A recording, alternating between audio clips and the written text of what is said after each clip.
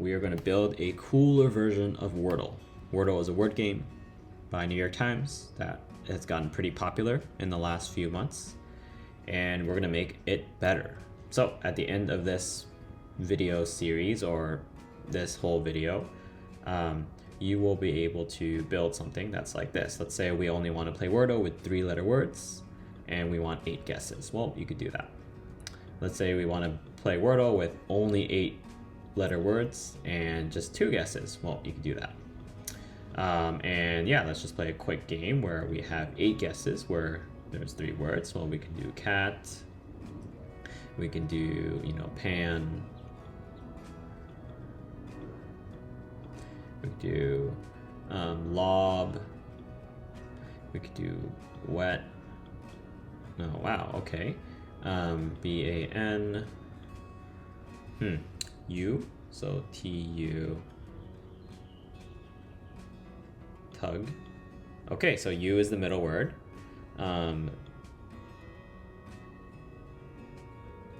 Okay, wow, this is actually hard. Let's see. Some. Okay, and let's see. Wum. Not in word list. Okay. Let's see. Yum. Nope. All right, so we lost. Anyway, this is what we're gonna build. We're gonna use React, and it's gonna be just a single page app, and we're gonna deploy it on Heroku. And yeah, come join me. Started a Trello board. There's the ideas list, there's a backlog, there's in progress, and there's done. I'll be using this to prioritize what I'm working on. Cool, let's get started. Oh, I should mention that this is not a tutorial. This is a live coding session. So you will see me Google stuff. You'll see me spend a lot of time thinking out loud, and that's it. If you want to follow along, I will have commits on a public GitHub repo for you to follow along if you want to. But I just want to say, like, this is not meant for you to follow along word for word. It's more meant for like a general guideline for you to get a sense of like, hey, this is what software engineering is like. So yeah, all right, I'm gonna get started now. Let's pull up the React documentation, and I think they have some very simple commands that we can put into our console, and that will allow us to create a React app. So React tutorial, and let's see. Yep, reactjs.org. Cool, blah, blah, blah, blah, blah. Setting up. Okay, starter code. There we go. Nope, I don't want starter code. I actually want, let's see. Local development environment. Yes, that's what I want to do. So npx. Do I have npx? I do. Cool. So I'm gonna do npx create React app. Okay, let's give this a name. We can call this Wordle Clone. Okay, Wordle Clone. Need to install the following packages. Yes, let's do it. Okay, so I'm just reading ahead of the documentation as this is taking some time. My network's not that great. Cool, so it looks like the file comes with, make the installation instructions, delete all the files. Okay, looks like there's actually some stuff to do. I thought it was more straightforward than that, but ooh, that looks pretty dangerous if that's just run unknown. Okay, so we're gonna go into our directories and remove some folders. Anyway, let's do this. So, okay, so let's see if this folder was created. See Wordle Clone. Yes, it's created. Git status. It is a GitHub repo. Okay, let's see if we can just run it. So without following these instructions, let's see what happens. So yarn start. Cool, looks like the tutorial page worked. And let's actually open up the code base and see what's in there. So we're gonna go to our source directory, and we have let's say React app, edit app.js. Okay, app.js. Let's just make some changes here. So we have this logo, which is kind of cool. Learn React. Okay, what about, you know, start playing Wordle. Cool. And let's see if hot reload works. So like, let's swap it out for a different logo. No, that doesn't sound very fun. Yeah, let's just go here. It's gonna play, let's play Wordle Clone. Okay, and we have this guy over here, and let's just, yeah, that's an underline. Doesn't really matter right now. Cool, start playing Wordle. Okay, cool. That's great. So I think we're good to go with terms of the scaffolding. Okay. Let's make a GitHub repo next. Let's make a GitHub repo. So I'm gonna go open up GitHub. We're gonna go to, that's an old repo. Let's create a new repo. And it's called Wordle Clone. Wordle-clone. Okay. Clone of Wordle. Okay, and it's a public repo. Yeah, let's just create it here. And we're gonna follow the option where we already have an existing repo, right? Git status. Okay, let's just add a commit here. Git commit. Okay, rename app update source.app.js to say Wordle. Okay, and that's gonna be what we start with. Okay, and we're gonna add a remote, and then we're gonna change our main branch to main, to origin main. All right, great. And now if we go to this repository, we can see that we have our React app there. So yeah, great. Our GitHub repo has been done. Let's just deploy this to somewhere. We're going to use Heroku again because I already have an account set up with them. And yeah, this is a yarn/node app. So let's actually see how we're going to do that. So Heroku node, getting started with Heroku node.js, blah, blah, blah. Okay. View as single. I'm ready to start. Okay, so we have, cool. Let's do Heroku login.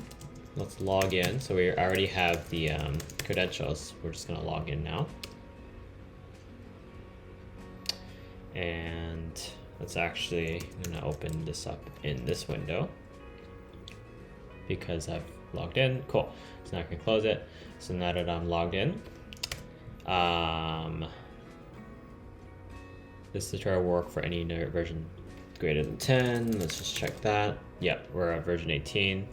I have installed it, prepared the app. So I already have the app source code. Okay, now we're going to deploy the app. So you will deploy the app to Heroku. This creates an app which prepares Heroku to receive your source code. So we can do Heroku create, and let's see if there's any options, because I want to make the URL kind of app name. I want to make the URL a little bit, create a named app. There we go. So Heroku create. So what we're going to do is let's just call it Wordle Clone. Wordle Clone. It's already taken. All right.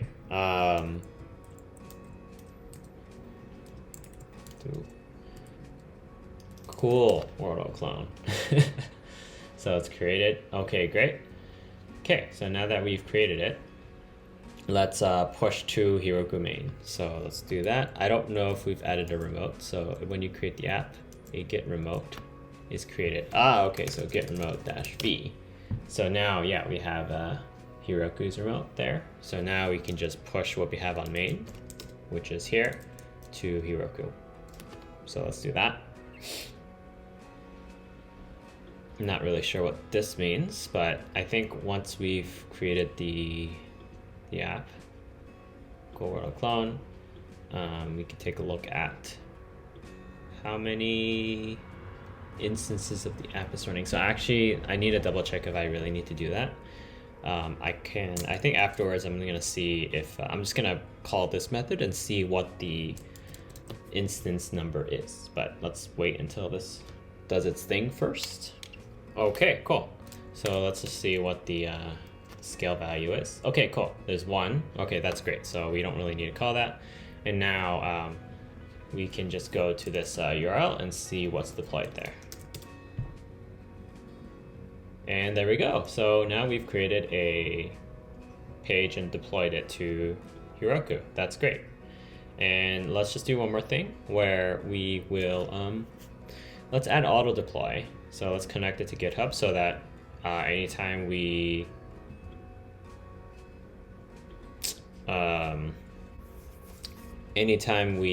push change to main, I'll just get deployed immediately. So we don't have to keep doing this magic every time.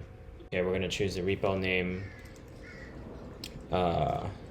It's gonna be Wordle Clone.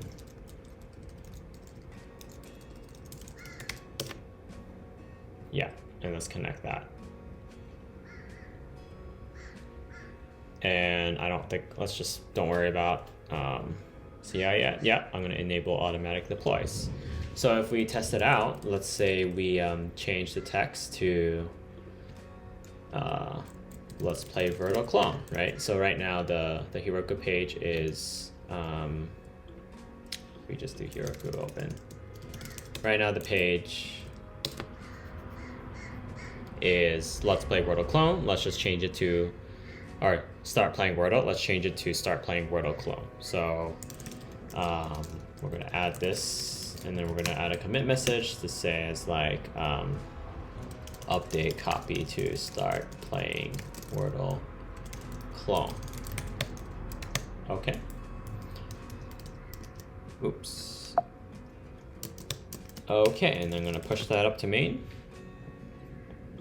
And yeah, this should trigger a redeploy. So if you look at activity, if you refresh activity, this should do something. But let's just go to GitHub, go to Wordle Clone. And yeah, so as you can see, we've committed that to Git. And look, it's automatically building. It's gonna do the whole process of rebuilding the entire React app, or the whole front-end app. And yeah, in a little bit, it should basically redeploy the changes. So while that's going, we're just gonna say this is done, okay? And we're gonna say that this empty page is already done. And cool, so let's actually code up this thing where we see user can see Wordle Clone at top of page. Okay, so let's go back to localhost, okay? And I'm just gonna check this right now. So this has been released. We're just gonna check this real quick, but this should work. That should actually see the updated Wordle Clone. There we go, Wordle Clone. Okay, cool. So, yep, deploy is done. All right, let's go back to this story here. So, what I want to do is I want to create a page with Wordle at the top, and yeah, let's do that. So, we can keep using main for now. Let's actually just get rid of this logo. I don't really need the logo. And let's get rid of this Wordle Clone. Let's get rid of this whole section here. I don't really need it. Cool. And cool. All right. So, and we just want Wordle at the top. So I don't know, Wordle. Okay. Okay. Wordle, and I want this at the top somehow. So let's just make this a regular H1 header, and let's just make this like, let's just use a pure CSS. So app header container, and I don't really like this caps thing, so I'm just going to use dashes as the delimiter for each word that I'm going to use. And let's just do div class name equals Wordle. Okay, and let's actually inspect this because I want to see if they use an image or they actually have a text. Nope, they have a title text. Okay, cool. So it looks like they have a certain font family, and they have New York Times, Karna, condensed. So they have their own font. Don't worry about that. Class name equals header text, and this is Wordle. And we're gonna center these, so we need to figure out a way to style the CSS. So, but right now this is where we're at, okay? And let's just take a look at the background for now. The background color is, we'll figure out the background color in a little bit. Okay, so now that we have this at the top, it looks very ugly. Let's just do a little bit of styling, but not go too overboard. So let's figure out how we use CSS.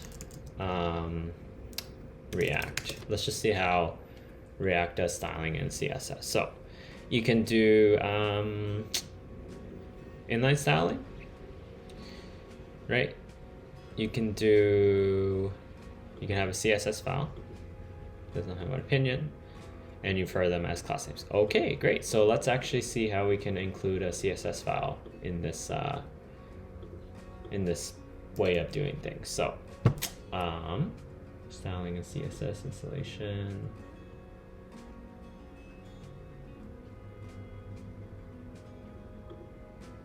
I don't want to use inline style. I actually want to use, I want to be able to include a CSS file and just have that be separate, ideally. Styling React using CSS. Okay, so we could pass in just style here. And it's basically just the object. Okay, so let's do, let's just actually start this. So we're gonna create a new file. Maybe let's just create some folders and call it components. And the components, we're gonna have a header component. Okay, and it's gonna be JS. Okay, and in the header file, we're going to just have basically export default, and we're gonna have, okay, it's gonna be a function, it's gonna be header, and it's gonna return just the header part, and we're gonna deal with the styling of that there. So let's do this here, okay, and we're gonna do import header from, so we're gonna do components/header, okay, and oh wait, what is this? App.css. Looks like there is some CSS that we're building, and you just import it. Hold on, let me just, give me 1 sec. So yeah, we have a header. Let's just say we've imported the header. Let's just see if this works. Export default function header. Okay, so let's just see if this works. Okay, this should work, cool. And let's just see if we can like write some CSS here. So app header container. So that's a class name, and background color green. Let's just see if that works. Oh, okay, cool. So this is just the CSS file works, and you can just import it. So let's yeah, that actually makes a lot of sense. So instead of importing that, we're just gonna do header.css. And we're gonna do, actually, we have a header component. Let's add a, why don't we do this? I'm trying to think, like, how would we, let's actually make this like that. So we're gonna do header, and we're gonna do, let's see.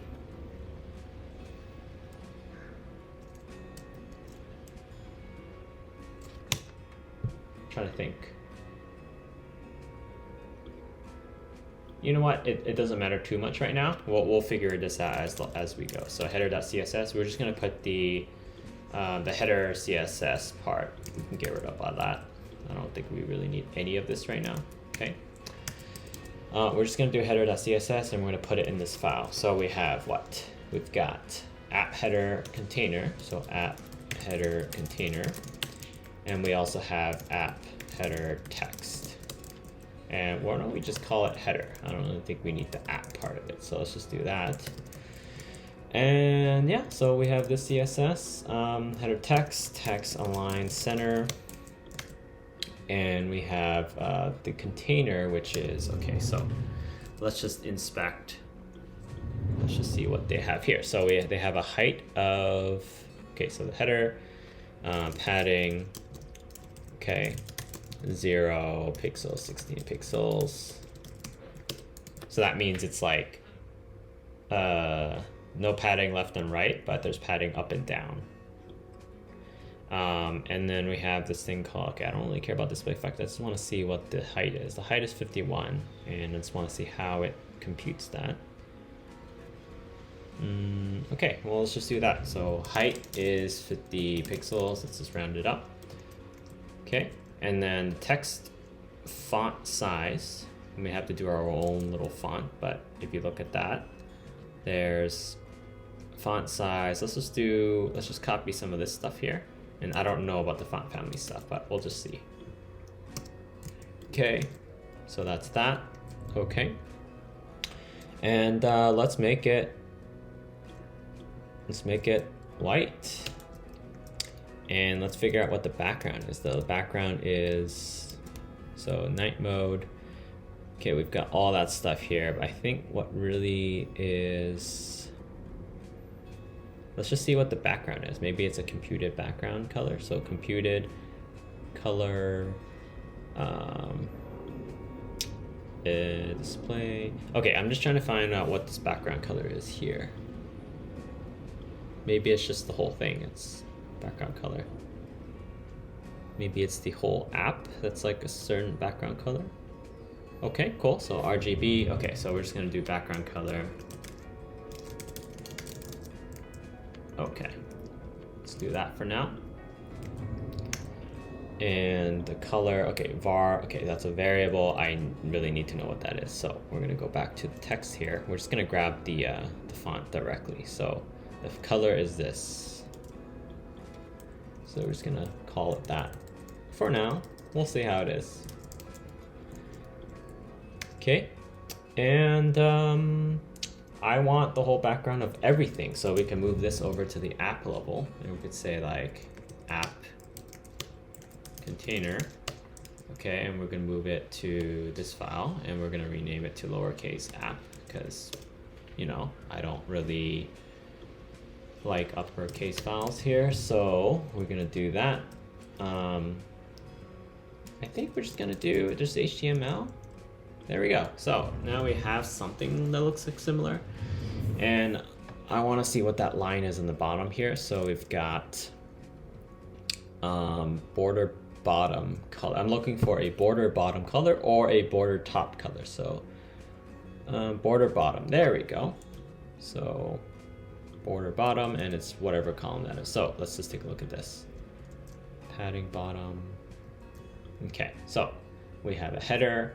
In the header, the container has a text of, so this is border bottom, okay, and we need a color tone 1. We need to figure out what that is. So color tone 4 is this guy, so let's just say it's that. Okay, so let's see what we got. All right, cool. So now we have something very similar. I don't think we have this font, so I'm not even gonna bother getting the font, but, and that's just for whatever licensing or whatever, let's just call it Wordle Clone, because, you know, we're cool like that. And why is there a huge space? I think it's more like, I think we should choose a font. So instead of this, let's do, I don't know. Let's see, fonts, open fonts. Let's just choose a font. Why not? Cool. Let's do first link. Yeah, sure. Let's do Roboto. It's a Roboto. And why is there a huge space? I think it's word spacing or letter spacing or something like that. Let's just try it out. Line height, font weight. Is it font weight? Oh, font weight is actually kind of cool. Text align center, Roboto. Yeah, I'm actually curious why there's a huge space between this. So Wordle, what if we just added a dash to it? Okay, sure.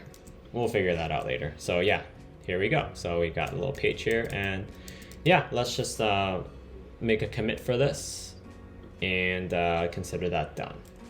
So we're gonna go back to our terminal. I'm gonna add all. I'm gonna add my components. So this is add header component that says Wordle Clone. Copied some styling from New York Times website. Couldn't get their custom font, so went with Roboto. Okay, so now let's just push that up, and yeah, this will eventually deploy, and we'll have things working. Cool. So now that we have that, let's go back to our Trello board. So this is done. And yeah, let's actually do the grid of squares. So we're gonna figure out how to style this 5x6 grid, but I think we're gonna introduce some variables so that we can actually vary this programmatically without much effort. So yeah, let's work on that next.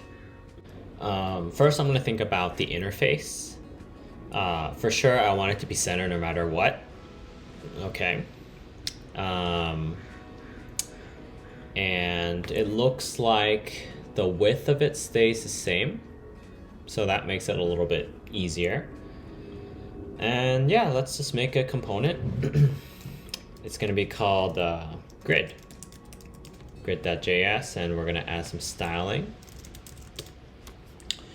and we're going to import that into grid. Import. Okay, yeah, let's just scaffold it out for now. Okay, get rid of the logo, and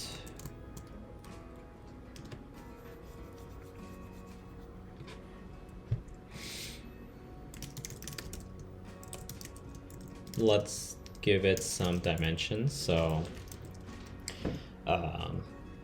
width 5, height is 6.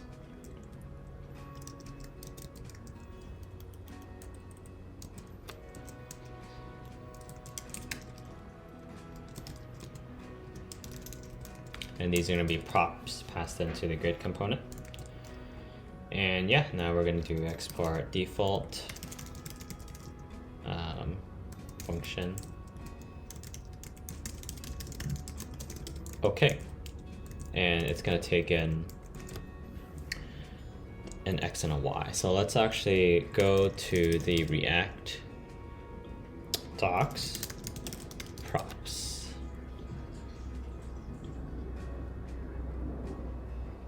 Okay, looks like that's how you would do it. So we're going to pass in some props.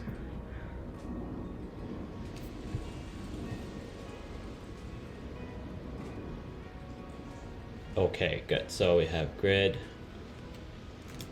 and then we're going to return. Let's just do a diff for now.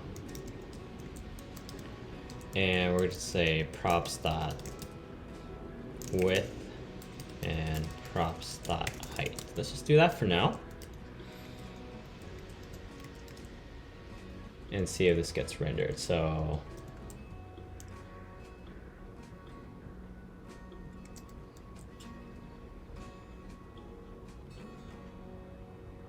width assigned a value but never used. Height assigned a value and never used. Okay. I'm gonna pass that in. Okay, what else?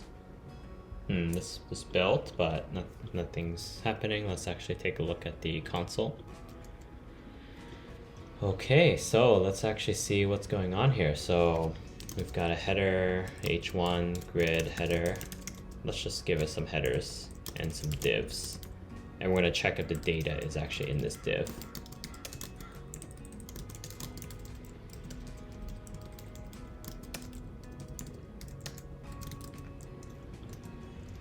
Ah, okay, it is there. Okay, cool. So we do have some stuff, and we do have it shown. Okay, so we can get rid of the header now, and let's just style this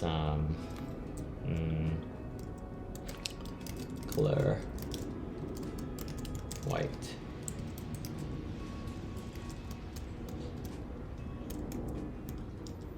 Okay, I actually don't really care too much about this right now. So we verified that the props are being passed in correctly.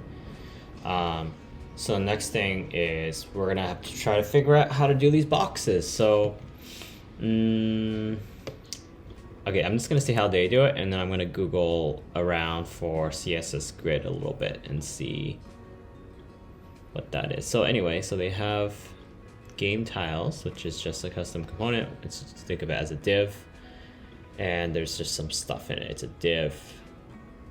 It's a tile class, okay, and it has some data in it. Okay.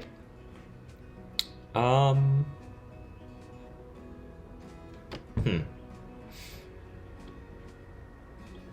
thinking we kind of just do the same thing, right? So we got a board container and we got a grid container. So let's just call this the board. So this is like the class name equals grid container, right?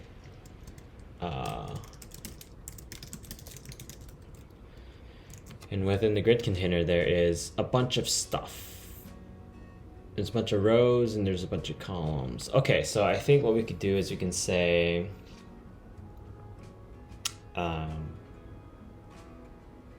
let's just do some for loops. So we're gonna loop through the. Sorry, I'm not really using the right language here. JavaScript. I want to loop through JavaScript. Loop through range or something like that. Yes. So we're looking at dot map. Okay, so we're gonna do that. So we got I just want ES6 range for loop. Is there a range function in?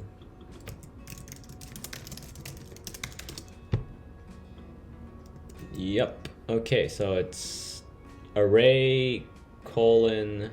Okay, so it's gonna be array and width. So this is the width, and we're just gonna go row by row. So array props dot height. Okay, and then we're gonna map. So I. And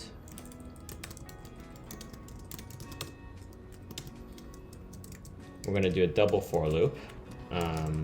Array props dot width dot map j. Okay, and then we're gonna return a let's do a div where it's, let's just do some positioning stuff. So I and j, and let's call this tile. Let's just call this a tile.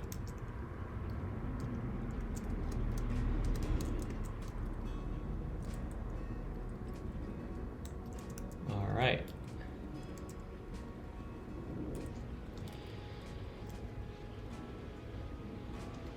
So it's like a double for loop of some kind. You can also iterate through it. So you could do like for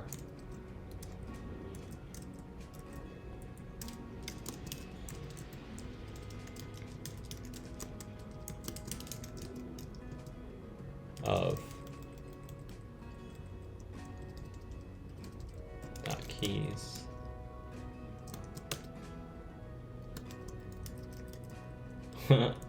Let's see what this is complaining about.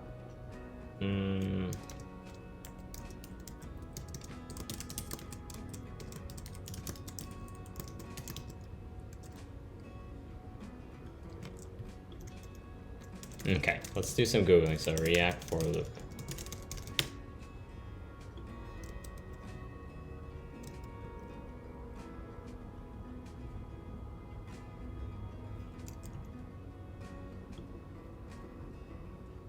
All right, here we go. So we could do menu items dot push. We could do it. We could use variables, or we can nest them. Functional style. Okay, let's actually do that. So let's do that. Dot keys. Dot map. I and then that.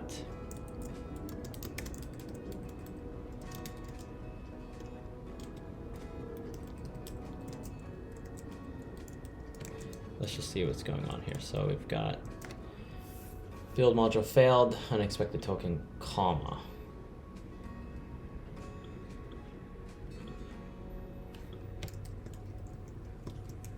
Okay. And let's actually do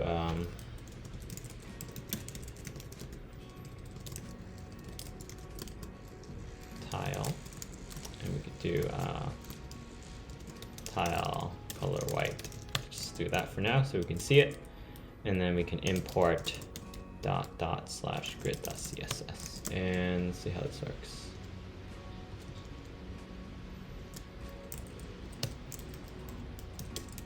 Cool. All right, let's inspect this. Yeah, okay. Body, you got your root, you got your app container, you got your grid container. Okay, there's nothing in it, but just a grid container. So let's just actually take a look at what this does. So if we go to array 10.keys map,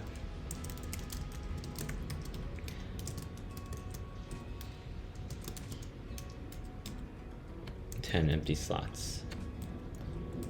Turn I.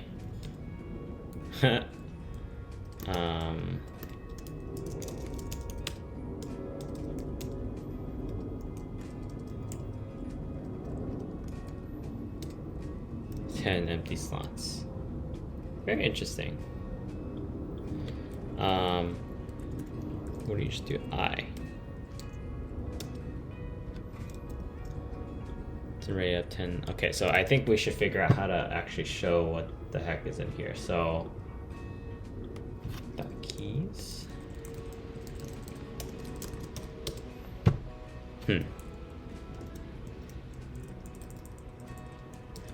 J.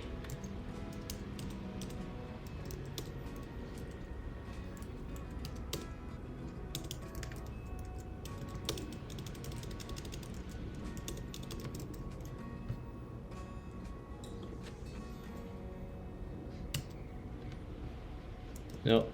Let's see. Map is not a function. Okay.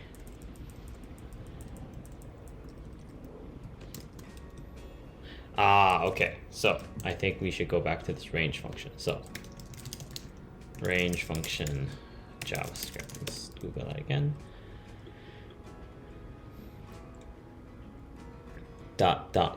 Okay. So that's kind of kind of weird. Not the most readable. I.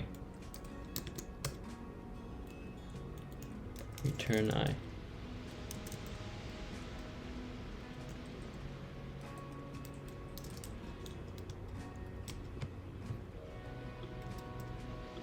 In each of them. Okay, cool. So you can return just I, and that should work.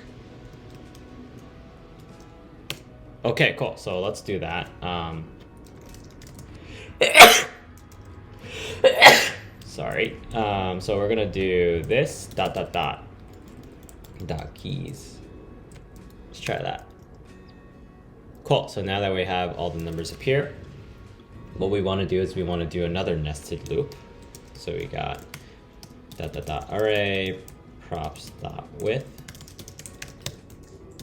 keys. Map J underscore, and yeah, we just want that to happen now.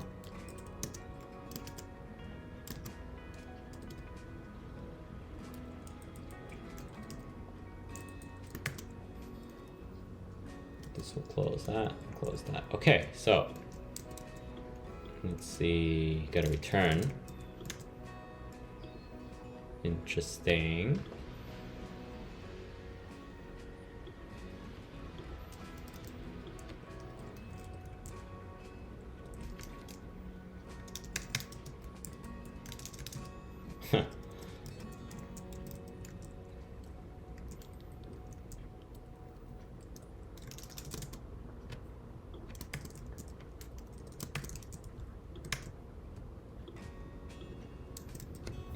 Interesting. So I'm still struggling to get this to show up. Let's see, actually, why did this work? How did this work? So that was able to work that way. Okay, we don't need return.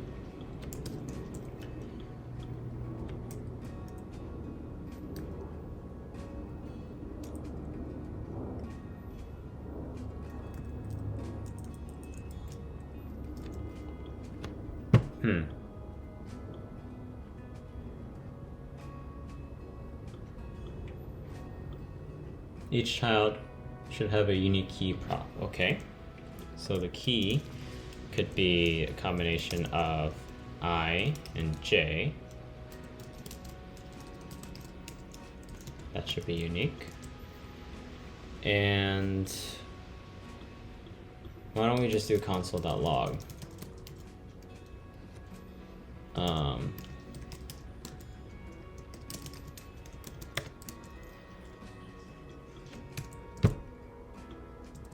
Okay, so it is printing out all that. It's just like, how is this not? Okay, so why don't we just do something like, you know what? Let's just do this. Here it's like rows. We've got rows of, okay, I think I know what's going on. So why don't we do, let's undo this. We've got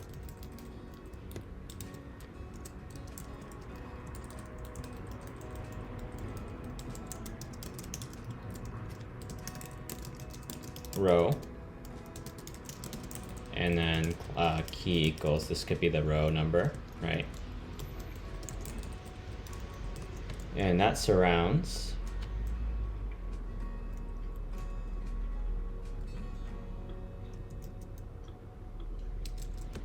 all the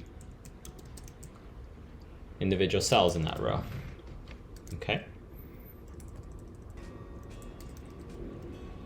So that's going to be a div with row that and key equals I.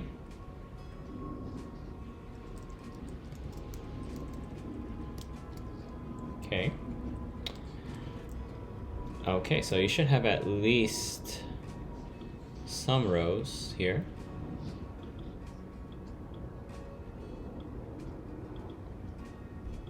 Okay, so now that we have rows, within each row, it's going to be a bunch of tiles with, a row should have a bunch of tiles. So a row should have with tiles. And if you look at console log, it should print out some stuff. So I'm just wondering why this div does not make that show up. Hi.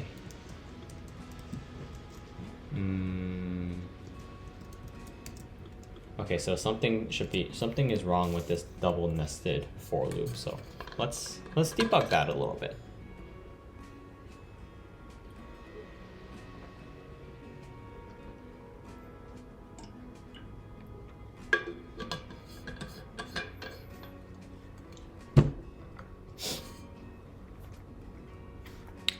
So I'm going to move this to a local variable and just tiles. So I'm going to do const tiles equals this. And I'm going to just put a debugger statement here. Tiles. And refresh. Okay.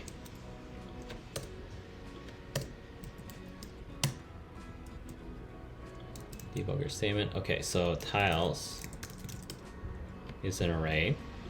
Within each array. Oof, okay, so that, okay, within each array, so there's 6 arrays, and within each array, it's not really a list. I mean, it shouldn't be a list.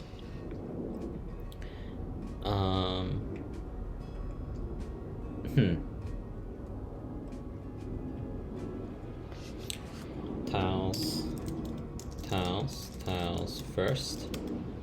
It's an object, which I don't know how I feel about that, because it really shouldn't be an object. It should be a div of some sort.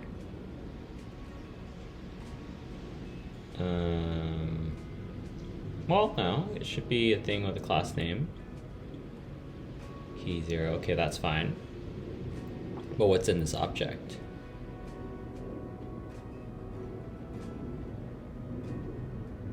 Type div. Huh. Owner, source, store. Okay, let's just actually take a look at, nested for loop React. Let's just see how React does it. I just want like a little example here. So blah, blah, blah. Okay.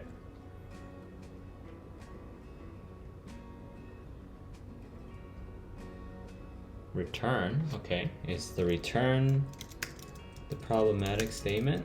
It's kind of very interesting. I don't really know why we need to do the return.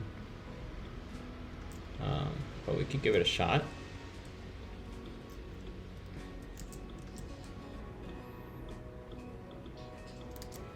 Okay, cool. So, all right, I guess it was the return method. So we're just gonna put like a little positioning there, and eventually we're gonna make this into grids. So we have a row, and each row has a bunch of tiles. Okay.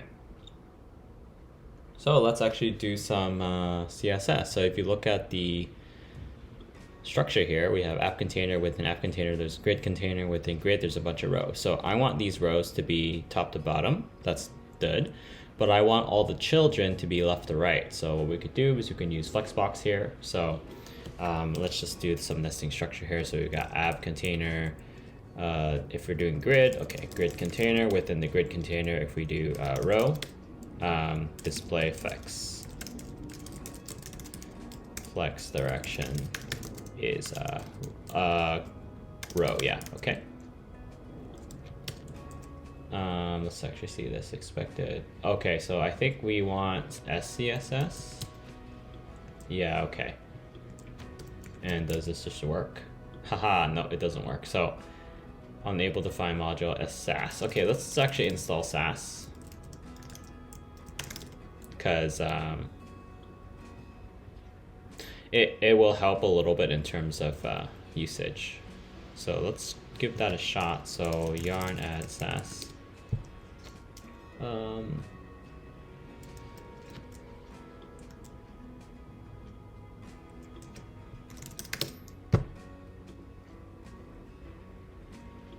Make CSS fun again.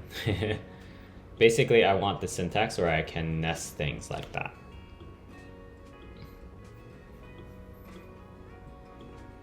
And this is a pretty popular project. So yarn add. So yeah, let's let this install. And then I'm gonna kill the server again. Yarn start. Okay. And there we go. So now we have nested CSS. Okay, great. So what do we do next? We can add some, I'm gonna add some spacing just so this is like less ambiguous where the spaces are. Or I'll just add like parentheses. Let's do that instead. We're gonna change this really quickly. Okay, cool. So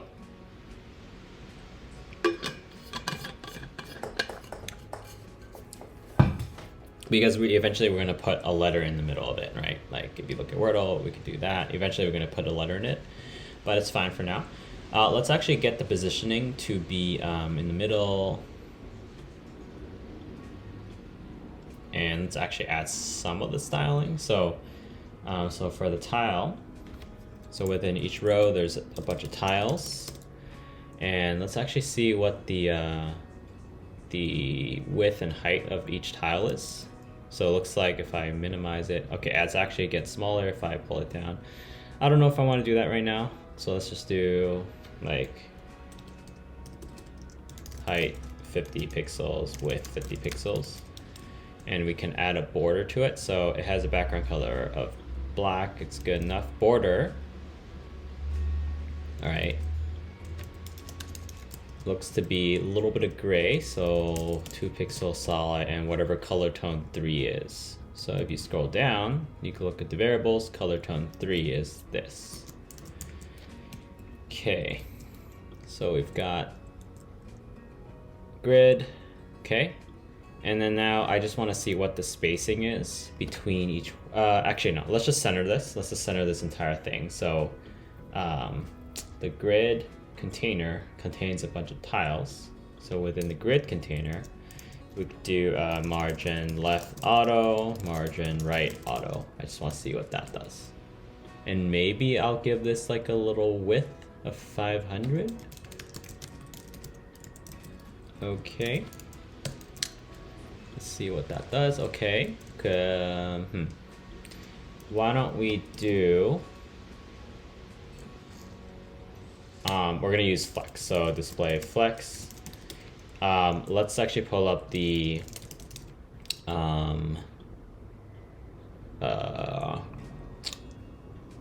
documentation of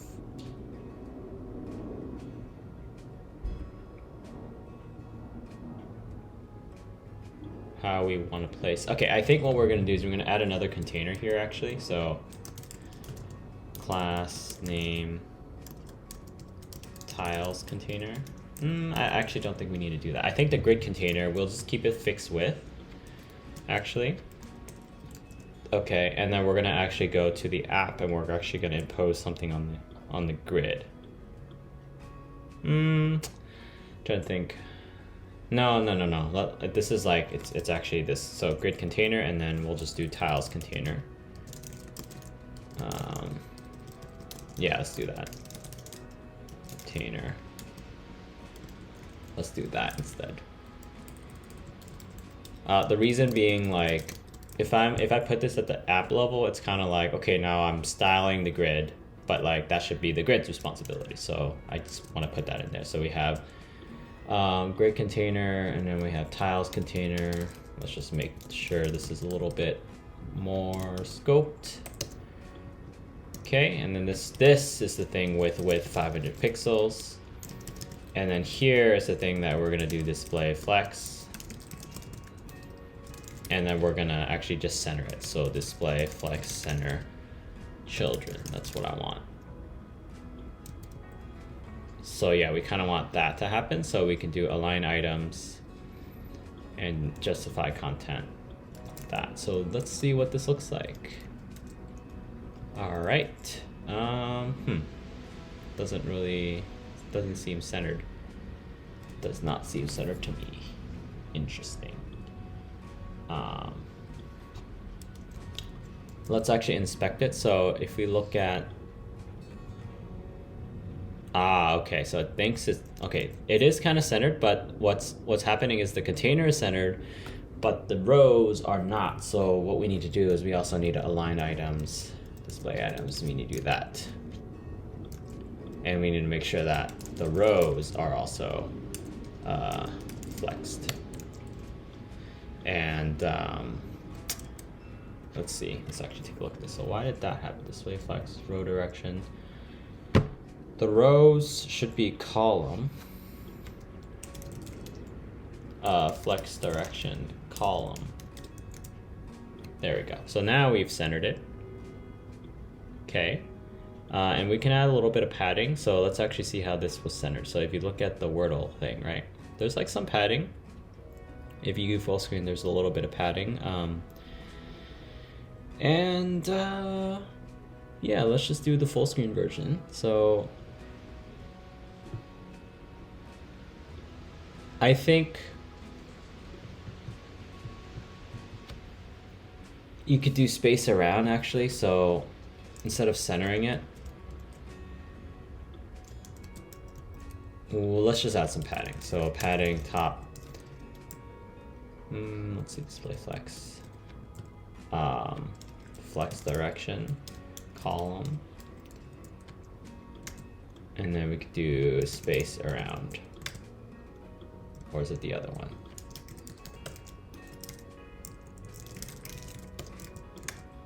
No. Okay.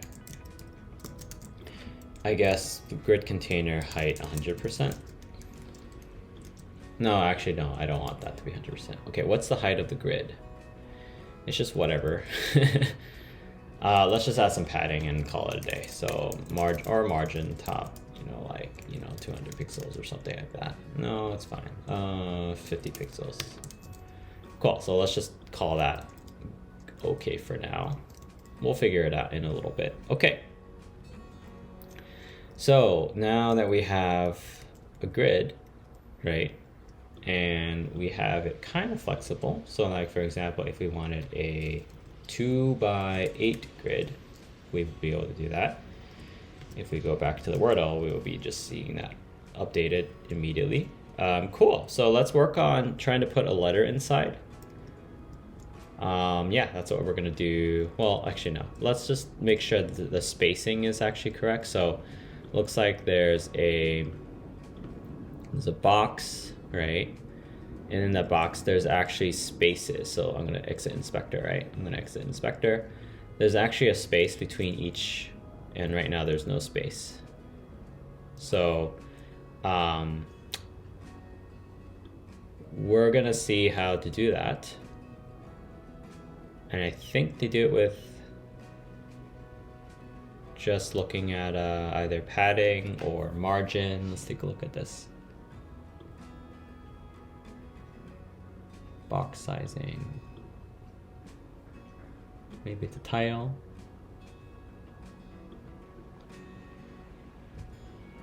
Mode root. I'm looking for padding of some sort. Maybe it's a row. Ah, they're using grid template. They're using CSS grid. And maybe that's what I should use. I'm not really sure yet. Let's just see if we can just get away with padding. But I have a feeling that we may need to move to some kind of CSS. Okay, let's see. But yeah, I've added five pixels as the margins. And I actually want the margins to be pretty even. So like right now that's like 10, so maybe 2.5 pixels. Make it a little bit more centered. All right, cool. So now that we have some grid, we can move on next to adding the keyboard part of it, where we have 3 rows of keys, and whenever you click on a key, it'll show up here. But yeah, let's worry about that next. I'm thinking we have a new file. It's called keyboard.js, and we're gonna style it as well. Actually, before that, let's just commit what we have.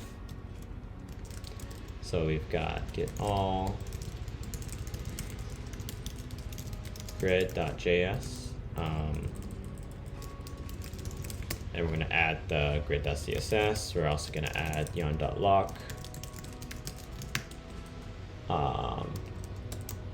Actually, I'm going to split up these commits into 2 commits. So add a node package for compiling sass, because sass is better than CSS. And yeah, if you're interested in knowing why I prefer sass,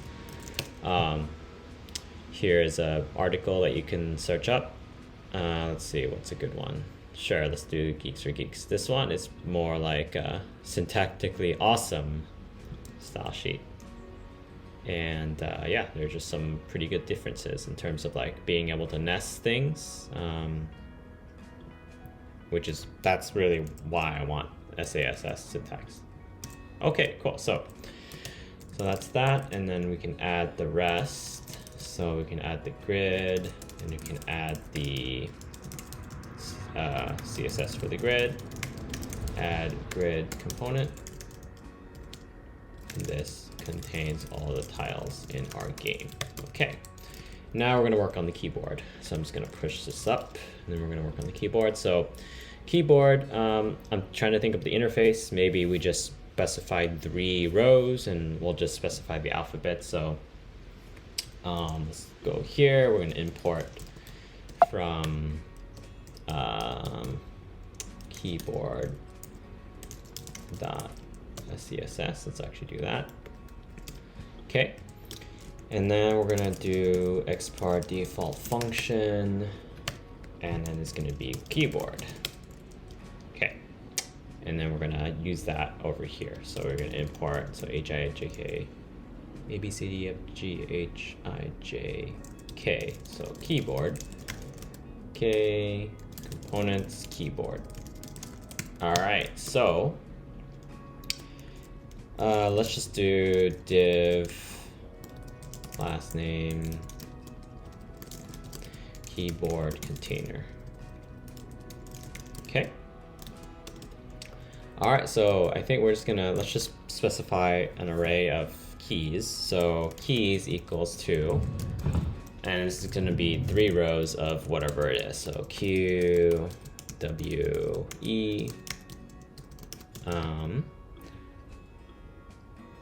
okay, R, Y, U, I, O,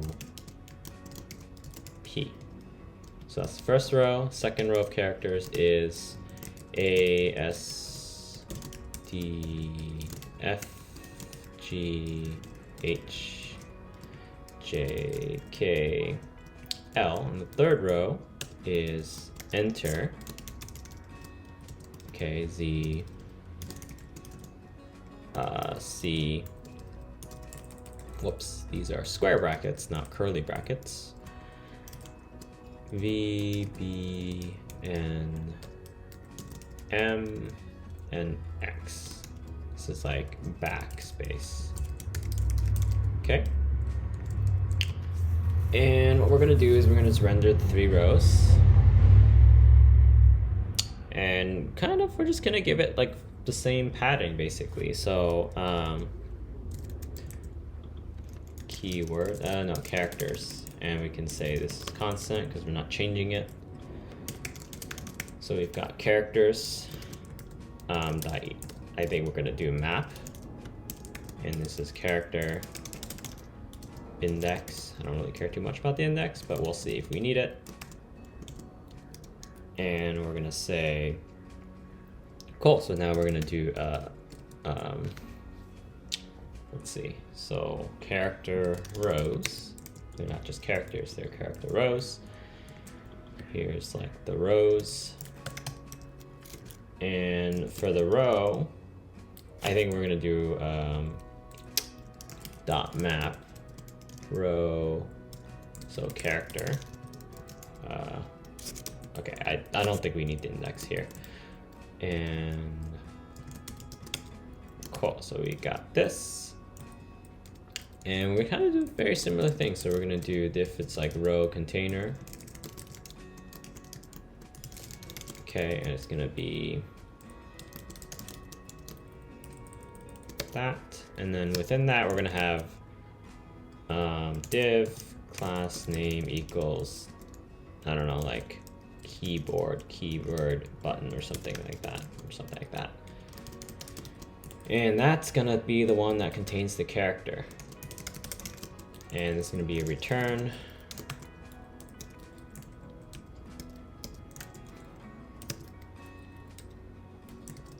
Let me just make the syntax a little better there, and let's see what else we got.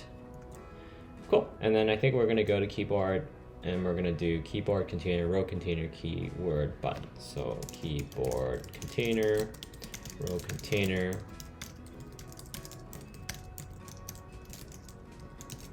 and then we're gonna say keyword button. Okay, and it's gonna do color. Let's just do white, background gray. Let's see what's going on here. Okay. Module not found, cannot resolve components, keyboard.js. Okay, so we're gonna move that into components folder. Oops. Cut. Oh no, they're all in components. So app.js, keyboard.js. Ah, okay. And then keyboard. Okay. Cannot resolve components / keyboard.js. Okay. There we go. And then within the keyboard, we're just gonna check for what is down there. So tiles, container, keyboard container. So we just have the container, we don't have anything else, right? We're doing row.map. So let's just console.log row and see if, okay, so it looks like there's some issue here with the rendering of the row. So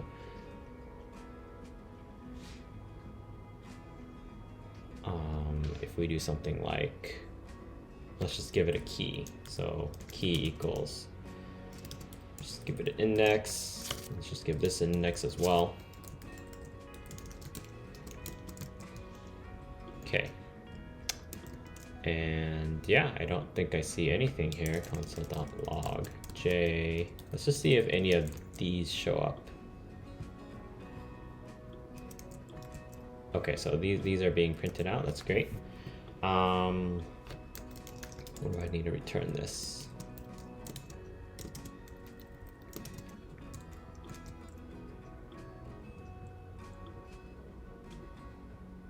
Man, okay, I really need to figure out what's the issue here. Anytime you map, it's just kind of a shit show. What if you do return of that? Okay, there we go. So now we're actually returning everything. That's great. So, okay, so now that we have the keyboards, let's kind of do very similar to what we did with this grid, where we styled it. So, okay, so the keyboard container, the width should be, I'm thinking 500 pixels. Okay, and then I'm thinking margin left auto, margin right auto. Okay, center it. Row container. Okay, so I think the children of the keyboard, okay, should be display flex and flex direction column. Okay, so it's from top to bottom, makes sense. Okay, but each row, right, the display direction, the flex direction should be row because the keyboards are from left to right. And then in terms of the buttons, we want to style the buttons now. So, and also we want to align items center. Okay. Justify content. There we go. Okay. Oops. And what we want to do is we want to kind of give it a little bit of padding on the top. So margin top, I don't know, 200 pixels. Oops, that's too much. 20 pixels. Okay. And we want to make this styling work out. So let's inspect the button and see what there is to do. So each button has a height of 50 pixels. What's the width? Let's take a look at the width. Height, is there width? Oh, I don't think there's width. I think we have some margins. 0, 6 pixels, 0, 0. Cursor pointer. So that's gonna make it so that when you hover over it, it actually makes sense. And I think there's a border radius. Okay, sure. 4 pixels. Why not? Background color. Okay, so let's actually do that. Background color. Okay, so instead of gray, it's going to be key text color. So key text color is color tone 1, which is this person here. Okay, or that. Okay. Then justify content, center, align items, center, display flex. Even though it really doesn't really matter, but we're just gonna do that anyway. Text transform. Oh, okay. Uppercase. Didn't know that that was a thing in CSS land, but okay. Yeah, okay, cool. So let's see what's going on here. Obviously, it didn't really work out. The color, let's take a look at the color. The color is, okay, so we're actually gonna do a couple of these here. What's color? Well, the color obviously isn't.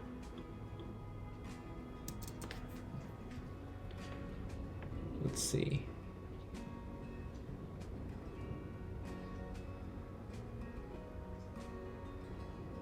Color is, okay, key background and key background color. Okay, so this is the color, which makes sense. But the key background color here, so key BG, I think that's what it is, key BG, yeah, key BG, which is color tone 2. Okay, which is this, so we'll do that instead. Okay, and we'll see what's going on. Okay.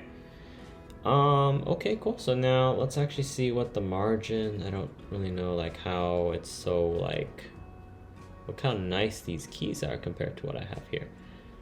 So I'm thinking it's something to do with padding or margin. It has to do with padding probably. So let's see the computed styles.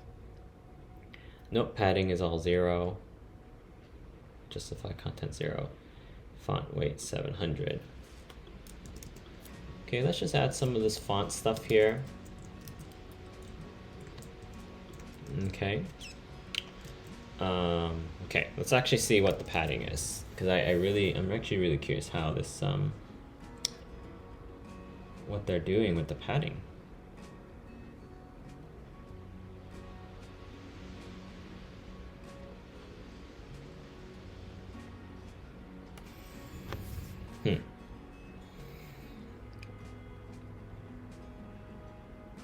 Inherited from body. Okay, I'm gonna keep scrolling down. Maybe it's some other place defining the padding. Nope. Display, justify content center. Line items center. Pointer, you got the height, you got the padding. I actually don't know how they do this. Well, I think we need the padding to be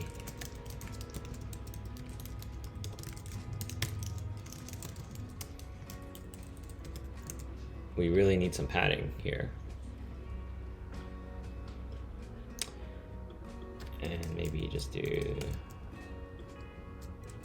okay, and then margin top should be 10 pixels maybe.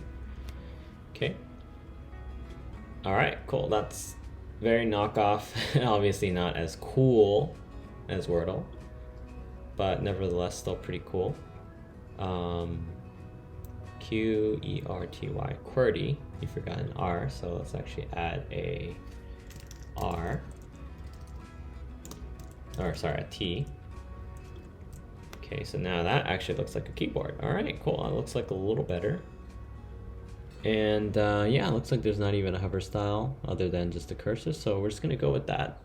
And maybe we can even just make the,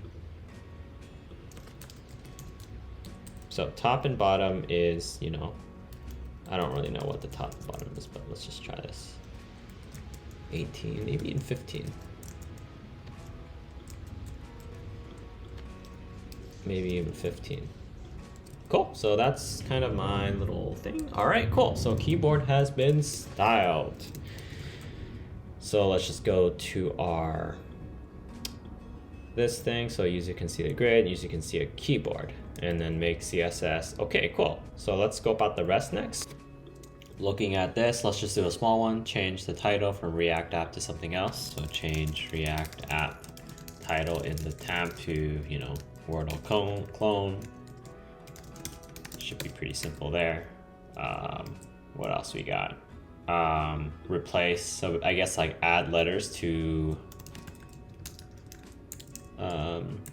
add letter to letters to the board and style it correctly. I guess even before that, we can scope out the state. Like figure out the state, how to store the state, or like figure out what the state of the whole game is. I think that's probably the most important thing, and the rest will come after that. And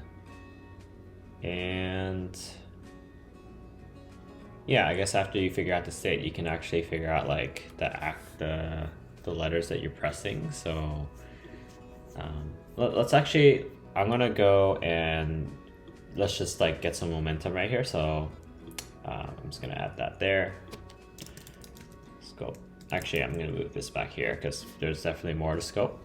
I'm just gonna get some momentum going. Sometimes if I'm slow to work on a project, I like to just do something really simple. So let's change this thing that you see on the top to Wordle Clone. So what I like to do is I like to just search for that. React app, cool, title, React app, let's change it to Wordle Clone. Wordle Clone, easy enough. All right, so let's just commit that. So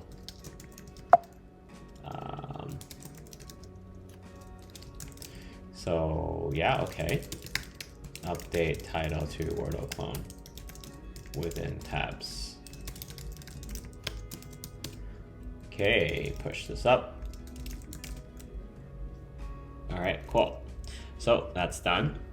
All right, so let's figure out what the state of the whole game is. So we're gonna go to New York Times, and we're gonna say, we're just gonna try to just kind of click around and see what the whole situation is like. So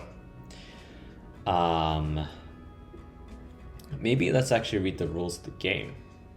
That would be kind of nice. So the rules is you guess the Wordle in 6 tries. Each guess must be valid for four-letter word. Hit the enter button to submit. After each guess, the word of the titles will change to show how close your guess was to the word. So okay, so once you fill out the whole row, there's gonna be some other state. Okay, let's actually go to our let's go to our app.js, and let's actually think about what the state is. So I'm really just gonna use comments right now. I'm not really gonna write any code yet. So state. Okay, so I guess the state is the real word, right? We can call this the mystery word that you have to guess. Okay, so that's like one state. The other state is maybe like what the board is and like exactly the state of that square. So for example,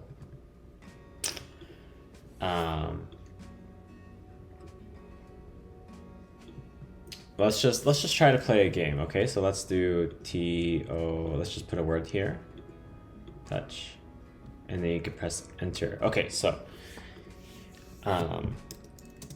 let's see, current turn. Okay, so I guess the current row could be a state. Like right now I'm in row 0, and I'm like typing in the word. So like current type word, which is touch. So the current row right now is 0, mystery word, I don't know yet. The current typed word is touch, right? And you can press enter. Okay, so there's some animation going on. Okay, so it looks like there's like 2 states. There's like that's the current word. Okay, cool. So current word, and then I guess like guessed words. And it could be right now it's like TOU, like touch. And maybe like I don't know if we really need this yellow thing, because it's like, I guess guess words we can like either store like a list of words, or we can store, you know, like a or we could store literally a whole JS object where it's like, you know, 0 0, like, you know, x 0 y 0. Sorry, I'm just gonna get rid of these comments here. And then you can do something like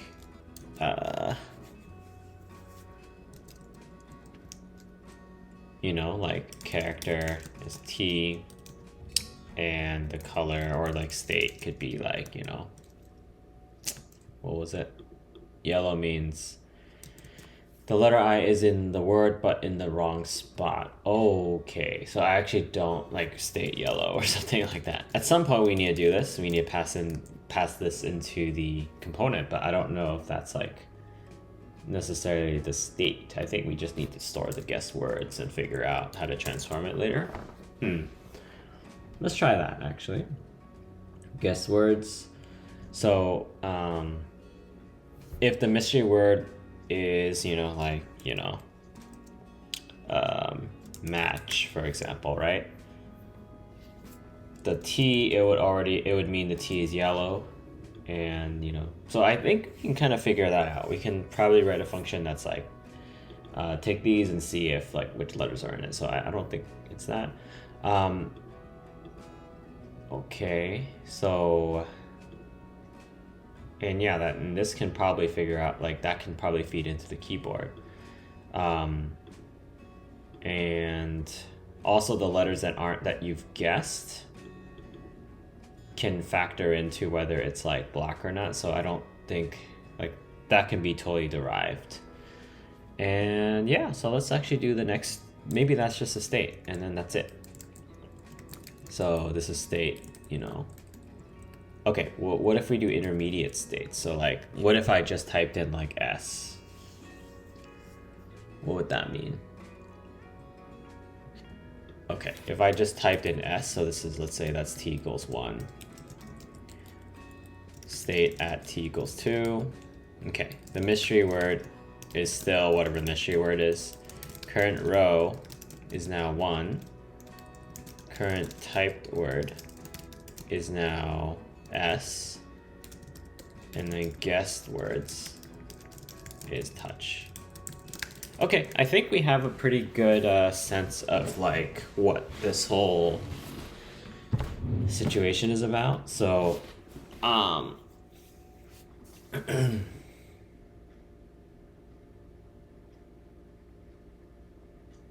think I'm feeling pretty good about this state. Okay, so let's actually write out the state. So like, all right, cool. So now we're gonna touch on some concepts here. So if we go to React hooks, right? Basically, this is a React's way of storing state. You can think of this as like, you know, like a data structure that can represent the whole game at any given point in time. And that's what we're going to go ahead and do. So we're going to go ahead and we're going to import React, and we're going to import useState. Okay. And I actually don't think we need React. I think we just need the useState. And figure out useEffect later. So we're going to import that from React. And what we're going to do is we're going to like just type in the state. So let's see, const. So we're going to have the variable name of the state. So mystery word, and then a setter, which doesn't really mean anything. Okay, and then this can be. Okay, so I think we'll probably need to do something like let's just have the word be the same at every point in time. So like let's say the word is match, okay? And I think we need, so okay, one rule here is like we need basically if you do this and you press enter, it's gonna say it's not in the word list. So what we need to do is figure out where we can get a list of all the dictionary items. So let's actually do that, right? No, let's just say, okay, let's just have a const, and this is just like all English words. Let's just do this for now. And it's just a list of like all English words. So match, patch, touch, green, and blues. Let's just say this is all the English words, and you have to like figure out what this is, okay? So we've got the mystery word, we've got the current row, okay? And the current row is 0 to begin with, right? We have the current typed word, so let's do word, set current word, and the current word is empty. And we have the guessed words, and this is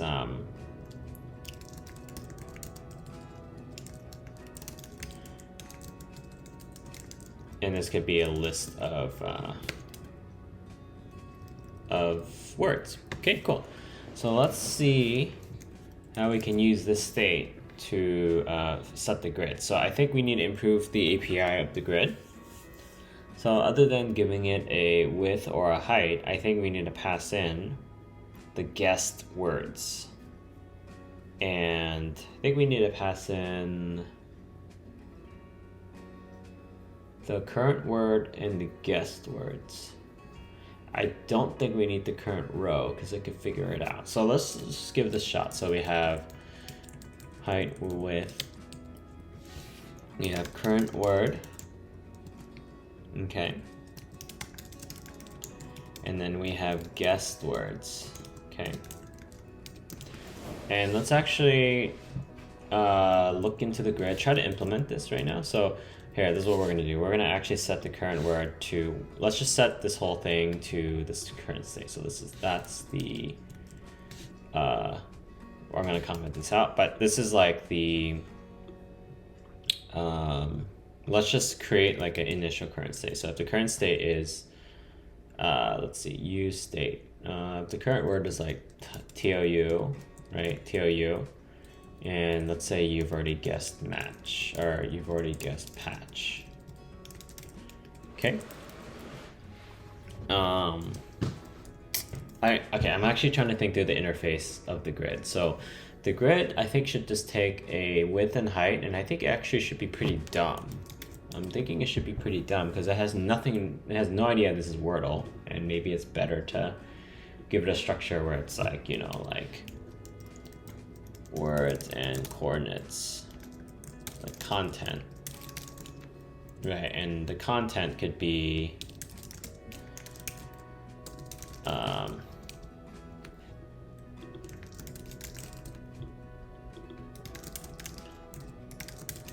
and then I think it could return something like, I don't know, like a list of coordinates. So like, I think that's actually kind of nice. So x0, y0. I think maybe you want the key to be, let's see if this actually works. So 0, 0, index into, let's see. I think it should be a list of coordinates, so 0, 0. And then it could be like yellow. And okay, I think we can do this. It's gonna go through all the arrays. It's gonna return tile, it's gonna return key, it's gonna have some content. I think that content is gonna depend on whether or not the tiles, so like in each content, whether or not that will exist. So maybe we should add in like the key, right? So it's 0, 0, and the content could be, you know, color yellow, and then character like text T, right? And then we can add a couple more. So I think this is like gray, gray. So 0, 0, 0, 1. I don't actually know our current system, but it's fine. And then 0, 2. 0, 1, 0, 2. I'm trying to think like whether we should use, I think we should use a kind of x-axis where this is 0, 0, 0, 1, 0, 2, 0, 3, 0, 4, and then row 1 character. Okay, yeah, row column. Let's do that. So we've got T, and then we've got TOU. Okay. And then, cool. So we've got content. I think it's constant function get content. Constant. I think it's this actually. There we go. And what was this? This is comma expression is not allowed in a computed property. So maybe we should do something like tuple. Here, let's actually see if this can be used as a JavaScript object, because I don't know if it can. Nope, it can't. Okay, so maybe we can do, what we could do is trying to think about like what can be used as a key in a JavaScript object. Let's see what that is.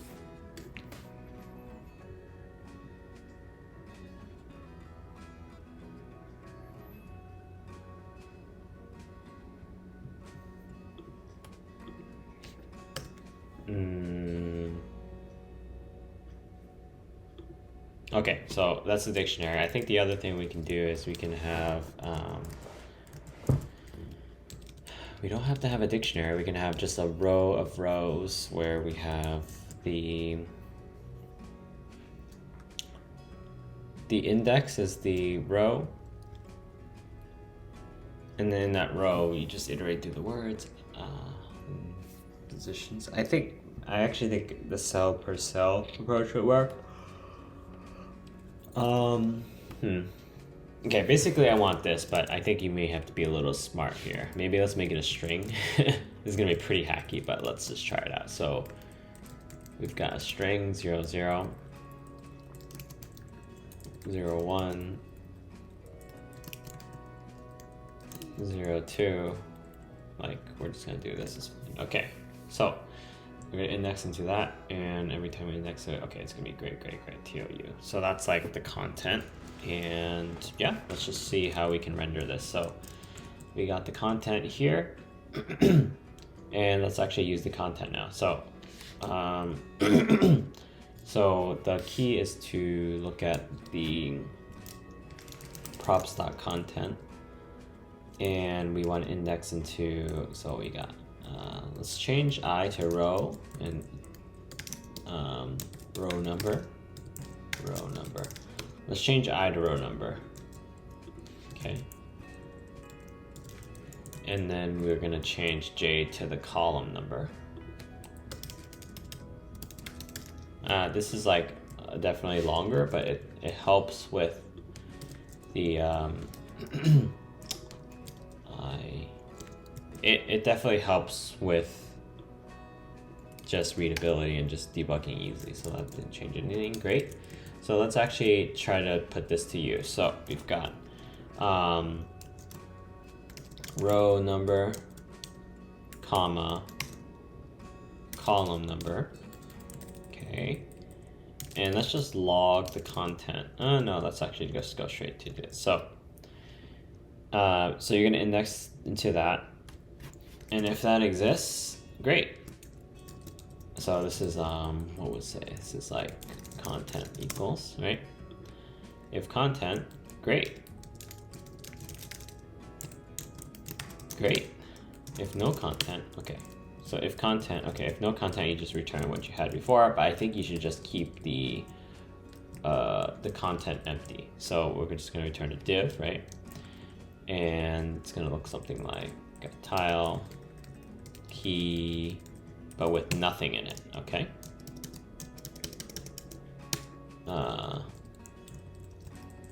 Okay. And then what we're gonna do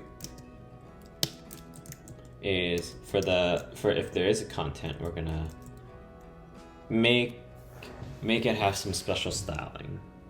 And the styling is gonna be based on the column number, or it's gonna be based on the text and the color. So the text is definitely gonna go in here. So content text.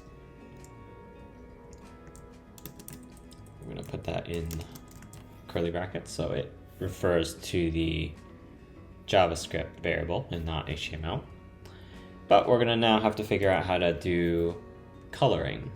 So we have, how many colors are there in this game? Well, there's yellow, there's gray, and there's a yellow background, there's a black background, there's a gray background. So let's actually go to grid.css, and we're gonna have a couple of things. We're gonna have, so that's gonna be the color definitely, but the background color is gonna be based on something else. So I don't know if we need to use CSS. Maybe we can just do inline. Actually don't think so. Okay, so we're gonna do green. Okay, so we're gonna do yellow. Okay, and we're gonna do gray. We're gonna do green, right? And we're gonna do black. And we're gonna say background dash, so it's just like a little bit cleaner. Okay. And what we're gonna do is we're gonna just add the class to here, and then this is some background, and then we're just gonna copy basically what New York Times has. So we look at that background color tone 7. What is that? Color tone 7. Okay. Cool. Okay, and then we have yellow, so let's just see what yellow is. Okay, we've got this. Background color, okay. Okay, what's gray? Gray is, take a look at this. Okay. Copy this over. So background color, and then we have, okay, let's just try to win this game. So we've got TOUCH, so T is somewhere. Let's try to do like let's see, where T is in there somewhere. So I think I wanna DIRTY. Okay, so T is correct. So let's actually see what that color is. Okay, it's RGB that. Cool, so background color, bam. Okay, and I think just for consistency's sake, let me just get the RGB color. Never mind, it's fine. Okay, cool. So now that we have these backgrounds, we're just gonna conditionally add it in. So tile, so we've got, it's gonna be a variable here, so it's a string, and then we have background dash, and then we're gonna do content.color. Okay, so we've got gray, we've got the 4 states. Okay, so let's go back to Wordle. We have gray, that's great. And then if we change the text to green, now it's green. If we change it to yellow, now it's yellow. Okay, great. So I think we have kind of this function that we need. Let's actually style this letter and try to center it. So what we're gonna do is we're gonna go grid.css. You can see that the letter is inside the tile. It's within the tile class name. So let's go here. We could do something like align item center, and then like justify content center, and then we can do save that. I'm not gonna change anything. Text align center. Do that. We could do display flex, and then we could do align item center. Justify content center. Okay, great. Let's just get rid of this. Cool. And I think we're gonna figure out how to get this little style. So we've got a little color here, which is we already have the color. Okay, and we just need like some kind of font. It's a little bigger than that. So let's open this up. Yes, that's it. Okay, so let's actually see what kind of font style there is. So line height. Let's just add some of this stuff in. Let's add some of this stuff in. Line height. Font size. We're looking for font size.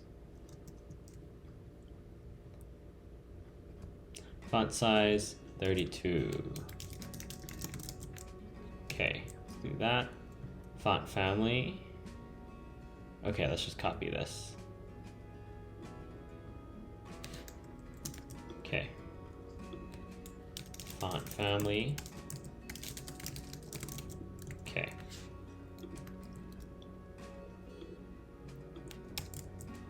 There we go. So it's a little thicker. So maybe there's a font weight 700.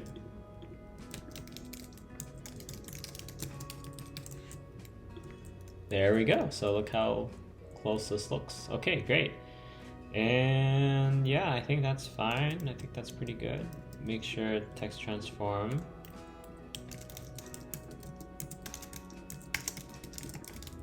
Uppercase. I think it's not too important, but cool. So now you have very similar font looking stuff. Okay, that's good. I think we've styled the background colors and stuff. Okay.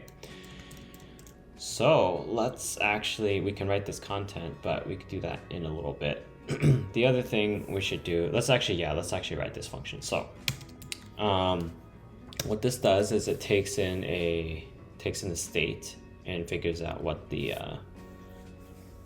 what should belong there. So I think what we're gonna do is we're gonna have the guest words. So guest words. We're gonna go through each one.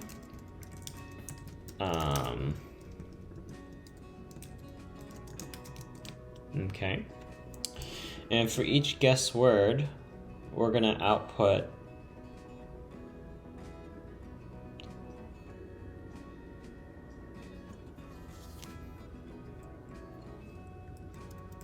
okay, this is probably, we're gonna write a function that's like, for example, the input would be TOU and match, and the output would be T is yellow. Oh, it's got to be a full word, right? Like T is yellow, O is gray, U is yellow, H is yellow. Or actually no, these are green because they're in the same exact position. So we're probably gonna have to write a function that's like, for each letter, if it's in the same position, then return green. If it's in a different position but in the word, then return yellow, otherwise return gray. So we're gonna have to loop through that. So let's actually do that. So let's see. So yeah, guess words. Okay, dot each. And then we're gonna say this is the guess word and the index, right? And here we go. So what we're gonna do here? Well, guess word. I think we're gonna have to use some JavaScript. Loop through each character in string. Let's do that.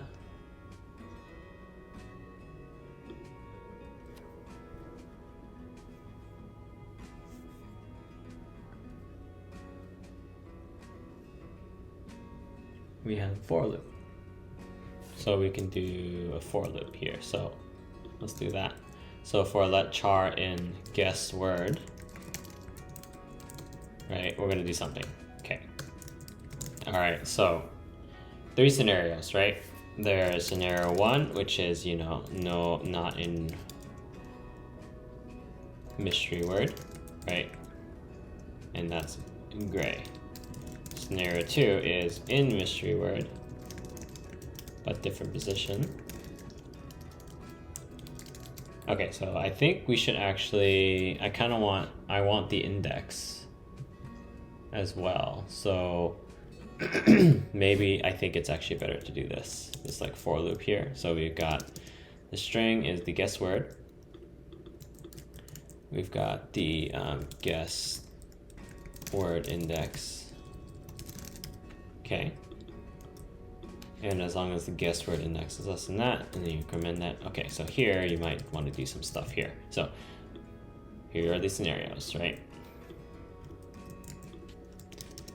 And then scenario 3 in mystery word, same position. Okay, so what we're going to do is, okay, grid X. What is the X position of this word? Well, here's the row number. Okay. Grid row number equals row number. That makes a lot of sense. Grid column number equals guessed word index. Okay, cool. Color. Okay, so here's where we have our switch statement. So we're gonna say, and let me just do let color character equals guessed word colon guessed word index. So that's the guessed character. Okay, so if character, okay, so I think we should do substring JavaScript. Text as substring, I think it's like includes is substring method.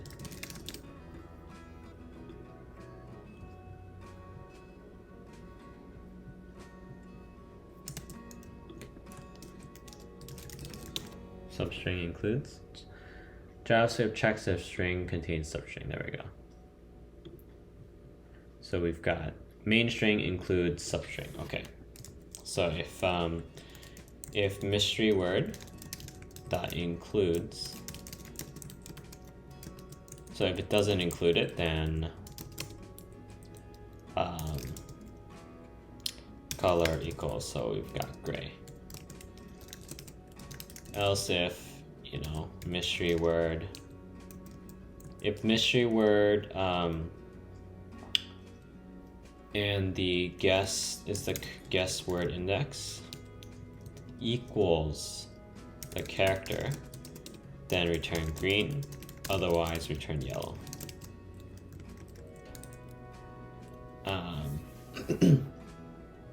So that's the guessed words. And I think, okay, what is this if?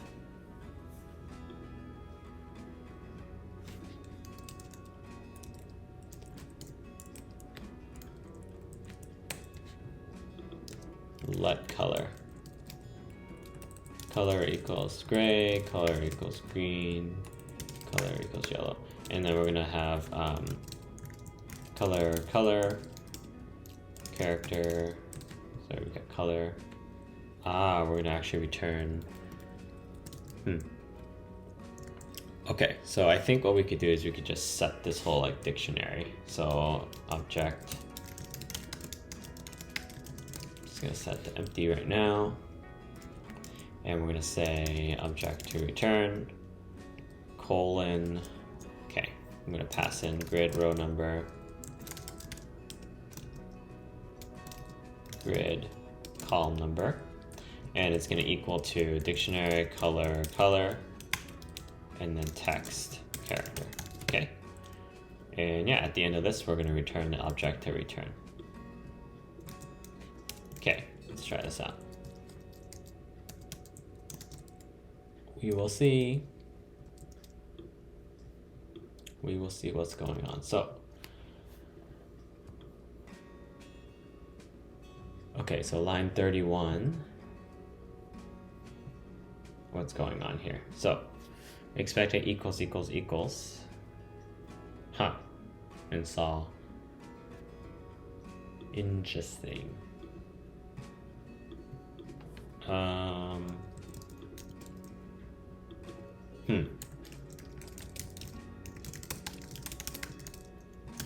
Let's just try to see what this is. We're trying to work with the objects.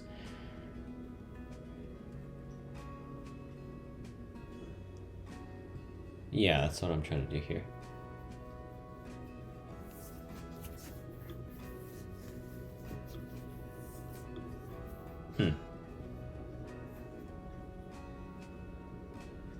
Line 31. Ah, okay, so line 31. Okay, cool. Warning. Okay, cool. So a bit of compile. Let's take a look. Okay, let's just look at our console log and see what we got here. So, guess words that each is not a function. Okay, so JavaScript each loop for each. Okay, let's try it out. PATCH. So if you're giving it PATCH and then rest, okay, let's say if you do like batch, right? What if you do blues? None of it matches. What if you do touch? There we go. So that looks like it kind of works. Now the moment truth is like if we add a second row. So like if the state of the game is for example, if the state of the game is you guess touch and you're like, okay, I'm gonna guess patch next. Ho ho, there we go. And then if you guess like all three, it's all green. That's great. So I think we kind of got something working now. I think we got the states and cool. So next thing we're gonna do is we are going to, when you click on a character, it's going to add to the current word. And we may have to add some animation to actually do the checks. And we may also need to figure out how to pull in like a real dictionary, because right now our dictionary is 5 words and we don't actually check anything right now. It's just, that's it. So yeah, let's work on that next. So where are we? We're at the point where we can change the state. If the state is match, or if this is the state, then the screen is rendered in this way.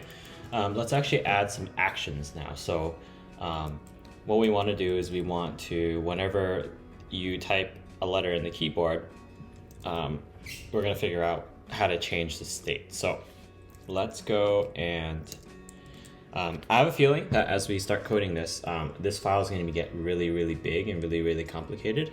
And eventually we're going to pull these methods out into its own files and have tests for those.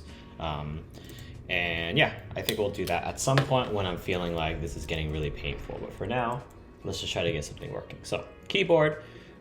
So this is like where I'm thinking in terms of what the best interface design is. So an analogy that I like to make here is, let's say you have a TV remote, right? And you know, there are buttons. There's like a power button, and there's like, you know, volume up, volume down, channel up, channel down. This is like an interface that most companies who make TVs and remotes have ended up with in terms of like, okay, user, when they click volume up, they know that the volume goes up. They don't really care exactly how that works technically. Like, okay, maybe there's like a battery in this device, and maybe, you know, there's a certain frequency in which the signal is sent to the TV, and on the TV side there's a receiver, and blah, blah, blah, blah, blah, right? But the user doesn't need to care about that. All they need to care about is like, if they press this button, then it'll do what they think it will do. So another term for this you can Google is called like data abstraction in software engineering. And it's another way of thinking in terms of like what's the best language to use from a perspective of if I only have context of this one file and I'm calling into this other object, like what is the best abstraction layer? So then we give me an example, right? We have this thing called keyboard, right? We could have called this, class 2, right? But then that's like not a great abstraction. Where from the user point of view, from a developer point of view, if I'm just like trying to make this game, right? There's like a header, there's a grid, and I want to put a keyboard, right? Like having that object be named keyboard is actually really, really intuitive, right? It's like, okay, if I put keyboard there, I can kind of guess it's a keyboard. And so we're going to apply the same principle to designing exactly what method call we should call, like how we should code the behavior of like if a user presses on a key, what's the key, right? And I think it's just like on key press, right? And it's just like, okay, let's just define the method, right? Okay, it's going to be a key and it's going to return, like on key press. Let's just define it as that, right? We'll just call it key, right? Or character. Let's do key, and it's going to return, it's just going to call that on the key, right? And so now if we define this onKeyPress method, now we can actually do something with it. So let's define the onKeyPress method, onKeyPress, and here's the key, right? And now we could do something with the state, right? So let's do that. So let's actually just get this working. So we're gonna do console log, and we're gonna do something like key is pressed. So we're just gonna see, we're gonna get our code such that whenever we press on a key here, it's actually going to log to console what we pressed. Okay, let's just start there. So we have our keyboard. Let's actually go into our keyboard.js file. And also look, there's 2 I's. I think there should only be 1 I. And let's see, yuiop. I think it's actually O. Okay, there we go. So we're gonna go to the class where you can click on it. So keyword button, key equals blah. Okay, cool. So that's where we have the character. We can add an on-click listener. So let's actually pass in some props here. And then we can add a on-click listener here. So it's like on-click equals, and then from the props, we're basically calling on-key press. So we have here, we have key or event, and then we can say event.target.value, and that will get you the key, and we do props.onKey press of whatever we pressed. Okay. The other thing we could do is instead of the value, we actually have the value. We have character, right? So we can just call character. So let's take a look. So let's do inspect, and we go to console. We click on Clio. It is press. We click on enter. Enter is press. So yeah, now we have this event system working, and this is a very generic keyboard that just figures out how to do that. So I think we can just pass in, doesn't really matter. There we go. Refresh. Yep, so now that's working. And that's awesome. Now let's actually do something. So we're gonna do this thing called, we're gonna give it an extra state, and the state is gonna be the word that you just pressed. So pressed key, okay? And it's set pressed key equals useState. And yeah, right now you haven't pressed anything. And we're gonna do this thing called a useEffect. And you can think of this as like side effects. And I really like to use this if I'm trying to respond to only specific changes. So like in this case, I want to respond to only the key press and kind of update the state based on that. So it's like a side effect on the state. So what we're going to do is we're going to say whenever we're pressing the key, we're going to set the press key to the key, okay? And whenever whenever the press key is updated, so we want to do whenever press key is updated, you know, update the current word, row, etc. Like update other parts of the state. So let's do that. Okay. So I'm gonna go to React docs and I'm gonna look for an example because you know, as a software engineer, I really don't remember all the syntax. I'm very good at using resources online and kind of pattern matching kind of like what other people have done to what I need to do. And while at the same time understanding the core concept. So they have a useEffect usage. I'm actually going to go to a more advanced version. So let's see. So we have useEffect. And I want to actually look for the ones where there are some dependencies. Okay, here we go. So I want to use this one where it says like you can tell React to skip applying an effect if certain values haven't changed. So that's one I want to use. So useEffect. Okay, so here I want to update the state, update the current word. Okay.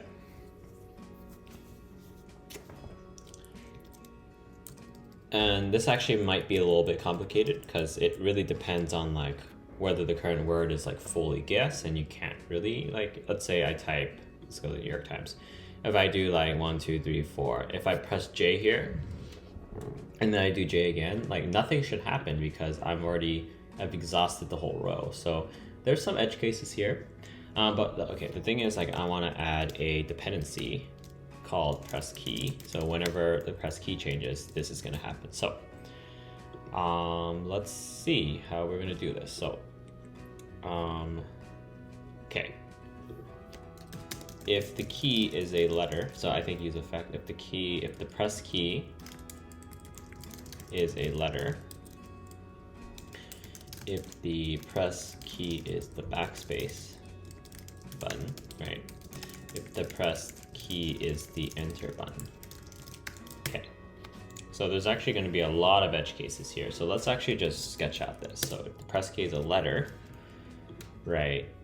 You're going to have to figure out where the current word is at. So if current word is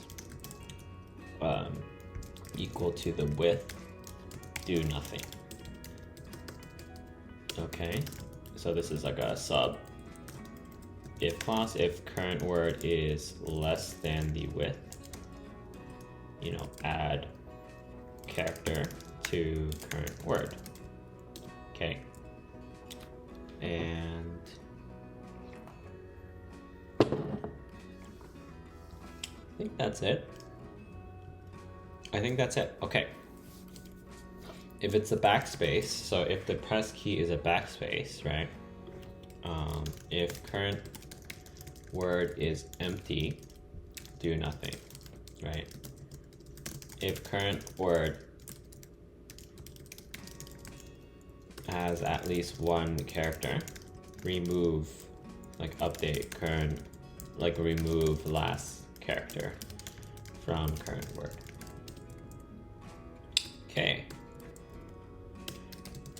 Okay, so here is where there's some stuff going on. So here, if you press enter, there's like actually a bunch of checks. So if current, so for example, if I just exit there, if I press that, it should say not enough letters. So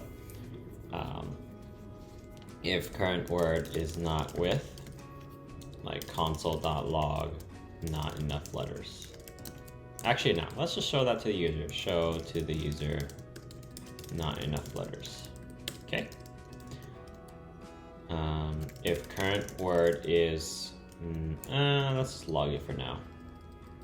Log that there is not enough letters. Okay, kind of like this. I want something like that.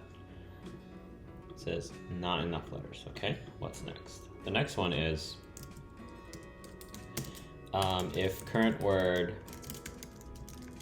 is not wide enough, okay, the current word is equal to the width, right? So if there's 5 letters, there's a few things we need to check. And so, okay, I'm just gonna, okay, if current word is in the dictionary, increment the current row by 1, so we're moving to the next row. Okay, and then we're gonna add the word to the guessed words. And so let me actually just write this out. So it's actually a lot of things.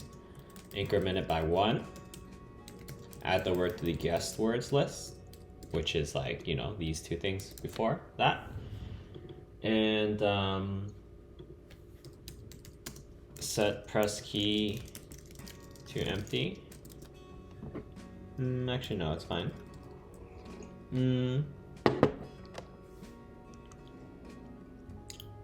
Okay, do we need to change the current word? Set current word to empty. Essentially moving you to the next row.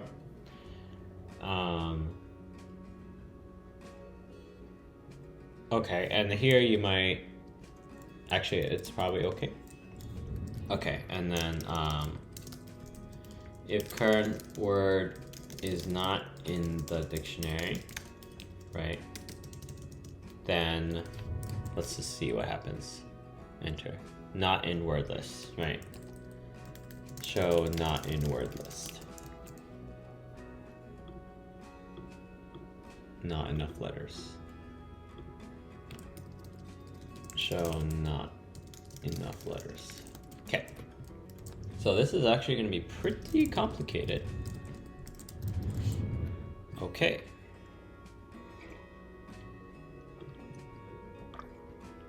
Let's see if there's, I'm going to think if there's an edge case that I'm missing. Okay, I guess I'm thinking about the end of game scenario. And in the end of game scenario, the current row is equal to like the height.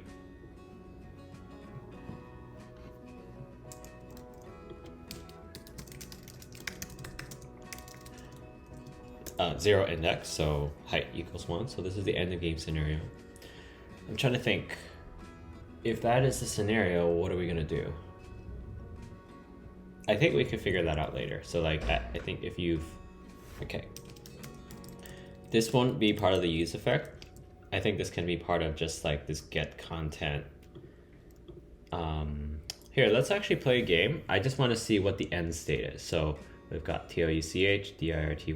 Okay, so we now know that T is here and TI is kind of in there. Let's try just like some other letters. So like, and I think maybe we could try TI. So if TI is there, it shouldn't be there. Let's do WEA.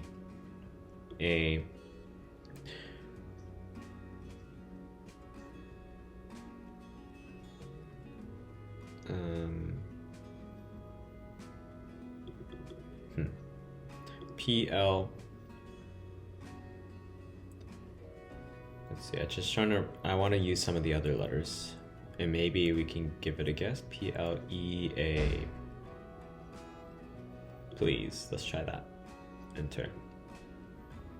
Okay, so now we know, we basically know all the letters now. We just need a 1, 2, 3, 4. And then we have a T, P. So we basically have all the letters. But I actually, SETI. Okay, so I think we need one more letter.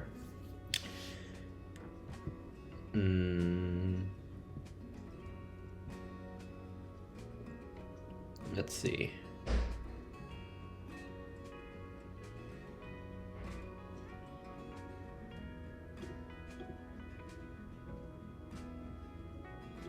Gnome. Okay, so now we have all the letters, T-I-E-M-T, and now we just need to figure out like what it looks like. So T can't be here, so it could be, I know T is here. So we can maybe start with an S, smite. There we go. So, okay, so it just says great. And okay, we could figure this out later. I think we could just say it's all green and it's game over. So like, yeah, I think we could just say like, it'll just be all green and we'll just have like a, you know, game over indicator. So it could be something like, we could do const game over. Game over is true if the guess words includes the mystery word. Okay. So for example, and then we can say, you know, if it's game over, then you could say you win. And I would say like user won and user lost. Include, so if it does not include this, and guess words dot length is if there's already been 6. Okay. You lost. Okay, so if we go back to our clone, let's say we won, and if we won, that would be basically our guess word is in the list. Okay, so let's actually try to get that to show up here. So we have our guess word is in our list. Our mystery word is in our guessed word. So it should be user one. Let's see where this is here. Okay, so it looks like it is there, but we're gonna say app CSS. And we're just gonna say like class winner, class name equals loser.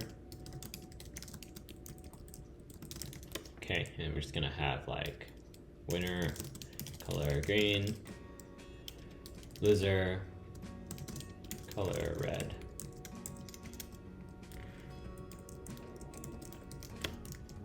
Okay, so you win, and then we could probably do like text align center. Give it some padding. Margin top, you know, like 30 pixels or something like that. Okay, so yeah, there we go. So you win, and then now if we just go take it back to hatch.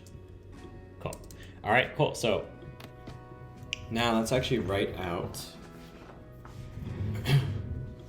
this useEffect. So if the press key, let's just write all this out in code. So if press key is a letter, so it's not, okay, let's actually take a look at the keyboard. The enter or backspace. So I think it's just a single letter. So if the press key is not this, and press key is not backspace. Okay, then we're gonna say, okay, if it's equal to the width, if current word is equal to the width, then do nothing. Okay, otherwise add the character to the current word. So current word, so set current word to the current word plus the character. Okay.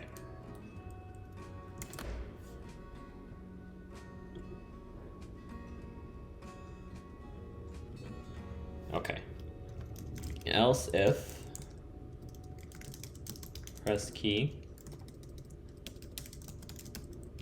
equals backspace, right?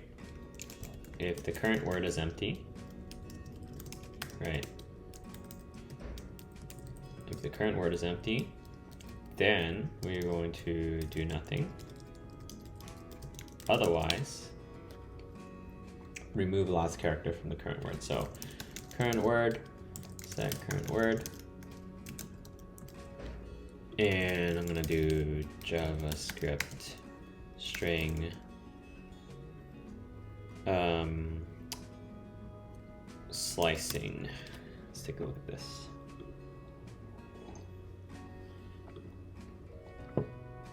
So if we got,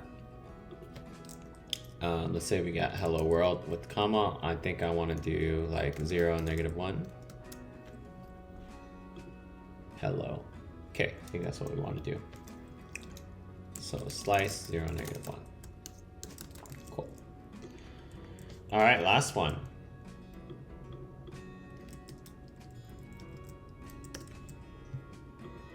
Last one, if pressed key equals enter, if current word is not wide enough, so if the length of that is less than the width, you're not ready yet.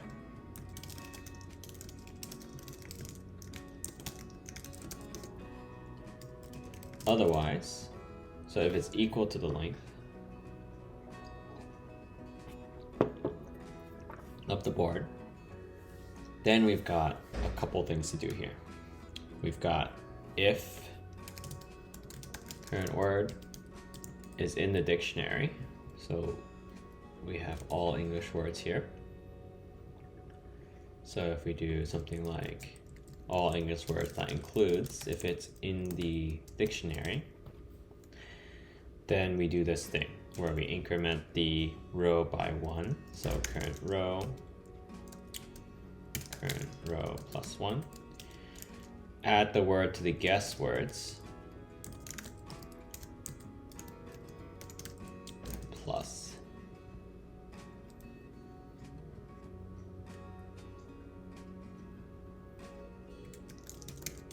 Okay.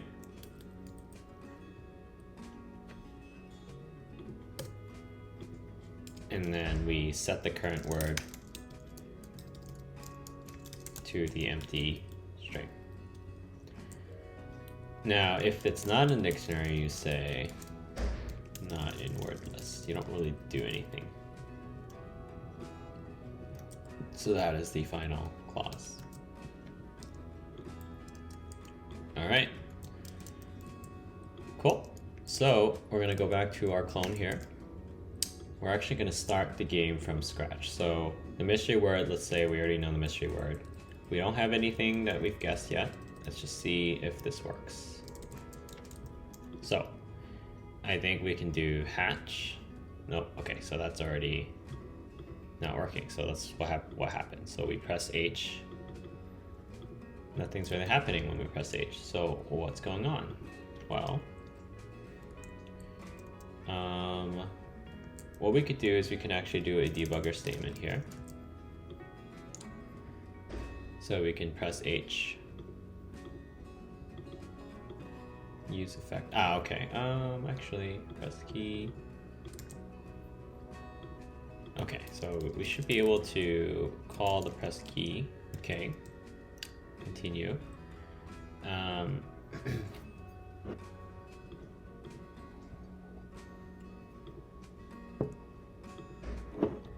Cool. So press key is Q. Okay, great. Let me just check the warning here. Should not be working. I don't get it. Okay, so is this true? It's true. Okay, so it should actually go to this clause now. Right, next, continue. Okay, I actually don't know how to use debugger. We'll just figure this out another time. Okay. Q, set current word, and okay, so let's actually see what here, like clause A. Let's just see if it gets there. So, okay, for some reason, it's able to get there like at the beginning, which is not what you're supposed to do.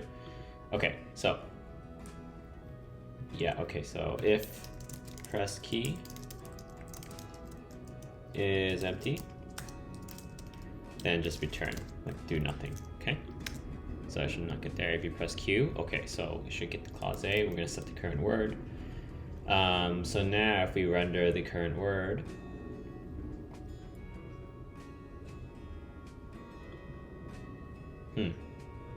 so the current word should now be Q,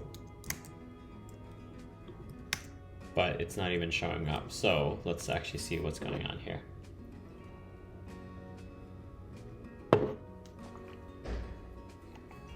Okay, so you've only gotten the content of the guessed words. I think we need to add the content for the non-guessed words, basically the current word. So,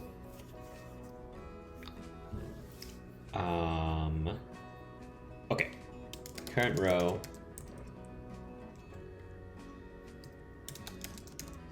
Okay, so we're gonna do current word. We're gonna loop through the characters in the current word. So for let current word character index equals 0, current word character.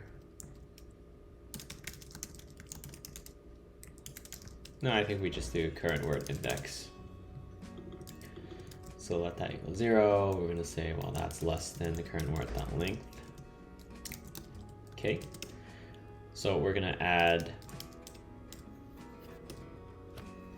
each letter in this current word. So we're gonna do object.return, and it's gonna say instead of grid row number, grid column number, we're just gonna do the current row, right?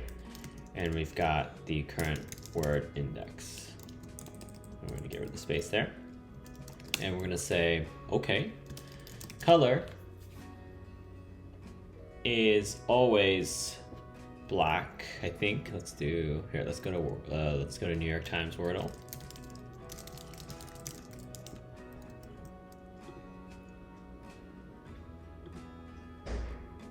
Can I play again? How do I play again?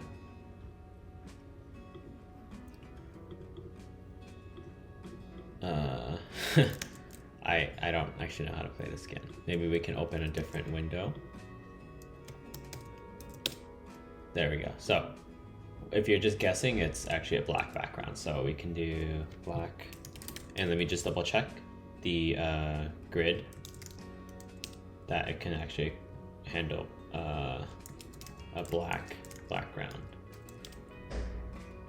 Background black, yes it can. Okay, cool. So now, yeah, it's gonna be black, and then the text is going to be the current word index character. So current word index into that. So if we go back to our Wordle clone, we've got Q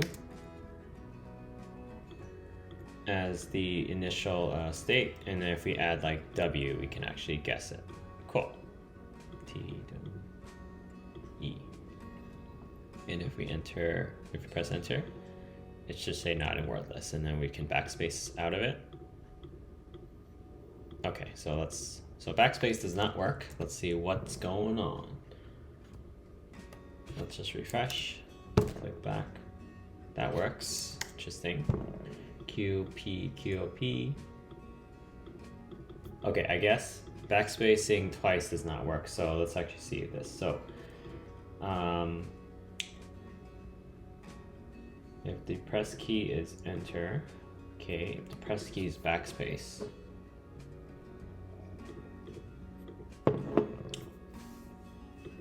interesting. Let's just let's console.log current word. Maybe there's an issue with the backspace. So the current word is, press Q, QW. Let's actually make this a little clearer. Current word. Okay, Current word is QUOO. If you press backspace, the current word becomes QWO. But if we press backspace again, like it doesn't really happen. Not like nothing happens. Okay, let's double check the onKeyPress method. Key is pressed. And let's just see if if anything about this changes. So we've got Q. Okay, the P is pressed. Backspace is pressed. Backspace is pressed. Backspace is pressed. Okay, so backspace is being pressed. I think maybe the press key is actually not being triggered. So let's actually go here and we're going to console.log useEffect is triggered with the press key, and let's just see what happens here. Okay, refresh. So if we press O, right, the current word is Q, or okay, useEffect is triggered with O, clause A, so it got here, and then the current word is now QO. Now if we backspace, the key pressed is backspace. The current word is QO. Ooh, that's kind of weird. Okay, and then the useEffect, that's actually not weird, that makes a lot of sense. Then the useEffect is triggered with backspace. Now the current word is Q. So now if we press backspace again, key press is backspace, but it may not have gone to this one. So I think this slicing thing actually did not work. So word equals QO, word.slice 0, 1, -1, sorry, slice Q, and then I think if we slice that, it's empty. So I actually, so I'm actually not really sure what's going on here. So set current word, it's reduced. So if you print the current word,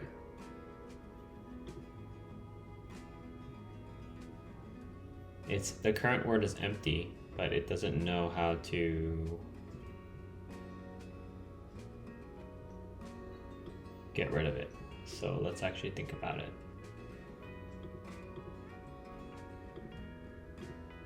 It actually does not trigger a re-render for some reason. You've set the current word to that, but the whole screen did not re-render, which is kind of weird.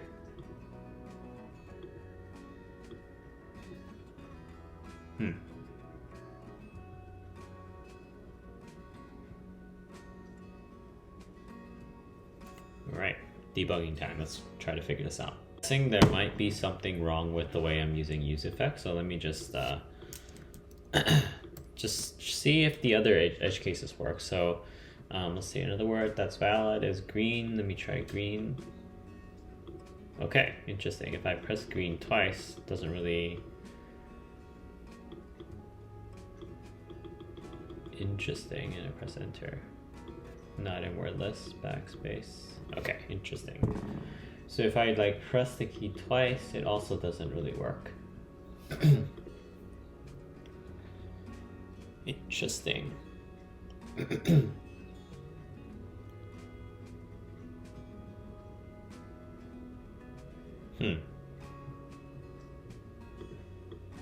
I'm pressing a key, I'm calling set key press, and that is my dependency.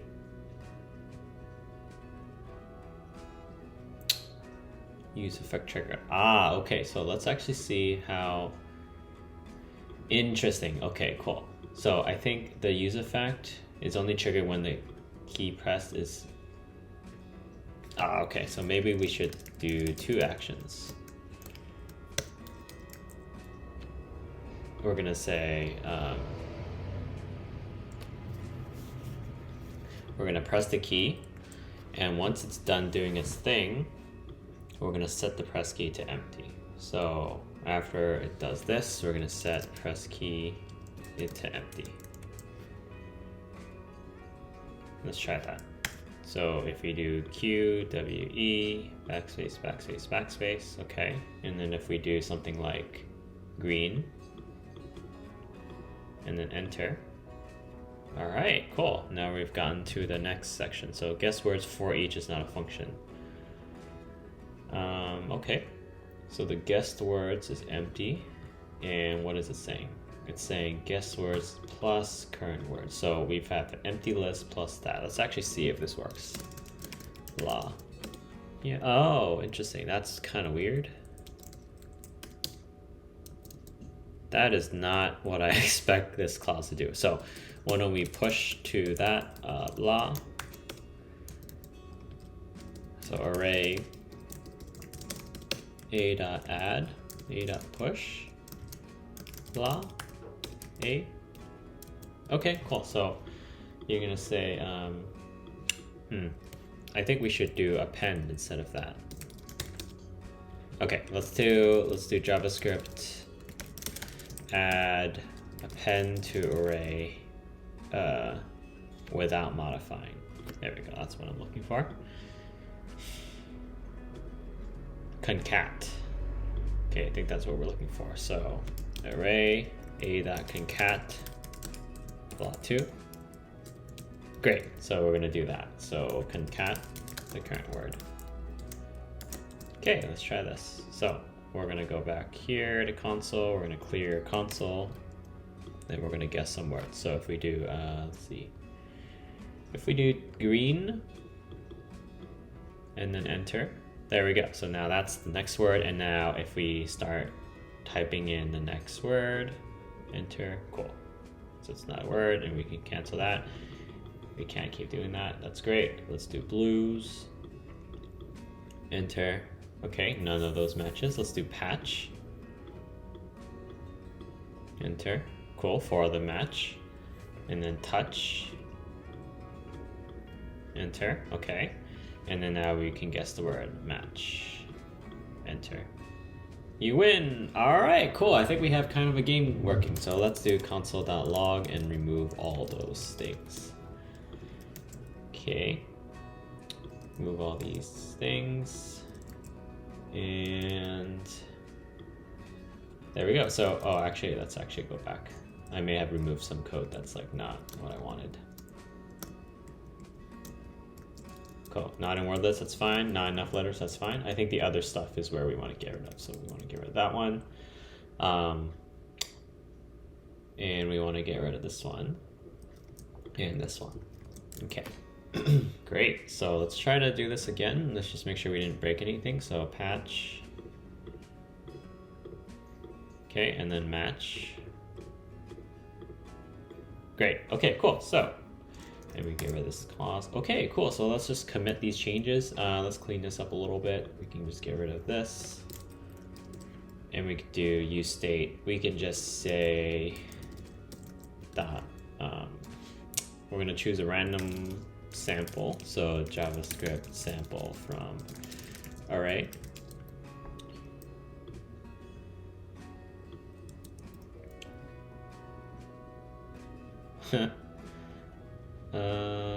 It's fine, whatever. We'll just put in the word.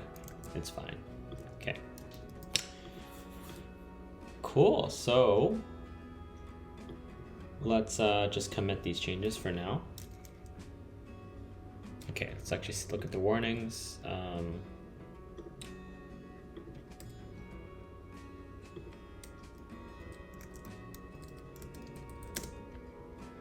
Change these to triple equal sign because that's what the compiler is warning us to do.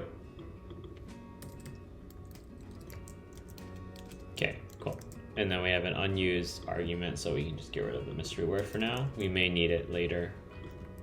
Actually, we'll just keep that around because we may need it. And useEffect has missing dependencies. Either include them or remove the dependency array. Okay, so the useEffect hook has missing dependencies. You can also do an update. If you do need current word index and current word call React hook exhaustive depths. I don't know what this means.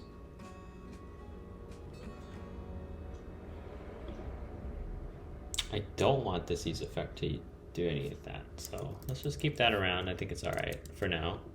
But I think we should Google this like error.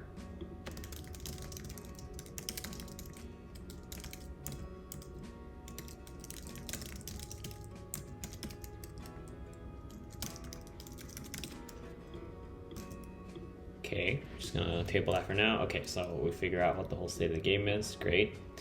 Add letters. We basically have a game going. I think what we need to do, or sorry, let me just trying to do multiple things at once here. Let's just commit all these changes. Added game state.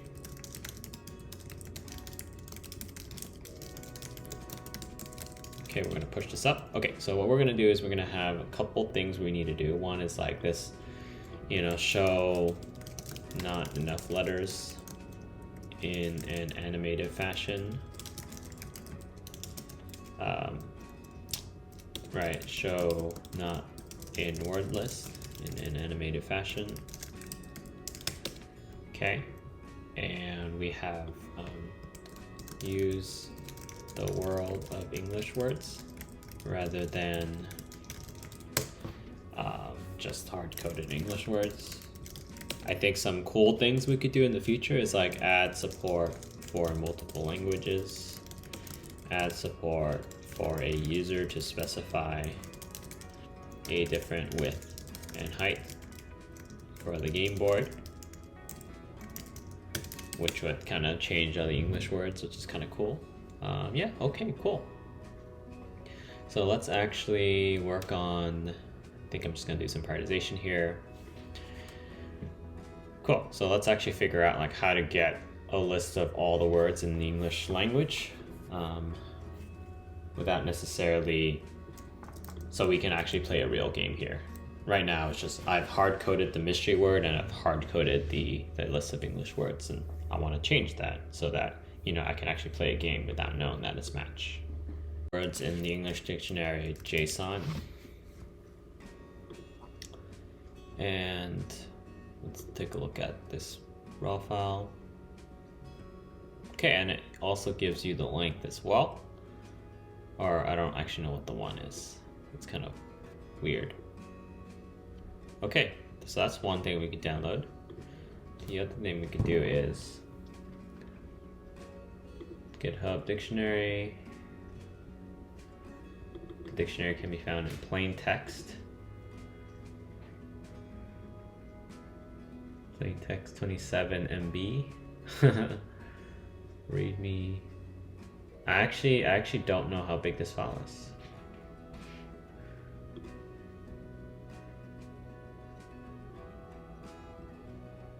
Words API.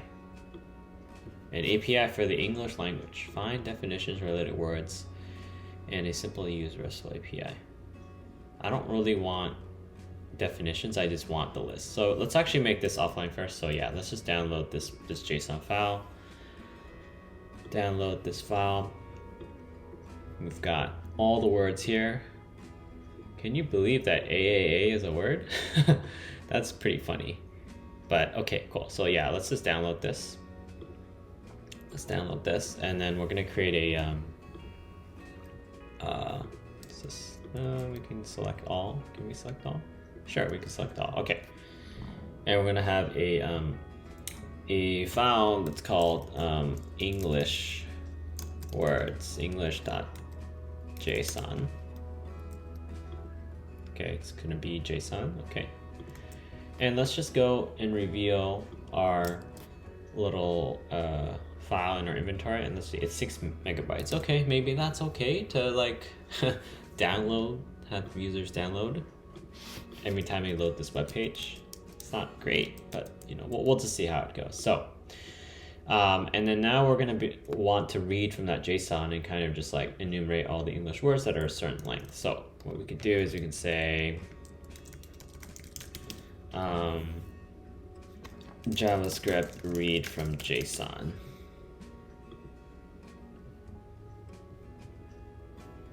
and I want to read from a file. Actually, I don't want to read from a JSON file.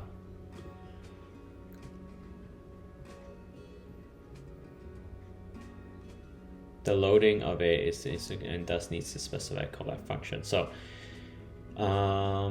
let's see. Read text file is this stuff. Interesting. Let's see. JavaScript, React, read JSON file. Fetch data from a JSON file in a React.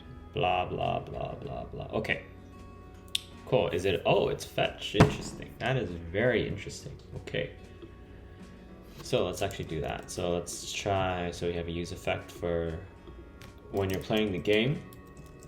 I guess you have a useEffect for loading the data. So we have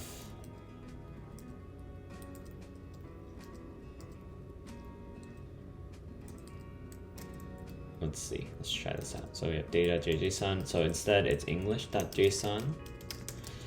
Headers, blah, blah, okay, fetch, okay.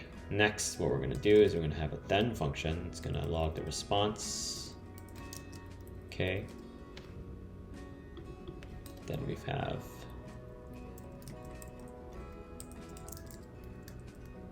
console log. Okay, so we have some stuff here, and then the get data is going to be the useEffect. So let's just move this over here, okay. There are no dependencies. We're just gonna try to fetch it. Like once you load the web page, it's gonna try to like load the game. And okay, so instead of logging the response, we're gonna just do something like response.json. No, let's actually log it out. It might be really big, but we're gonna have to try it out. So let's do this. We're gonna have console log. We're gonna refresh. Okay, so it does not find that file. What if we do components /json? No, it doesn't. It's not able to find it. Okay, so let's actually figure out how we can just read a local file from, so JavaScript, read a local JSON file. Loading a JSON file.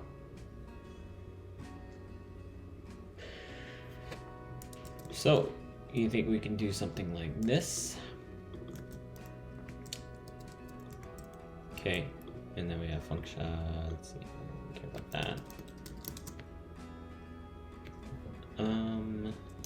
This is vanilla JavaScript. I'm trying to use like a promise chain.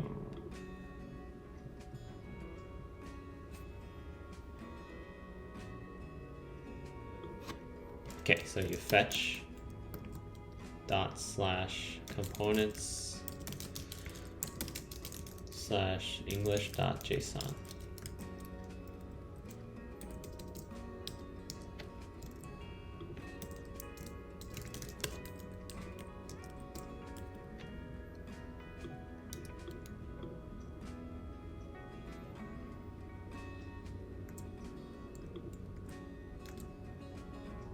Uncaught, JSON parse, unexpected. Okay, cool. So we have a response, that's great. And then do we have a data field? We have a body.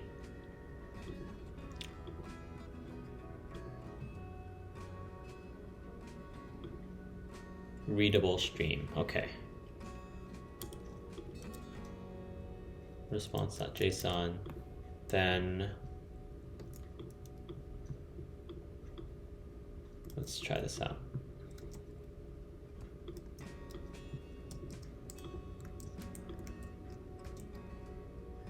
JSON.parse, unexpected character. So what is this? At line 22. Ooh, interesting. This is definitely JSON.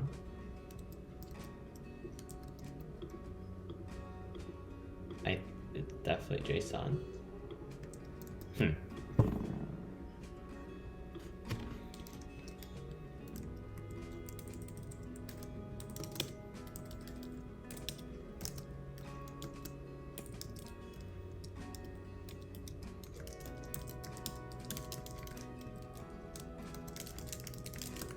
Let's try that. State pending. Body has already been consumed. Ah, okay, so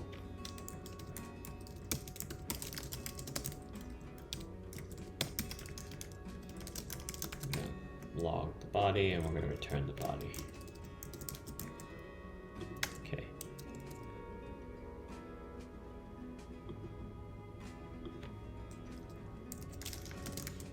Okay. Huh. State rejected. Okay, unexpected character at line 0. Okay, so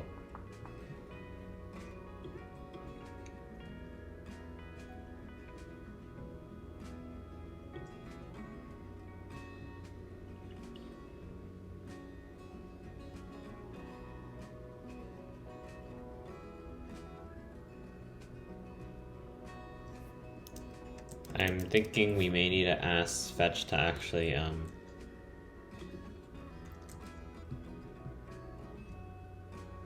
so we asked it to get english.json. The response is you need to what? You need to enable JavaScript to run this app. Okay.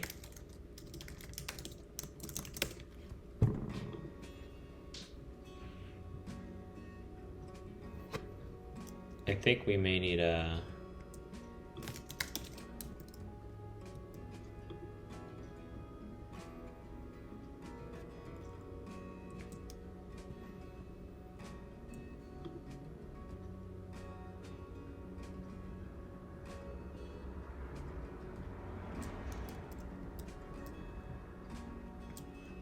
okay, actually, let's see if we can. I think it might be a server thing. Let's just try this out.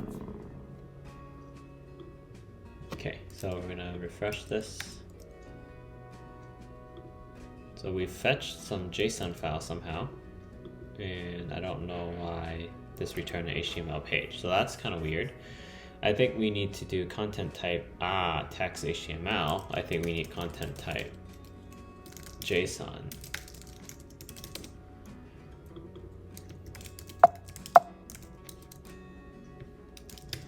Uploading a JSON file.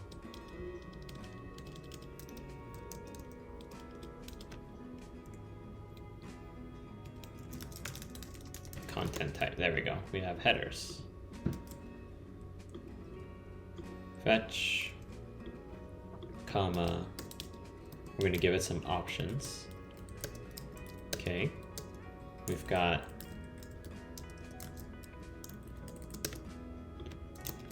some headers.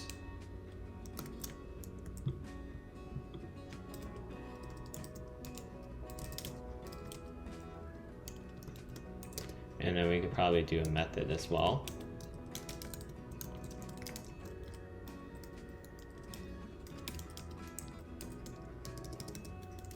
Okay.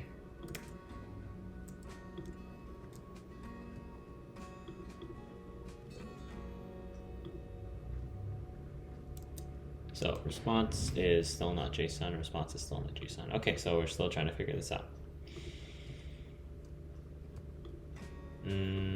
useEffect, there's no dependencies, so this should load at the very beginning, and only that. But why is it hitting it twice? That's what I don't understand. Oh, I think we're logging it twice, but we're only okay. So we're gonna just get rid of this a little bit first. Okay.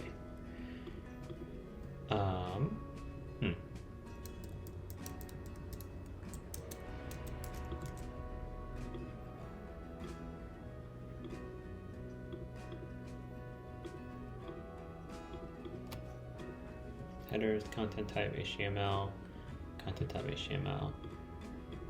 I don't know why that's a different content type. Huh. Fetch API get JSON request.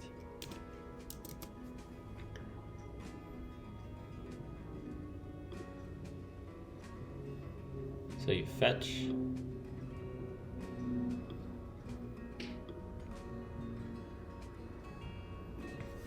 Okay, let's do ReactJS, load JSON file.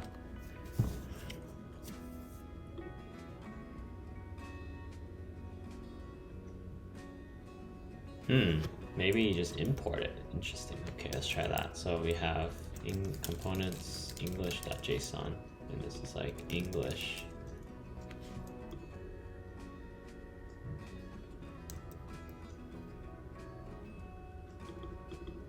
My data, so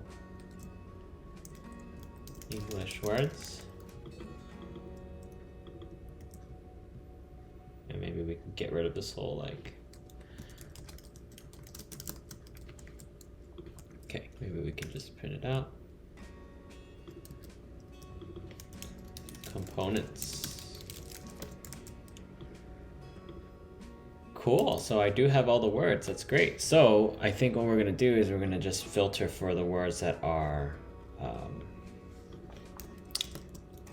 not 5 letters. So what we could do is we could say,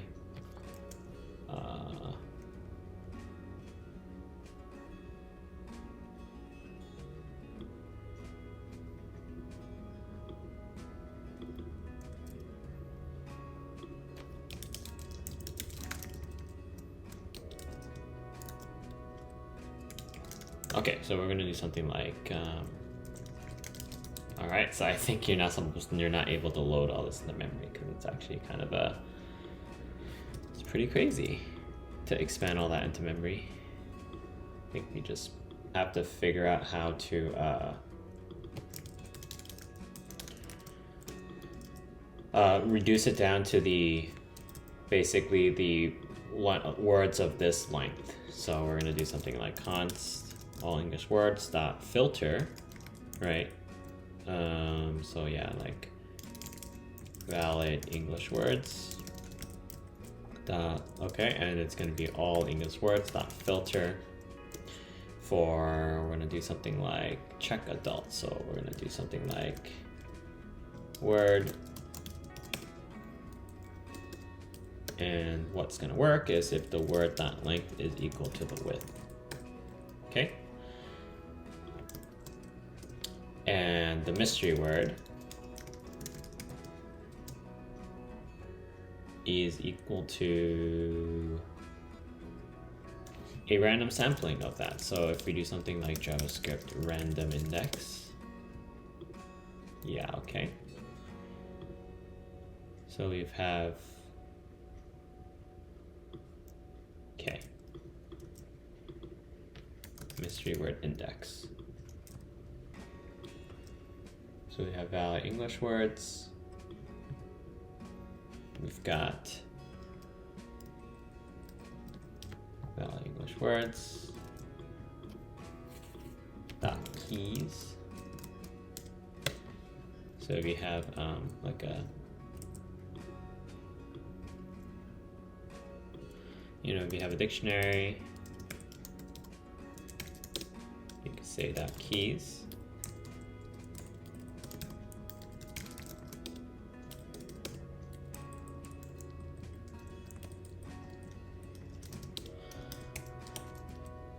O dot keys, O dot values.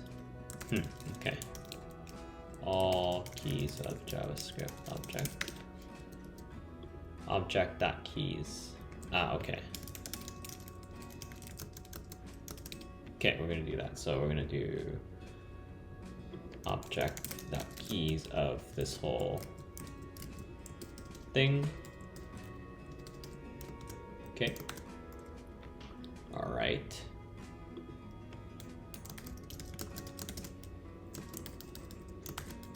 All right, cool.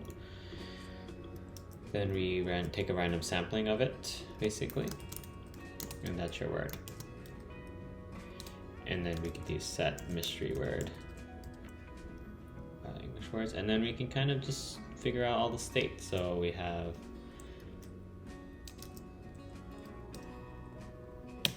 and then the state starts with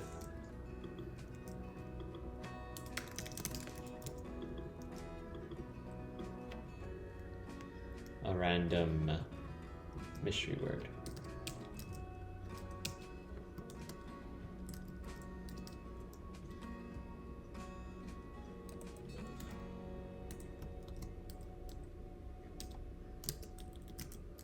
Okay, there we go. And let's see what else is going on here. So, okay, object.keys, all English words.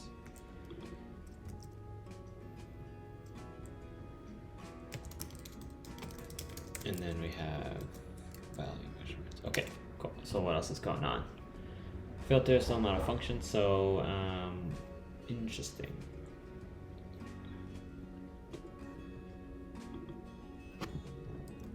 Oh, of course, right? Because it's just like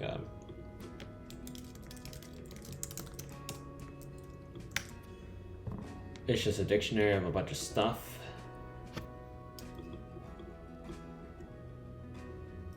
What if we did object.keys of this and then filtered it?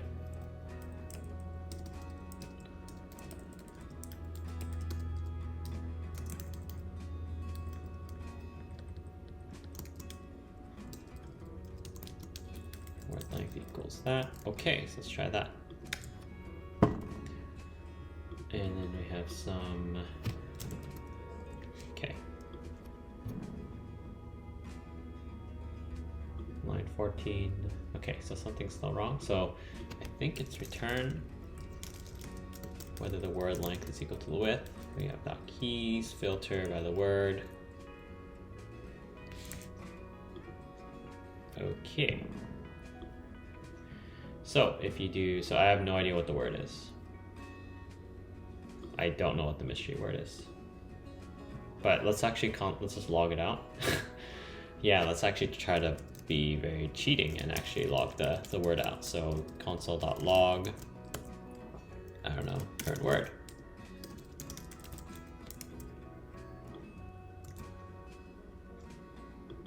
Current word is empty. What do you mean? Huh, interesting. Oh no, current word is like mystery word. That's what I want. Okay, the word, oh, why is there two mystery words? Gorst.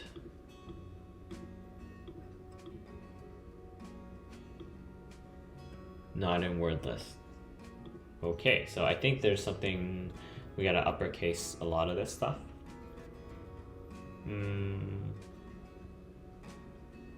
Interesting. So it's not in the word list,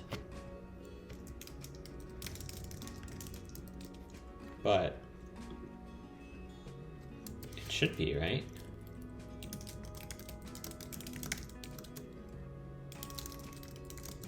Current word.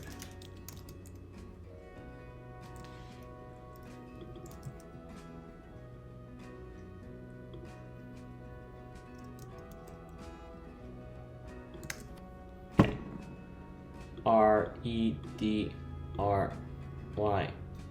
enter. It's not in word list, but why is it not in the word list? Right, oh, I don't know why it's uppercase. Okay. So, let's see. Huh, interesting. I think the display needs to be upper, but the thing that you're storing in the database should be lowercase. Ah, but the characters you're entering are upper. Okay, so I think what you should do is you should say filter by that, and you're gonna map it to be upper. So, okay, filter by the word. Okay. And then you map word.upper to uppercase. Okay, let's try that. So Randy, enter. Good, I won. Okay, great. So now let's get rid of the console log.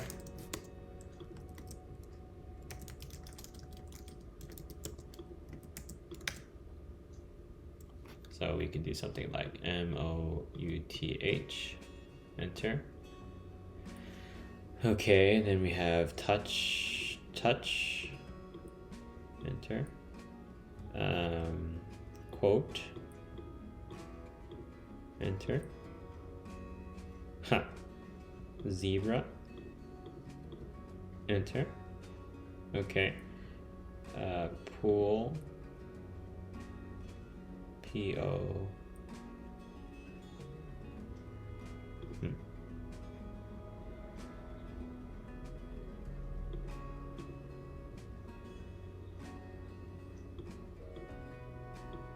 Not in where this. Okay, so I can't press this like super often, which is interesting. Huh. Okay, so there's an issue when I'm just backspacing, I guess. If I'm backspacing too hard, there's an issue. Okay, so bread. Okay, so now it's ROU. Okay, and then we have what?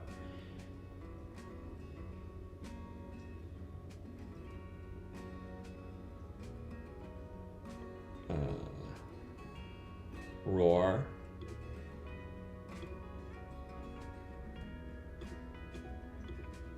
Oh, actually, something RO, something A. Brota. Pro. Oh, okay, and then it's like a D and an O. No, D. D-R-O something A.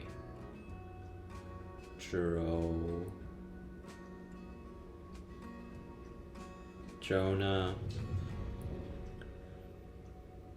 Or, okay, something R-O-D-A. Rhoda. Okay. I don't know.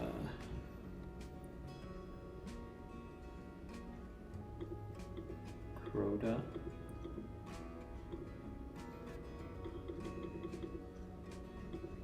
D-R-O. Droma. Sound word. Huh.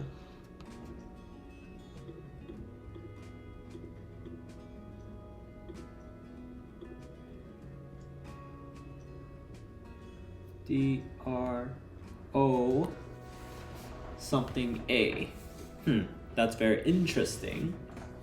I don't actually know what the word is, so now we can't actually figure out the word. But what we could do is we can actually change the game. Let's make it 20. All right, let's play a game where it's 20. Okay. We can do wary. Okay. We can do. Okay, yeah, this is like really weird. I can't even see it. Okay, we can do wary. We can do plead. Okay, we can do quote. We could do cramp. Okay, we could do track.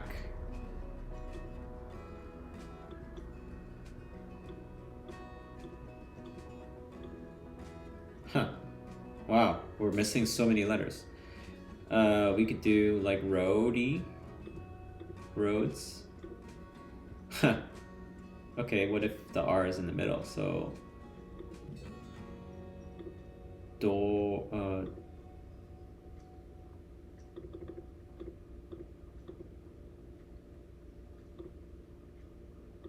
Morris. Okay, so the R is at the end. So let's see. Clear. Okay, so we got the R, and all the other letters are like, what the heck is going on? Yeah, it's cool. I'm not super confident this is actually working. Let's see. Clear.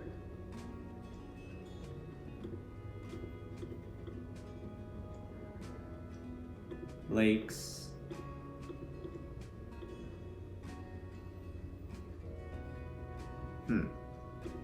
Hells. Okay, so L is in the third one.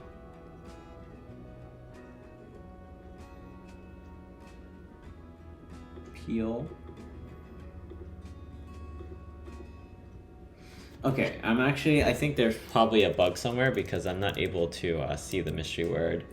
Like, I'm just getting so many misses here. Like, I'm just getting one letter to match, so this is kind of weird. Let me just log the mystery word. And I think in the next part, we're gonna just write some unit tests and actually make this like really, really robust and well tested.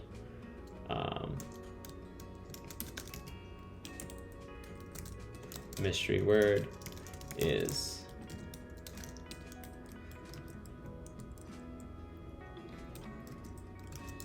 okay. So let's just cheat a little bit. So we have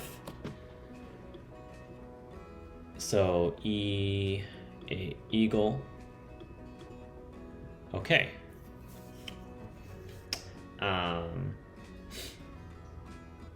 Meals.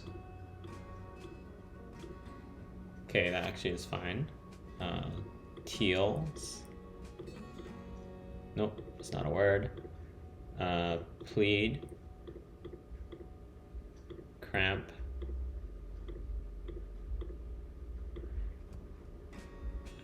And then ettle. Cool. And we won. Okay, cool. So I think it's working, but I'm just not super sure. And also there's a lot of inefficiencies in terms of like I just feel like the load time is really, really slow. But yeah, this is probably going to be fully offline because it's loading all the words at once. And yeah. So let's change this back to, you know, let's do 6 by 5 or something like that. And yeah, let's actually go back to our little Trello board and take note of some stuff. English words. What's next is styling the not enough letters and not in word lists in an animated fashion. Next thing we're gonna do is, let's add the indicator. So as you know, if we type in like if we just did like a few letters and we click enter, right now it's set up to have a console message of not enough letters, and we want to instead do some kind of animation. So if you look at New York Times Wordle, I'm gonna use actually Firefox. So if you look at New York Times Wordle,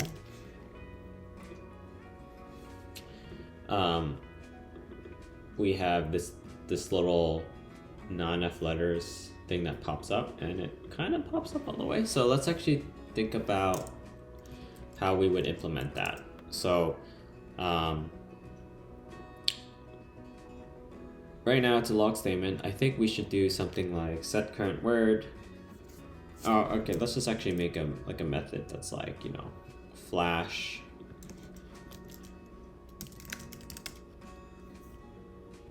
it could be called flash message. Okay, and it could be message, and it could just do some stuff. Okay, what is that going to do? Well,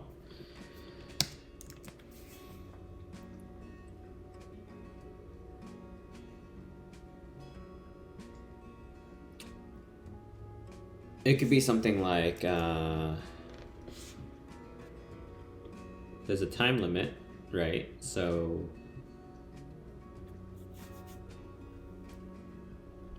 trying to think here. We can actually make it a useEffect, and we could say anytime the flash message, so I guess it's like constant flash message.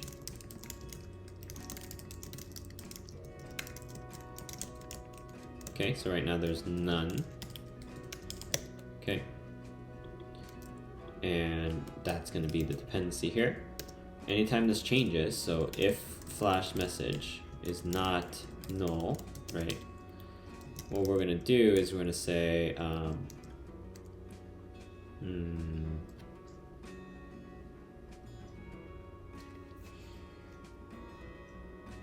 Basically, I want this to show up very quickly and then disappear.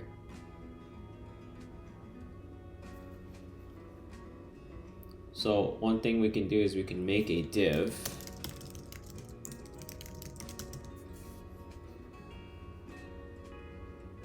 visible and then make it invisible. Okay. How do we do that?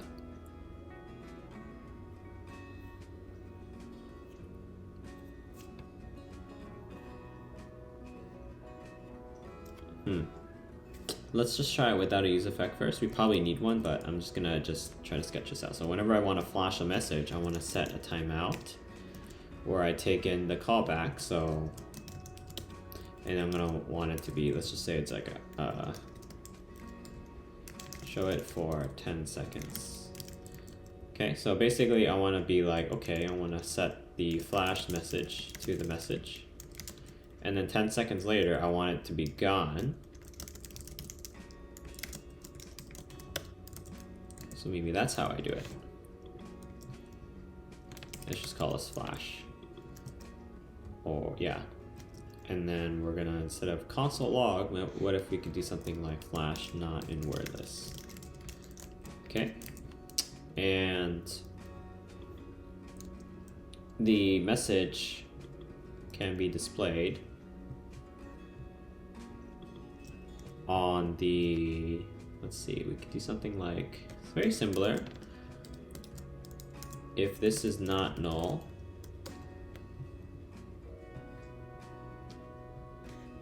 then we do class name equals flash message. Okay, and then we can do something like color white, border white, margin top 30 pixels, text align center. Let's see if this works, right? So if you refresh the page, if we do Q, press enter, okay, nothing happens, but let's actually see what, not enough letters. Okay, so let's actually do something like update the console.log to actually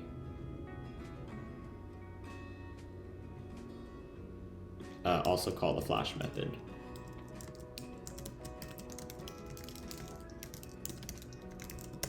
Okay, refresh. All right, Q, press enter. All right, looks like something happened, you see? Okay, it's just kind of weird because we don't have anything that's visible right now. So let's actually take a look at the flash. It's a flash class name. The app has not a valid CSS code. Okay, Q, enter, not letters. Z, enter, not letters. And then if we just do something that's not in the word, or not in the word list, not in word list. Okay, that's great. And there we go. So I think we've got that working. Let's commit those changes.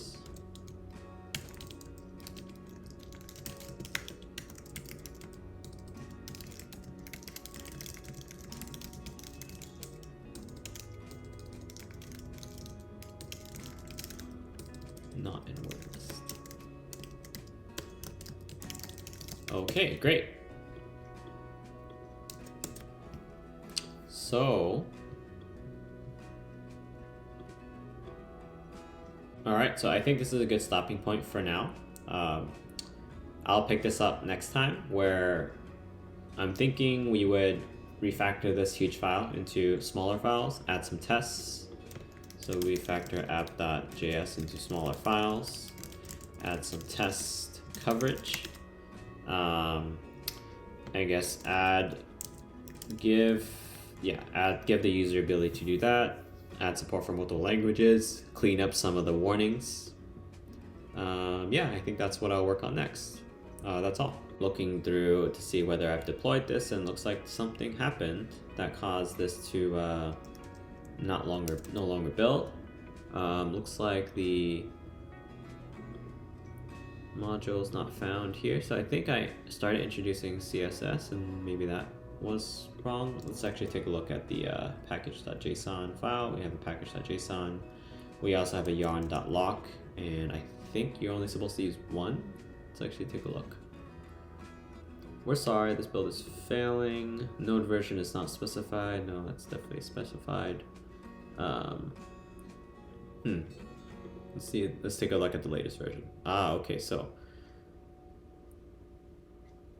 there's two different lock files. Okay, so I think I've been using yarn. So yarn install, let me just yarn install, and then I'm gonna remove package lock.json. Remove package lock.json. I'm seeing an error in Heroku that is complaining about both having a yarn.lock and a package.json. Since I've been using yarn instead of npm, I'll remove the package.json here. Okay, let's see if that works.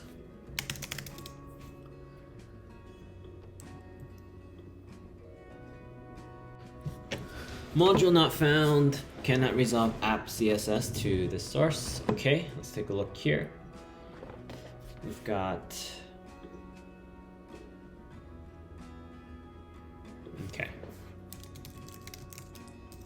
package.json here. We've got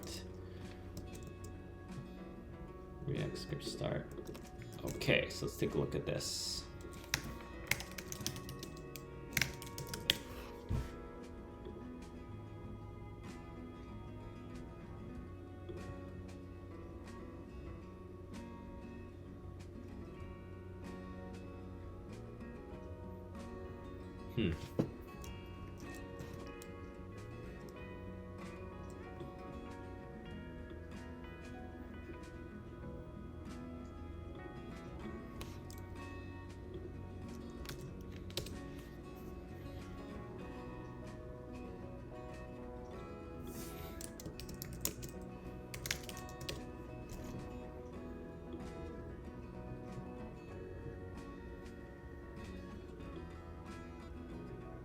I added a sass package for React. Okay.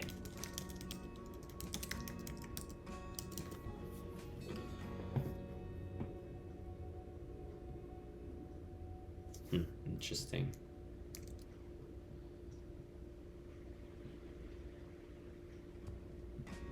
Sass.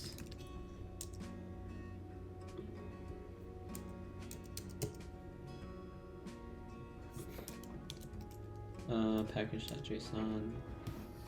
We do have sass here. What about npm install? What if we use npm instead?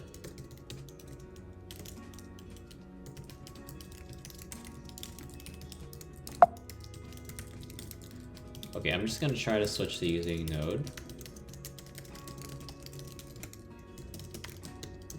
Okay.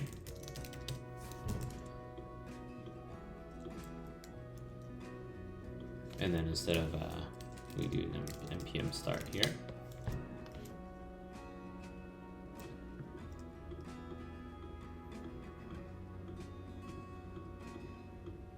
Okay, so that should be okay. Let's see if that made the difference.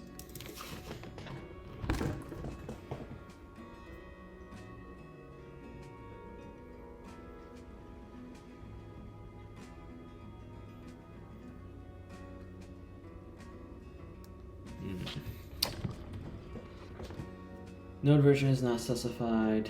Okay, so is it specified in package.json? Node version. Okay, let's actually add this here.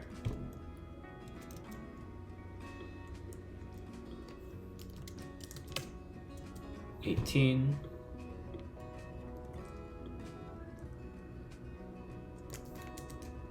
Engines. Okay, so let's add an engines section. And we're going to add node version 18.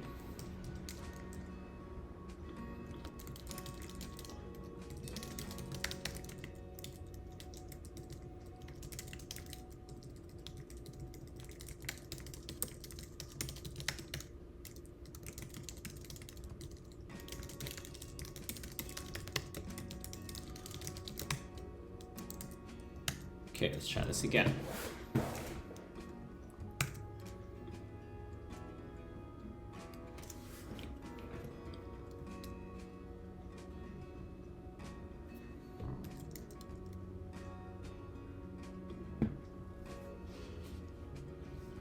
Okay, so this is specifying a specific node version. I wonder if the previous ones did that. Resolving node version, downloading installing 16. Ah, okay, so it's like 16. Okay, that's actually very interesting. I don't know if it's gonna work. Let's just see if it works. I might run into the same error again. Nope. Okay, so error cannot resolve app.css. Okay, what if we do app.SCSS?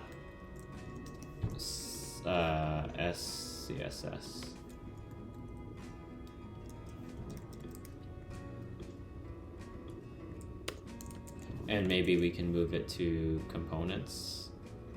Actually, no, it should be there.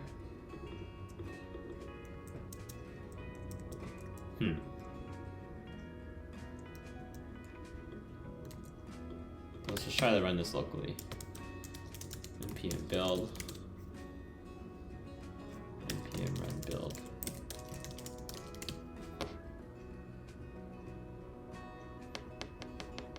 Okay, so now I've moved from debugging, waiting to deploy to Heroku for a feedback loop, to instantly making the feedback loop happen here. So if I do npm install serve,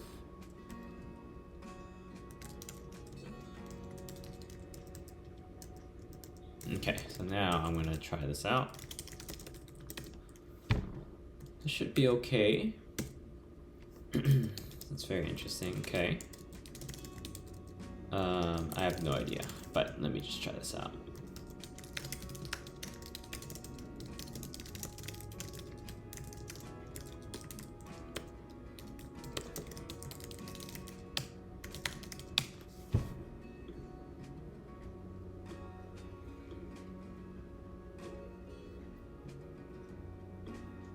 I was able to build this locally, so I'm curious as to why. Symmetry word. So there's just some warnings, but that's fine.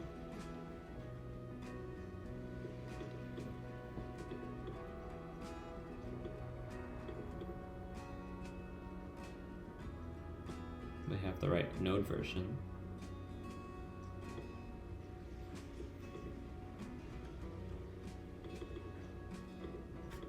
Maybe let's read about deployment here.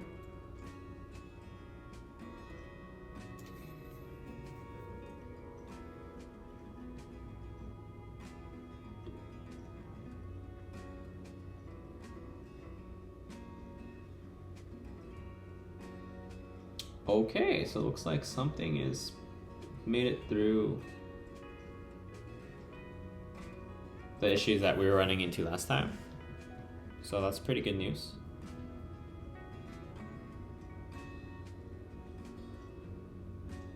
Okay, it's finished compressing, it's launching. Okay, let's actually check out this website. This might actually be very interesting. And let's just monitor the network tab, because I'm actually really concerned about the amount of JSON, basically loading this pretty big english.json file, which might be kind of problematic. We will see. We will see.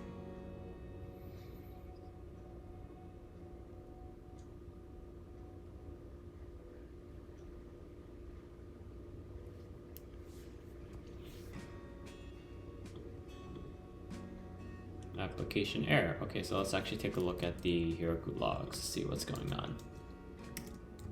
Heroku login. Let's just log in to Heroku here.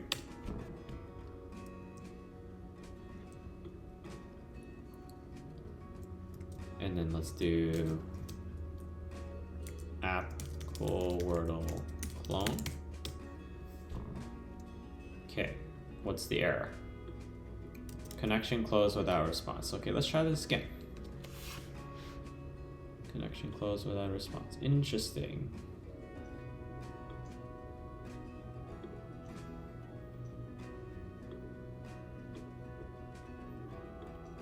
So we are definitely not. Okay. App crash 503, host, blah, blah, blah. Very interesting.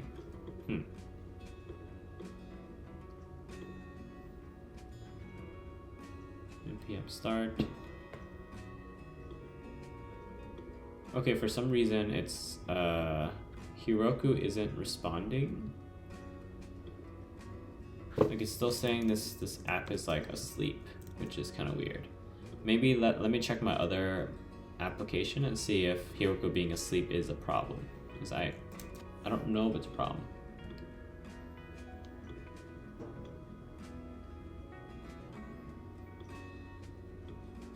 Okay, so the other app that I've built works. So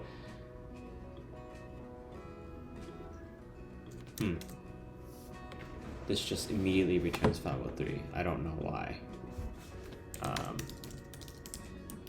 Let's run this again. Let's try to see if we can replicate what we're seeing in production. Okay, 30,000. Okay, Wordle Clone looks fine.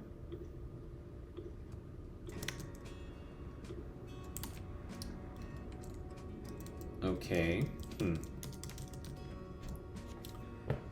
Build. Let's get rid of this build folder entirely. And let's try to build it again. Creating an optimized production build. Okay. And then we try to serve. Let's do, yeah, let's just do this. Okay, so it works locally.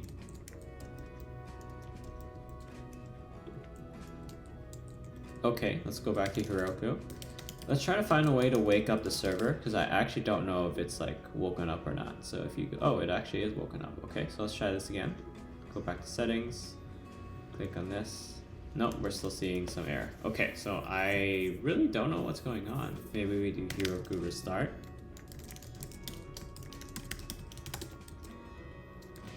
We start to diagnose. We can monitor some metrics. No, there's no metrics. There doesn't need to be a database. It should be on. So, okay, let's actually try this again. So we have, okay, let's actually go back to the logs here. So we have,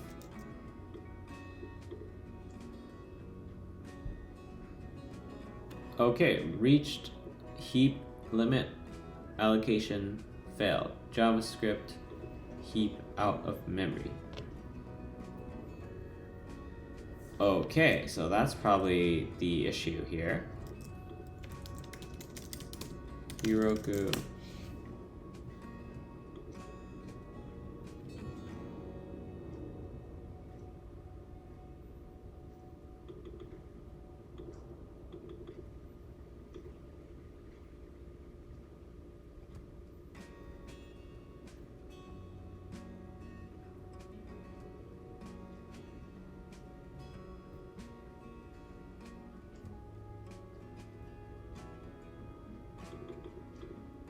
Optimize for size.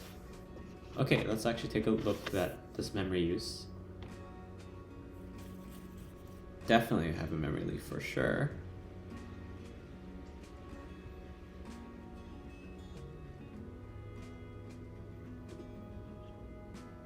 Five 10 megabytes of memory.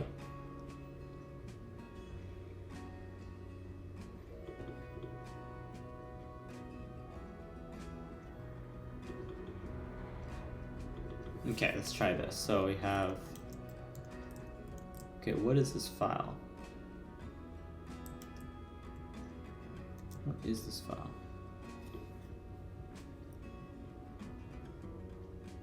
Okay, so we have the build scripts, start and build. got, instead of React script start, we could do something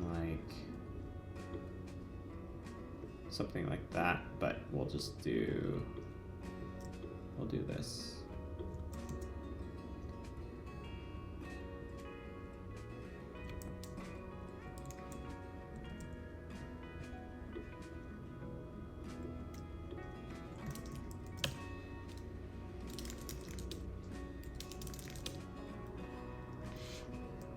Scripts.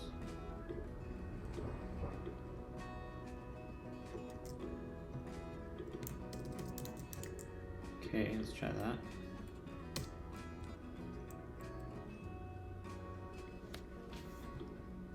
Okay.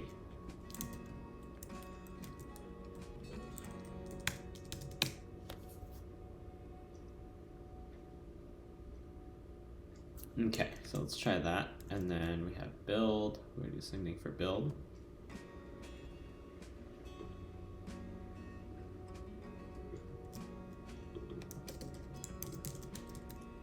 Okay, let's try this.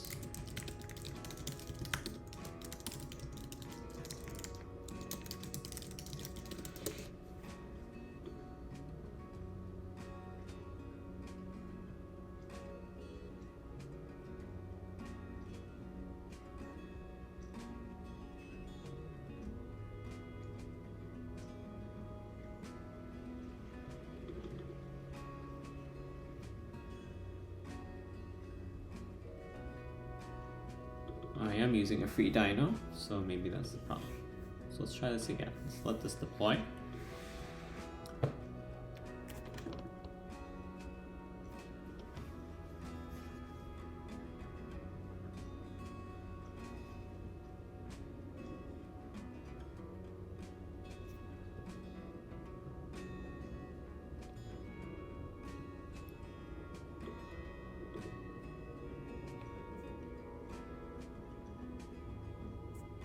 And then we can monitor the logs again while we're trying to deploy this. So Heroku logs, tail, specify the app.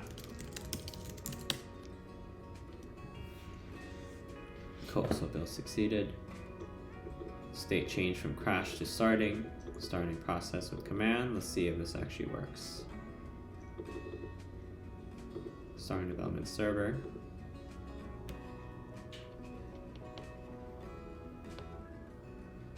Okay, let's try to hit this URL and see what happens.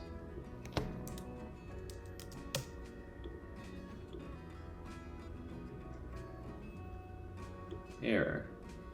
Connection closed without response. Heap allocation failed.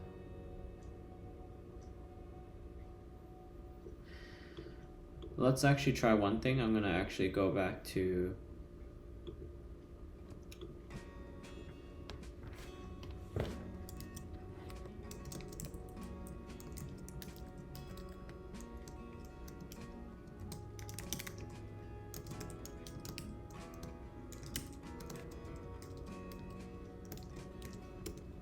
let's just see if that's the problem.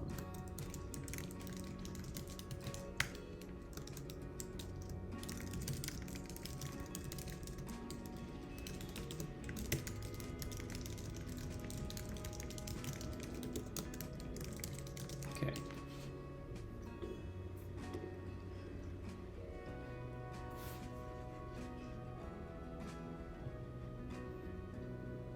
Because this is working locally, I just don't know why it's not working when I deploy to the server.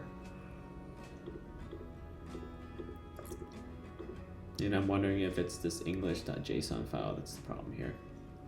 Because this file is not too big, it's like 6 megabytes, so I don't see why that's a big issue here.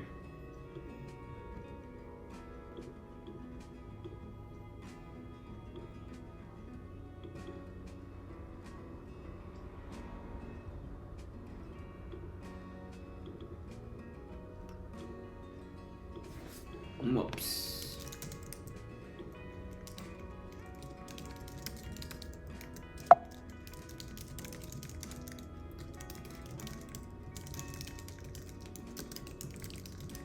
this again.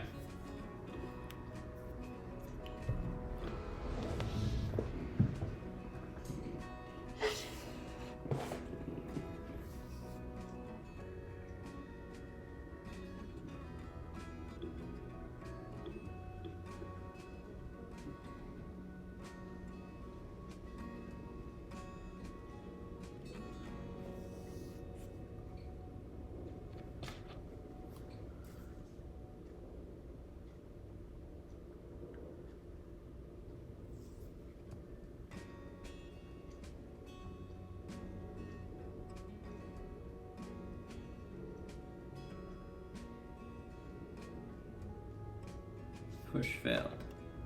Import embodiment refer to top.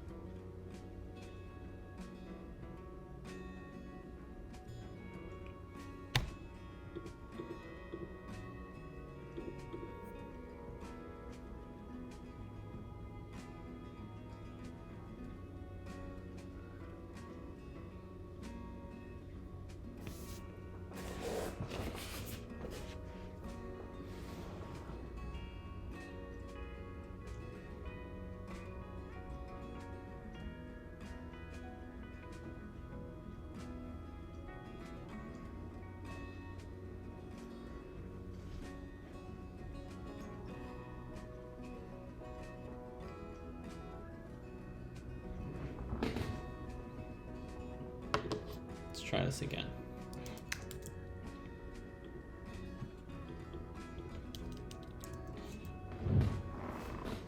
Okay, so development server build succeeded.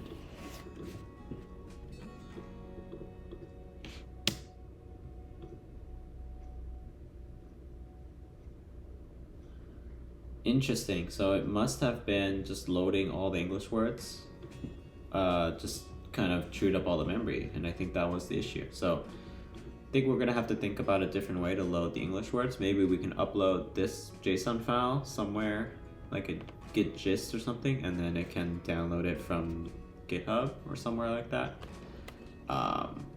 Yeah, we'll figure out a way to like fix up this download English words part of it. What we're gonna do is we're actually gonna redesign. We're gonna do a little bit of refactoring so that the width, height, and language, specifically like which list that we're choosing, is defined in a separate page, and only if the user clicks, okay, cool, like I want to start playing the game, is when they're navigating to the game,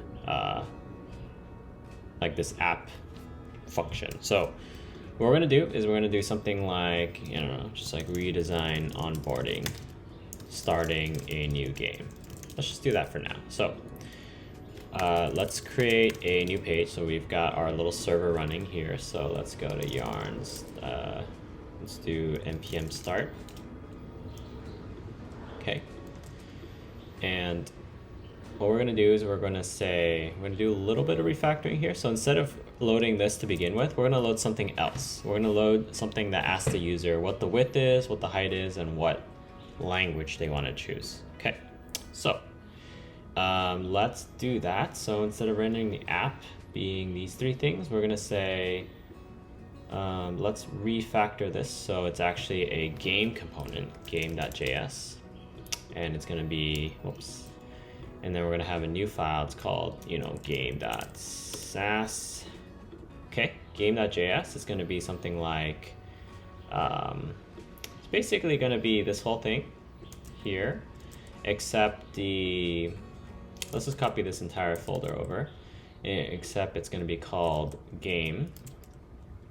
game app. It's just going to be called game, and instead we're going to pass in the props for the width and height.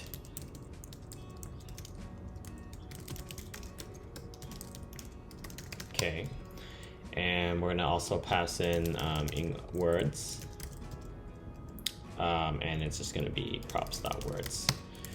And we don't need we can filter by, okay, we're also going to do like word length. Well, I think it's the width is going to be the word length. So yeah, I think we can figure this out now, and then it'll just be words as the thing here. Okay. All right, so we can get rid of this. Okay, and we're gonna change this app.sass to game.sass, and we're gonna copy over what we have. I guess we're gonna copy this over and paste it into game.sass. And let's see what else we're gonna do. And then app is just gonna be the routes. So instead of this app container, we're gonna actually have something else. We're gonna have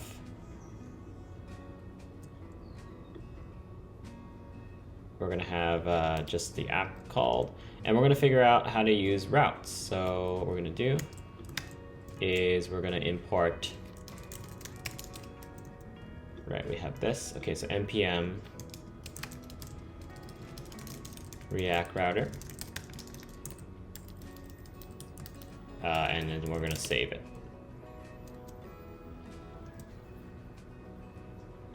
Okay, so now that we have router, now we're gonna actually figure out how to do navigation in our app. So React router 6 navigation, and let's actually just double check that that's the version. React router 6, yes, that's the right version. So let's create some routes here. So we've got a few routes.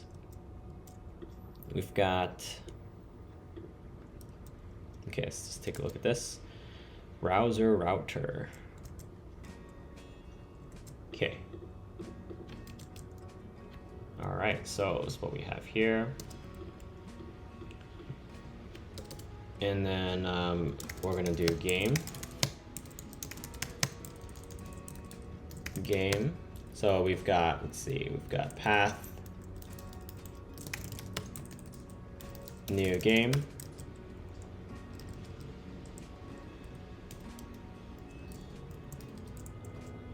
route path equals new game and game ID or something like that. I don't think we need a game ID. I think we just need to like game playing game. We'll just do that. Game selection and then game.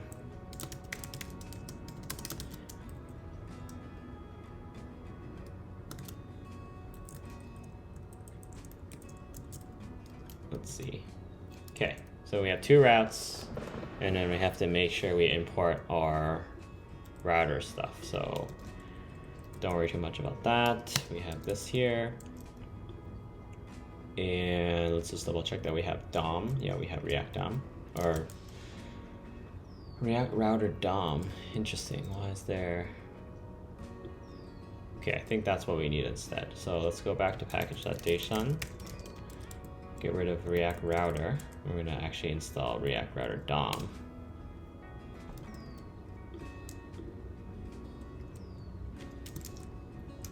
Okay, that's fine. And yeah, and then I think we should have a default path. So if we're just doing just the path, we should do, okay. Okay, cool. Let's see, we got path. Oh, I think we have index. We could just do that. Index element, game selection. What we're gonna do is we're gonna import game from components/game.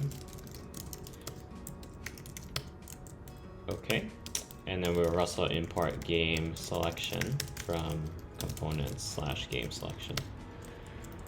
And we're going to create a game selector component, game selection, so new game. Let's just call it new game.js. Let's do that. and we're gonna say that this is a export default function game, new game, and it's just gonna be like select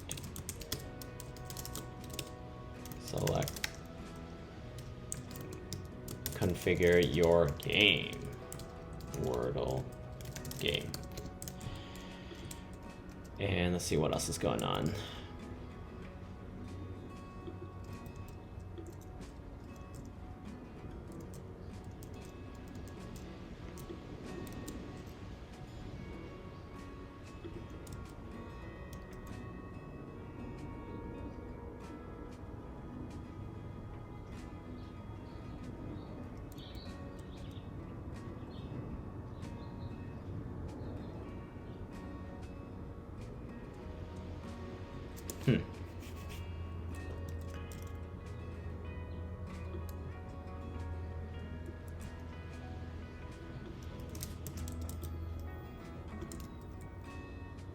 App.js line 4.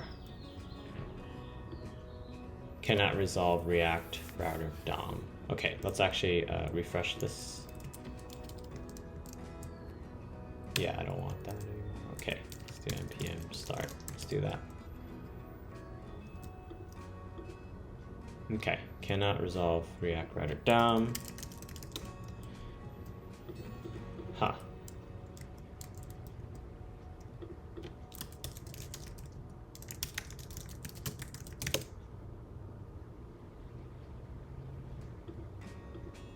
Okay, so now that's installed. We can get rid of React DOM.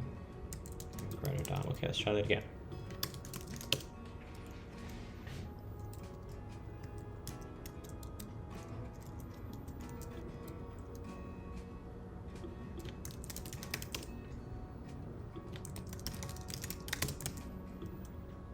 Cannot resolve components grid in game. Okay, so we've got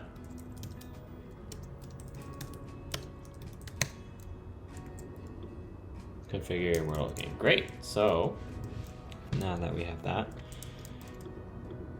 that's the game selection, and eventually we need to pass it to the game one. So I think I need to figure out how to pass props through from the game selection to the game. Okay, so how do I do that?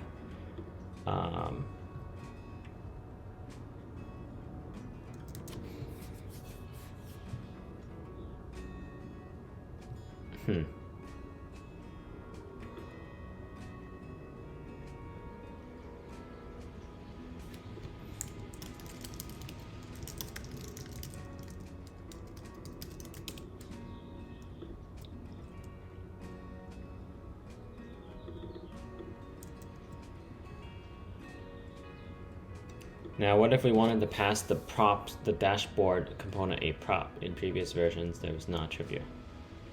However, with you normally would, so you would do something like equals true.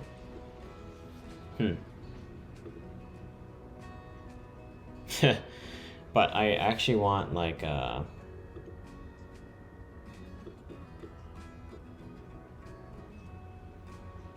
maybe you just go straight to game selection, and then game selection,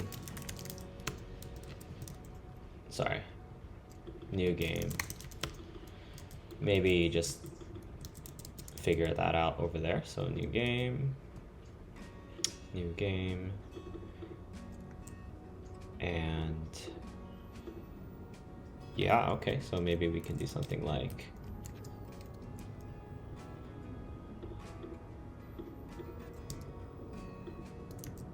okay, so we're gonna do let's see, so we've got width,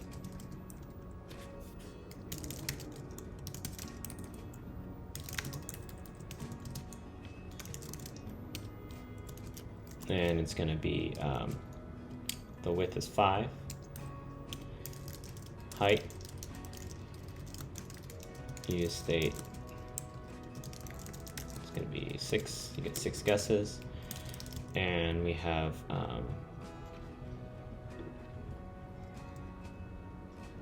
words, So let's see, words.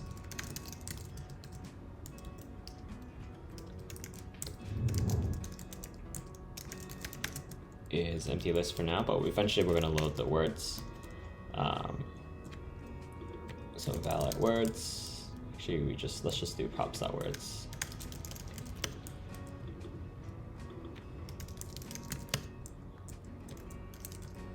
Okay.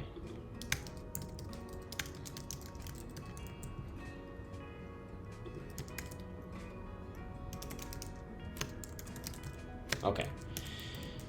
Words, we're gonna figure out how to do that. Language, okay. I think it's fine for now. We're gonna have to eventually factor. Actually, no, let's just do that right now. So we've got words. I think we should do keyboard. Keyboard configuration. Right, so we're gonna do something like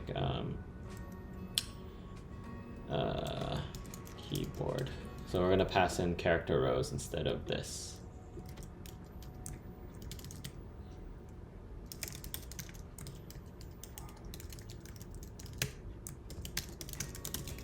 We're gonna do that instead.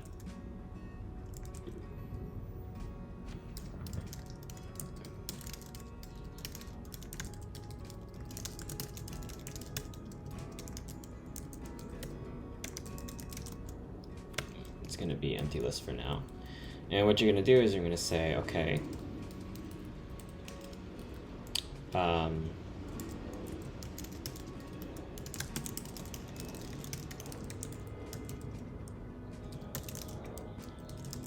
okay, we're just gonna do that. Okay, so what we're gonna do is we're gonna configure your Wordle game, and it's gonna have a few choices. It's gonna have like a, let's see, it's gonna have an input box. Let's see.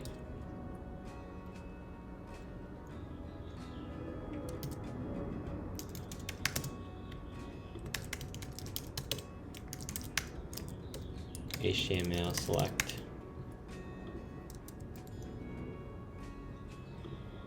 Okay, so with choices,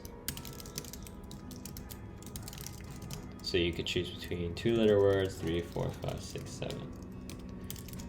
Height choices, you could choose between 2, 3, 4, 5, 6, 7, 8.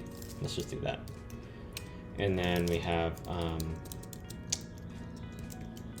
language choices. So let's see, English. Let's just choose English for now. And I think we're just gonna do it this way. So we're gonna have to map the language to the keyboard, which you already have. And then, like, I guess URL for words JSON is, I don't know, blah.com/JSON. I have no idea. We're gonna figure that out in a little bit. Okay. So what we're gonna do is we're gonna configure our game, and we're gonna have a bunch of forms.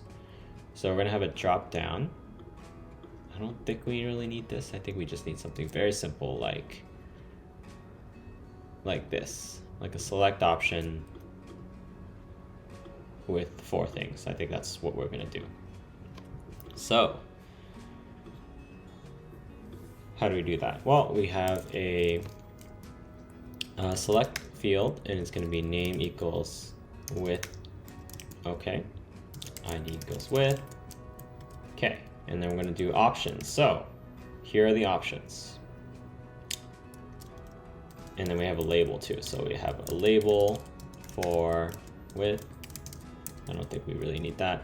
And then we're gonna say, okay, choose a width. Okay, and then we're gonna say, let's see, width choices dot map width choice width choice. So we're gonna say option value equals width choice, and then we're going to say with choice. Okay.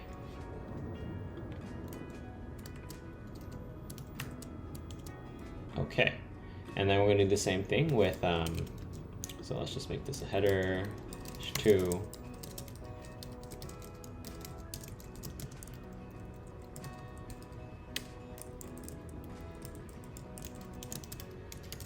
Okay, and then we're going to have, we're going to choose a height.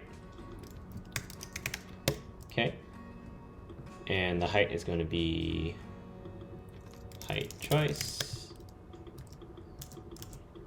height choices, cool. Then last thing we're going to do is we're going to choose a language. Okay, and it's going to be the same thing here. This is language choices, language choice. So the value is language choice language. And the keyboard, it's also language choice language. Okay. Gonna map that. Good. So let's see where we're at. Okay, so now we have, you know, some widths, heights, okay. And I'm actually curious why the option didn't show up. With choices is a row, list of numbers, I'm mapping it. So how come the width choice is not?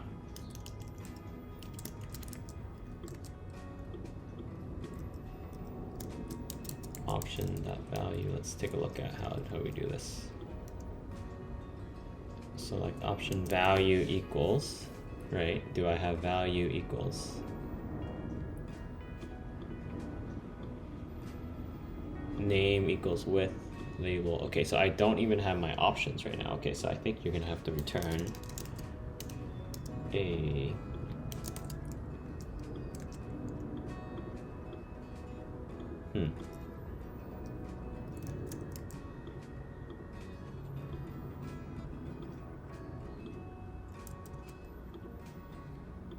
Okay, and then you can just do that. There we go. Cool. So you gotta add this to return. Okay. Cool. So now I have a width, a height, and a language.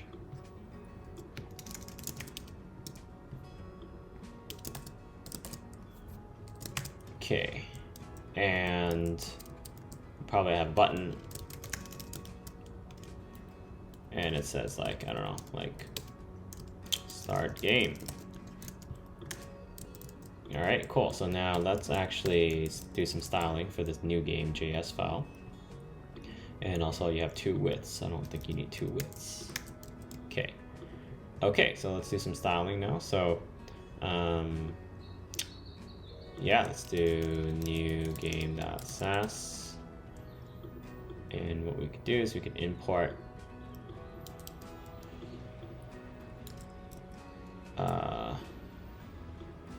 new game. We can import new game.sass, and then we can say, okay, so now let's actually do something like this. So this is like id equals new game container.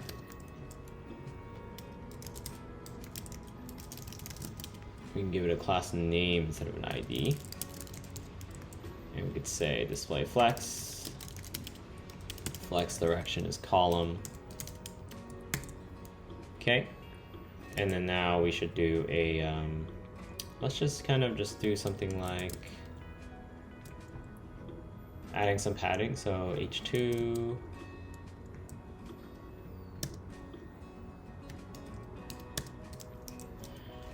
Padding, you know, 20 pixels or something like that, and then choose a width. So all the select ones width could be, you know, like 50 pixels. It doesn't have to be super long. Maybe 150 instead. Okay. And maybe add some padding. So top and bottom, maybe give it 10 pixels, left and right 0 pixels. And maybe you can do something like around the labels, we can give it some margin. So top and bottom, let's say 10 pixels, left and right 0 pixels. Cool. And then let's do the button style. What we want is, I guess, I don't know, width also 150 pixels. And height, let's make it like a little bigger. It's too big, 80. And then margin top, I don't know, like 20 pixels. Okay, and then I guess we can, I kind of want to center everything, so we can do align item center, justify content center, so everything can be centered.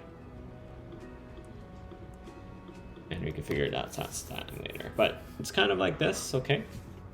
And I think I want to pre-select some of these items. So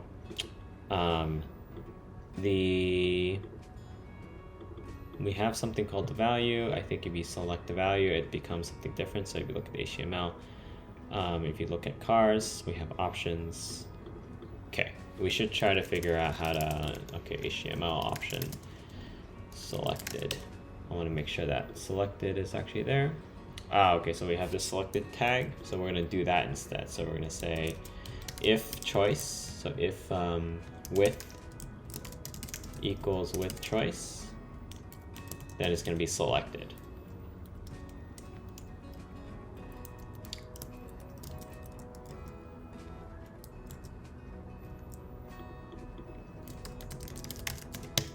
Okay, and we're going to do the same thing for the height. So if height equals height choice, then we're going to return the same thing, but it's going to be selected. Okay, and then we're going to do the same thing for language choices, right? If language choice equals, okay, so this is, sorry, if language equals language choice.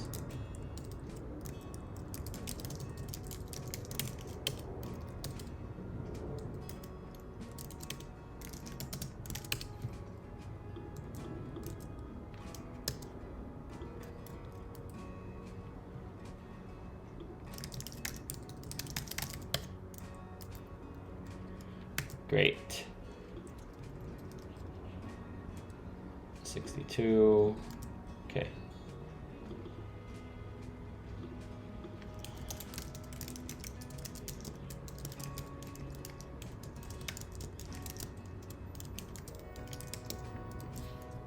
Cool. So this is like by default what it is. You could just start the game if you wanted to. All right, let's figure out what you do when you click start game. So you can do on click.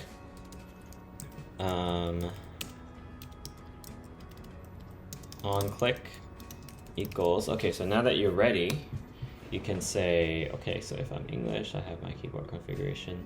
What I can do, let's just actually move this over here, so you don't actually worry about that. And since the language you're starting off with, actually, I don't think you really need this state right now. It's actually not super important. Even the words, I don't think it's super important. Okay, so on click, what we're gonna do is we're gonna say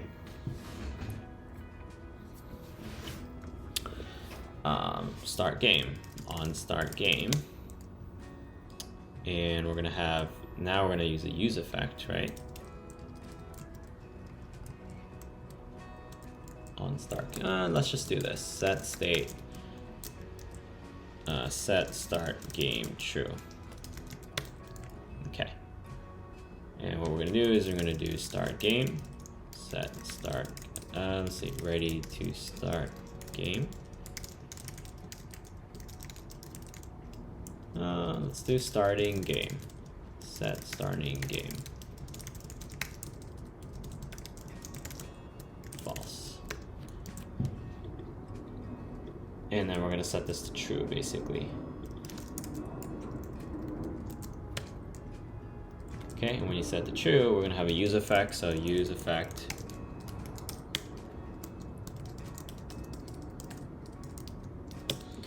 Okay, what we're gonna do is we're gonna give it a dependency of starting game. So whenever the user clicks it, it's gonna trigger this to be called. And when you're starting the game, what we're gonna do is we're gonna get the language choice, right, which is in this case English. I think you should actually,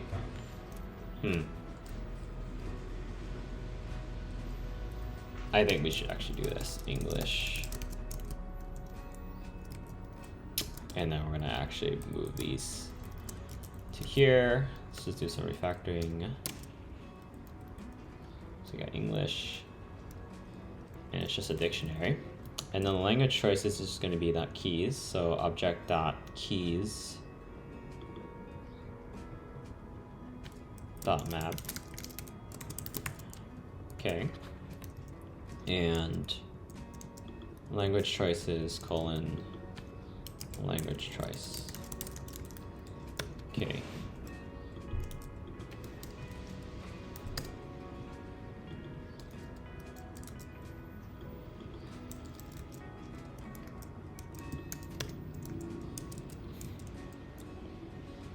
I'm going to map the language choice, so we're going to index into it.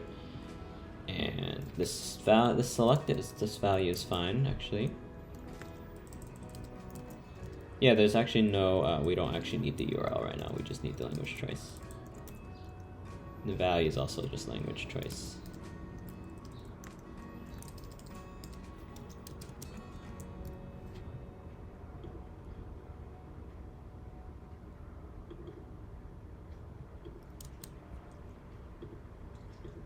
Language choice not defined? What do you mean? Line 66.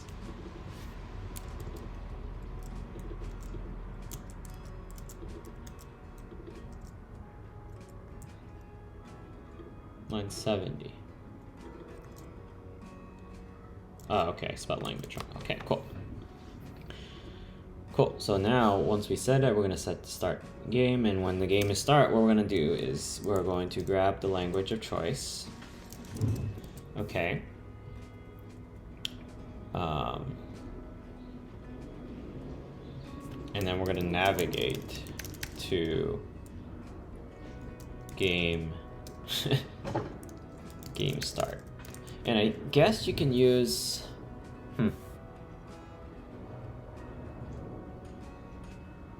I guess you can use URL param, so it's like game question mark width equals 5,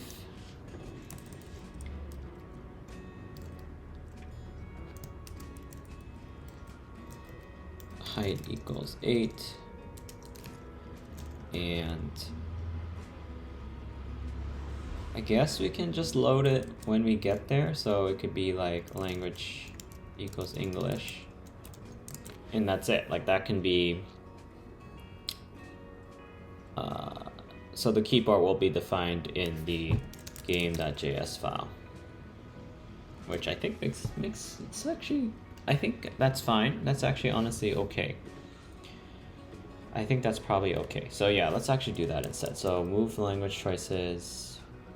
Well, these things we can probably move this out, but it's fine. So let's actually do that. So we're going to go back to our navigation. We're going to actually add a route that's called play.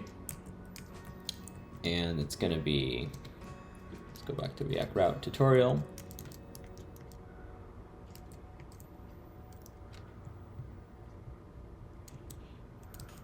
So path, and then we have element. And then we have play, this is game, okay.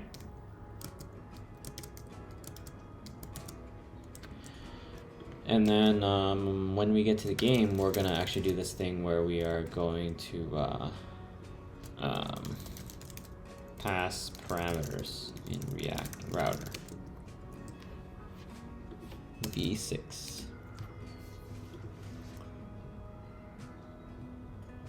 Blah, blah, blah.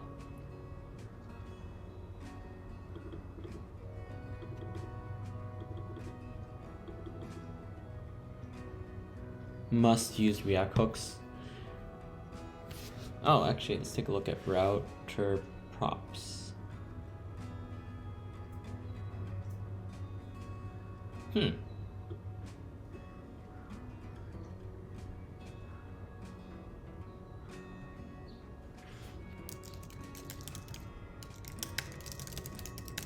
Okay, let's actually take a look at this. Navigate. So we have new game. We want to be able to navigate to a game. So navigate.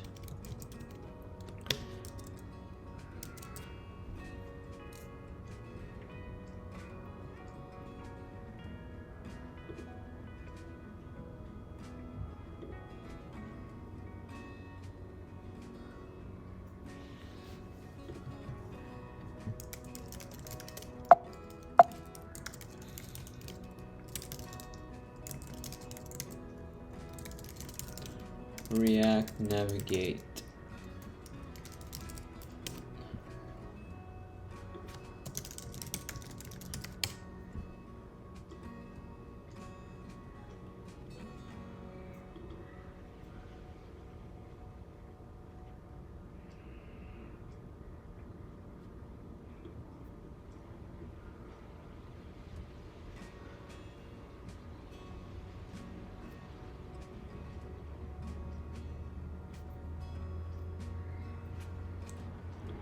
There we go. That's kind of what I want. Use navigate, const navigate. Let's try this out. We're going to navigate to, okay. We're going to navigate to place and then colon. I'm going to give it a width. I'm going to give it a height. So width equals. And height equals,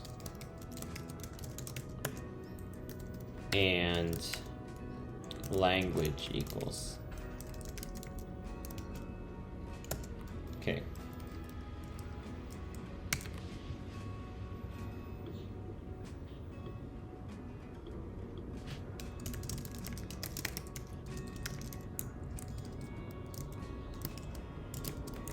Only if it's ready to start the game do you navigate there, otherwise you don't. Okay.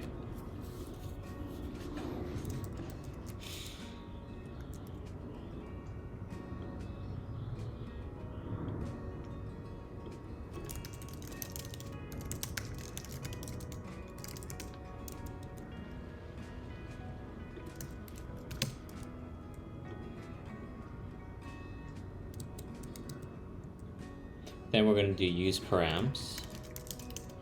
Use params, React router v6. Let's take a look at that.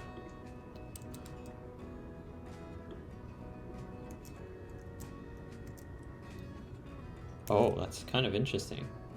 That's pretty cool. So let's try that. So we pass in, we navigate to that URL, and you can use the params now. So you can go straight to the keyboard, or sorry, go to the game. And then we can do something like use params. We could probably just do let width, height, language equals use params. So width height is gone, language. It's not a state, it's just a prop. And you should be able to use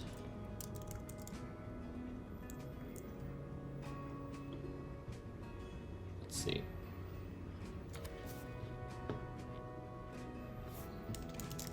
Load language.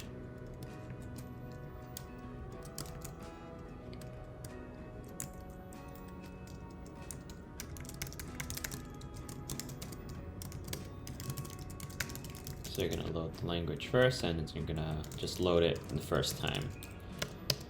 So we have language, if language equals English, then you're gonna do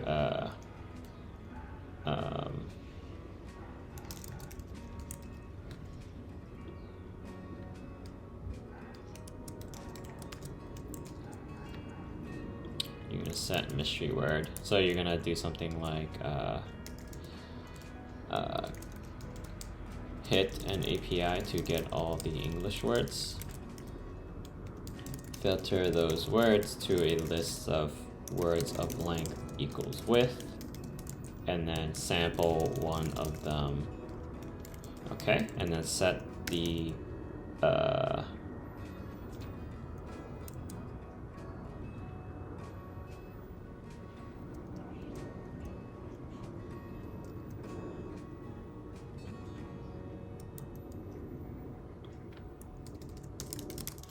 valid words.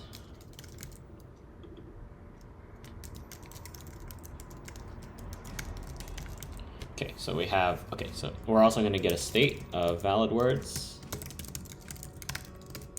Right now it's empty for now. We're going to make a change though. And then we're going to actually swap out all the, there's actually, I don't think there's any props, it's fine. And let's see, what else are we going to do? Okay, and then sample one. So if it's English, okay, now we're actually going to do something like a configuration file of like, here's where you get your shit. So language choices, English, where we have,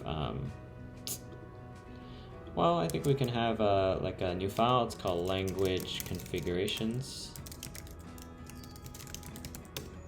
Export default language config. And it's just going to return a list of, it's basically going to return like this.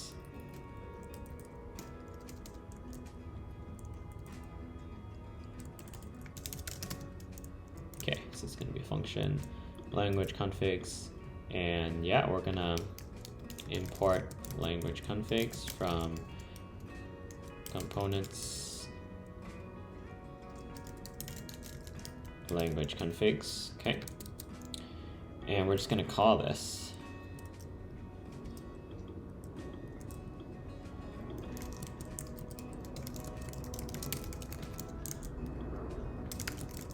Okay, we're just going to call that method. So instead of hard coding it, it's actually that.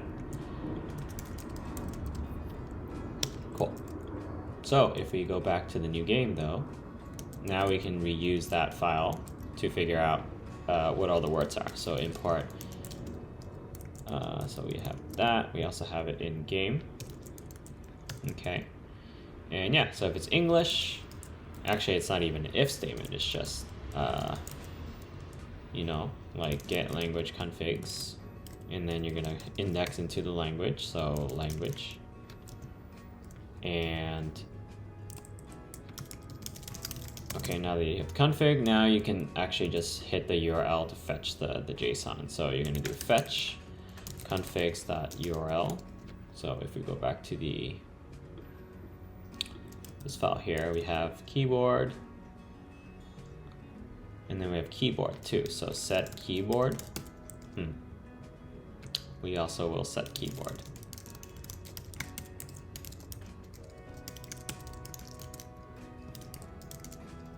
Set keyboard. Keyboard. It's just empty list for now. Okay. URLs configs.url. Dictionary URL, let's do that.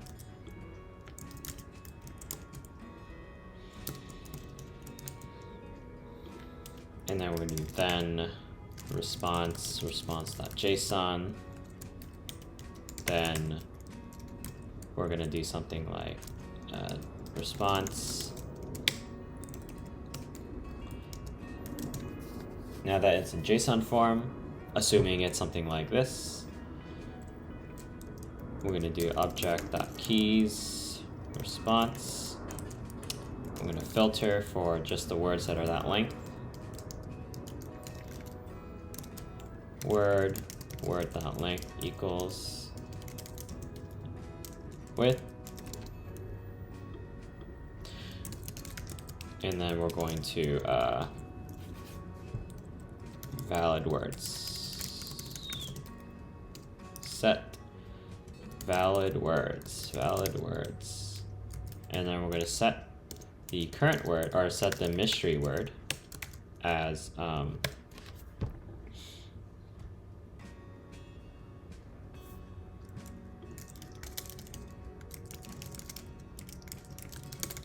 then we're going to just choose a random item from the array. So we've got something like this. Valid words, cool. So it's going to set a mystery word. Let's see, what else are we doing?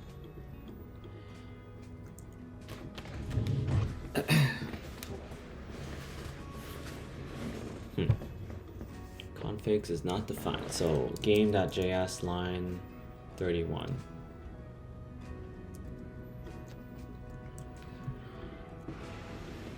Okay, so that navigation worked.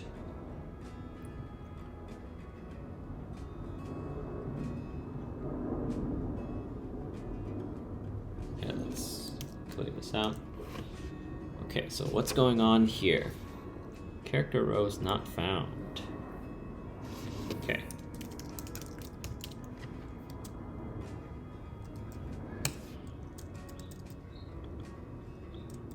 Keyboard line 6.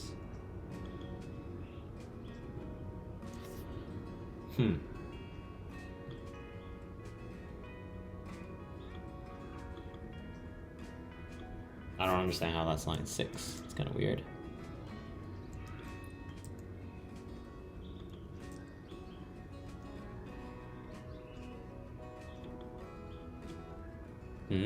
Okay.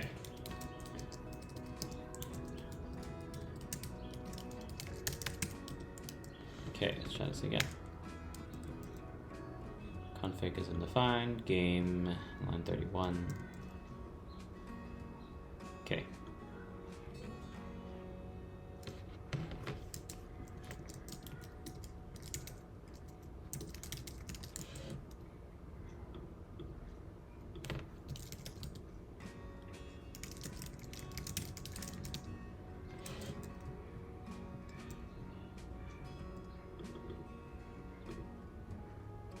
Huh, why is this? Config is undefined.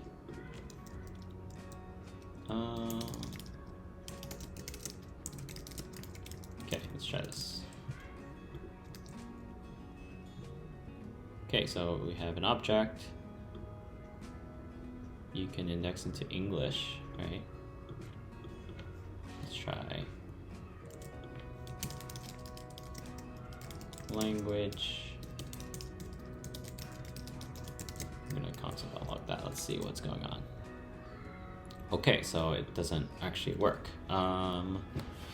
Even though the language is undefined somehow, even though it's, okay, so now we're gonna actually see how this routing will work in terms of passing props through or use params. Let's just actually see how we can get that to work. So React router v6 use params.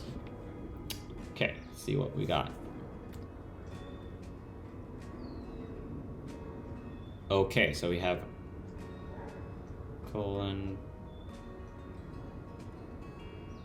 Okay, I actually don't think it's like this. I think it's query params. That's what I want.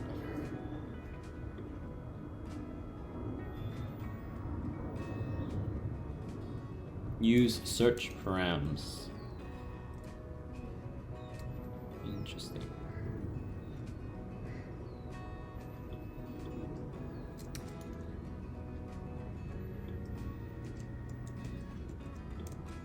They're called search params.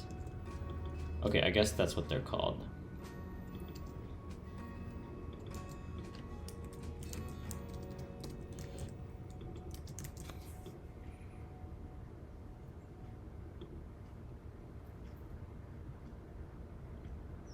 And then you could do .get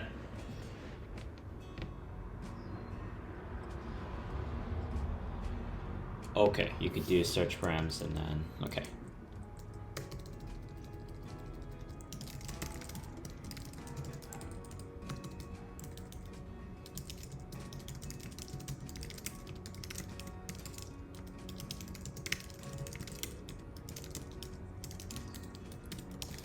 And then we have language. Okay, let's try this again.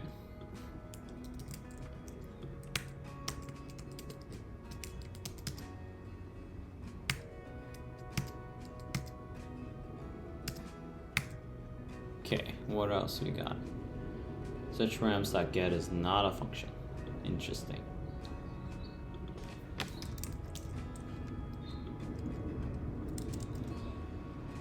Instead of fetching a JSON, why don't we just rename this to english.js?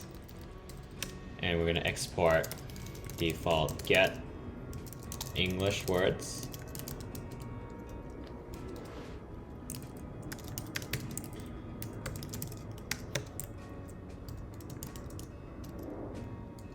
And it's going to return this big dictionary. And let's give that a shot instead. So we have this, get English words.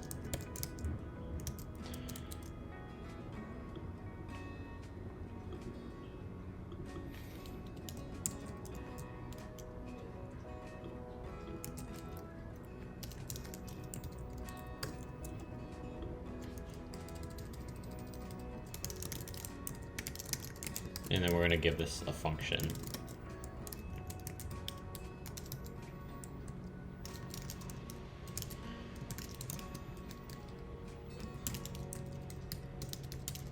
Components English. All right, let's see if this works. So we're just going to call get words there. So instead of let's see. So once we can start a game. The game's going to start. We're gonna, as we're loading the game, instead of fetching, we're gonna just get the words. So we get all the configs, that's good. And once we get the configs, we're just gonna call get words and filter it by the length. And that's what we're going to do.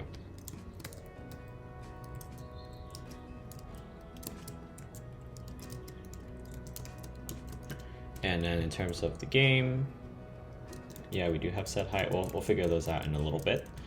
But yeah, let's see how this works. So if I'm going to refresh this page. Okay, so unexpected token. So we're going to go back to english.js and we're going to say it's going to be this. It's going to return something like that. And then we're going to select all of it, basically. Give it a little extra tab, close the dictionary, close the function. And let's just double check what the opening, yeah, there's no opening bracket. Okay. And then in terms of getting the English words, function, let's just see what else we got. Yeah, we need to do a return method. And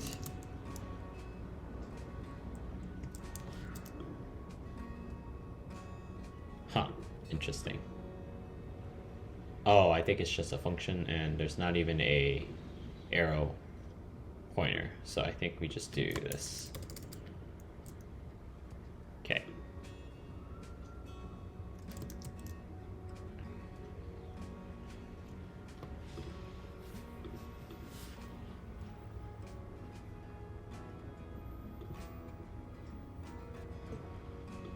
Get English words.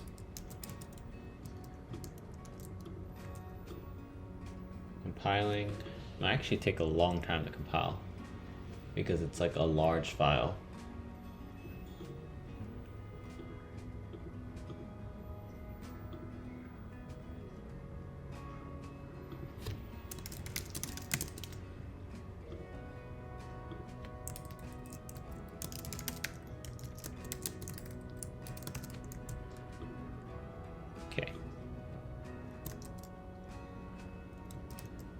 cool. So what happened?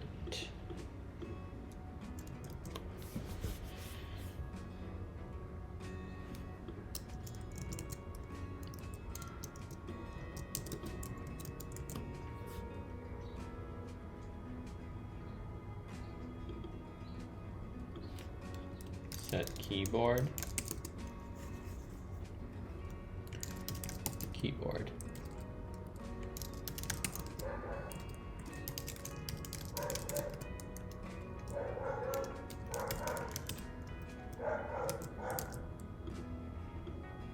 Okay, so you have the keyboard set up.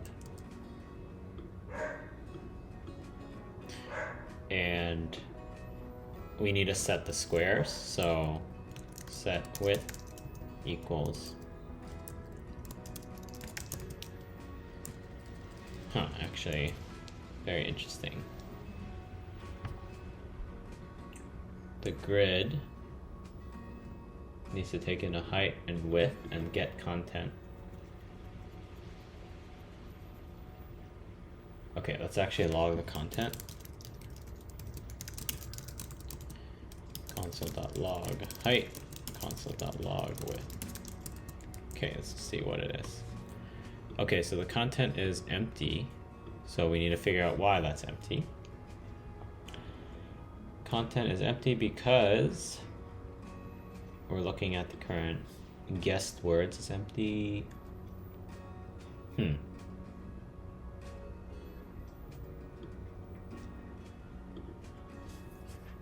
I think that's normal. The grid height is 6 and 5, but I think it needs to be numbers, not text. So if you look at type of height and type of JavaScript, let's see if there is such a thing. There is. Okay.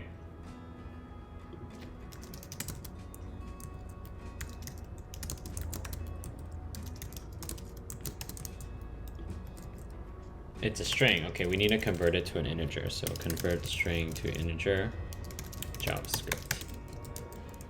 Parse int. Okay.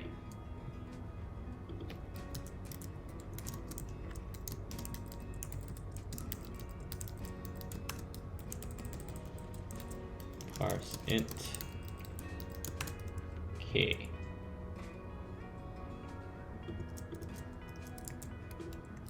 There we go.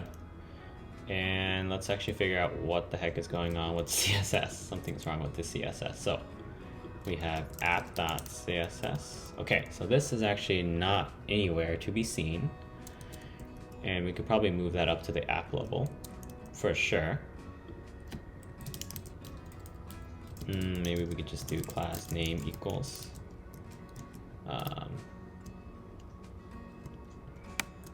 app container.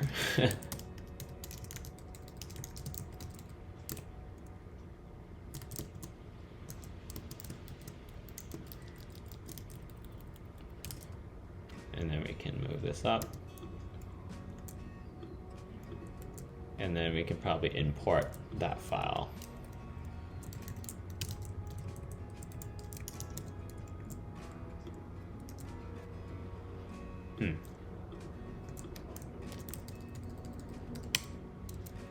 Oops.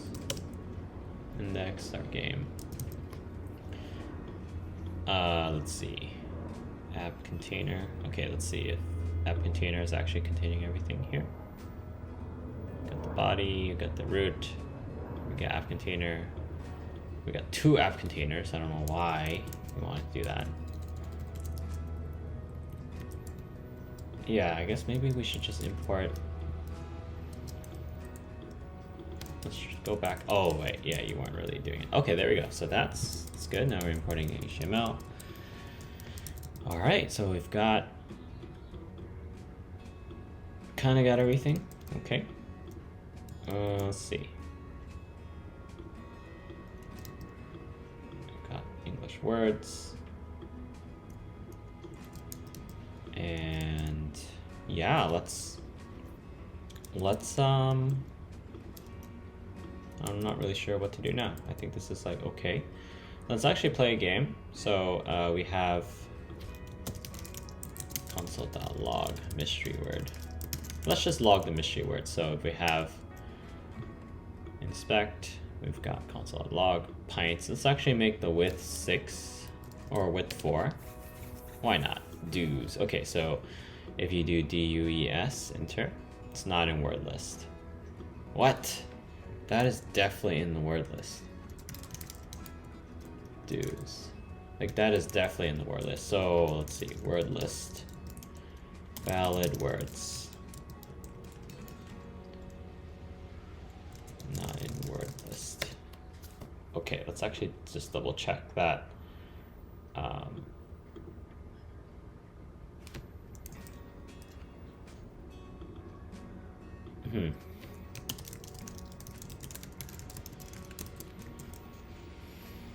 Snit. Do's not in word list. Okay.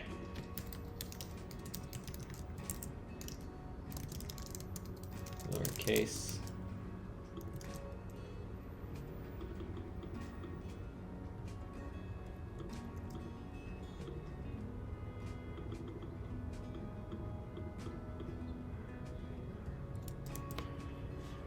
Mod. Mads. Lads. Okay, so I think what you got to do is you should lower all the, or upper all the languages. I think you should upper all the languages. So when you load your keys, you're gonna do this. You're gonna do get all the words, you're gonna filter, and then you're gonna map. Word.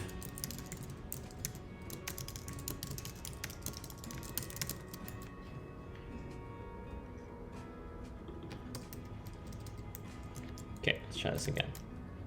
Okay. The word is Bram. You could do lads, mads, bams, bombs. Not in word list.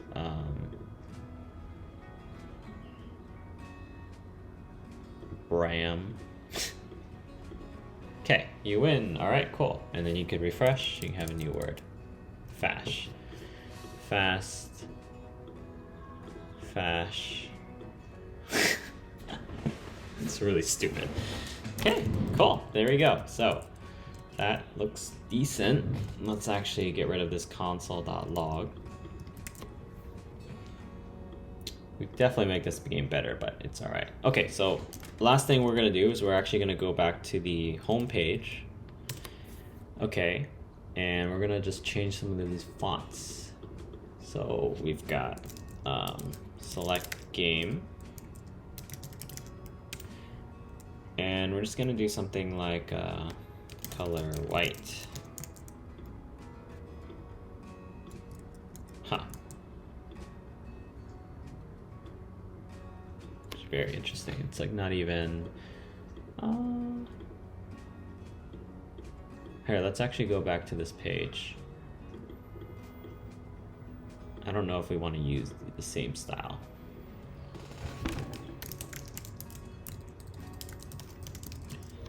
Black. No, I think it's like.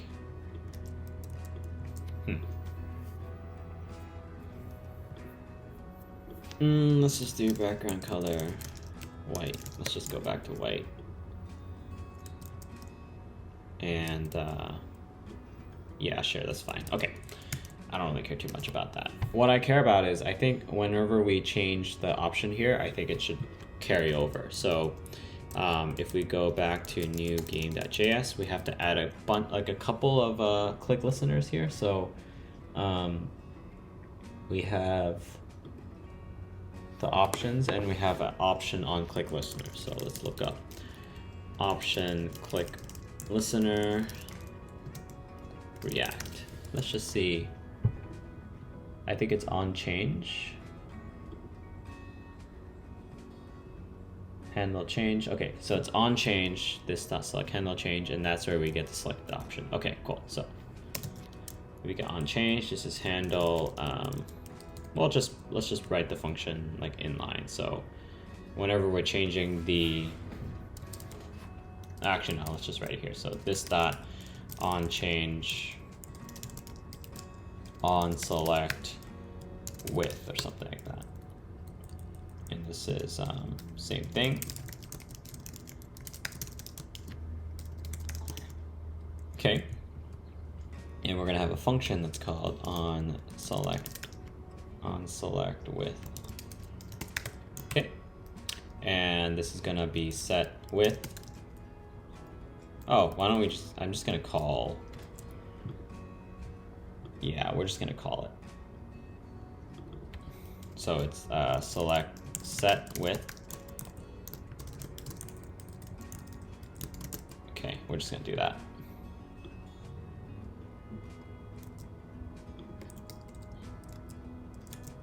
Okay.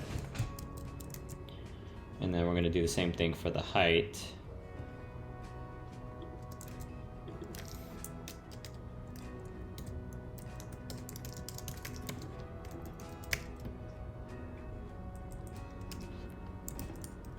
On change. Okay. All right. And then for the language, it's gonna be the same thing.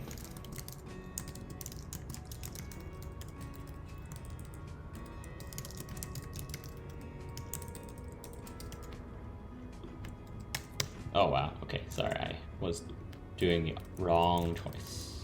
Anyway. Set with.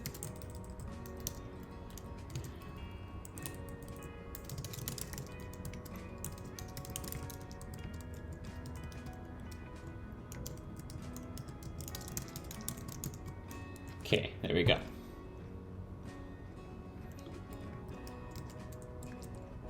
All right, so now if we change this to 4 and start game, okay, with this still 5, so something is still not looking good here.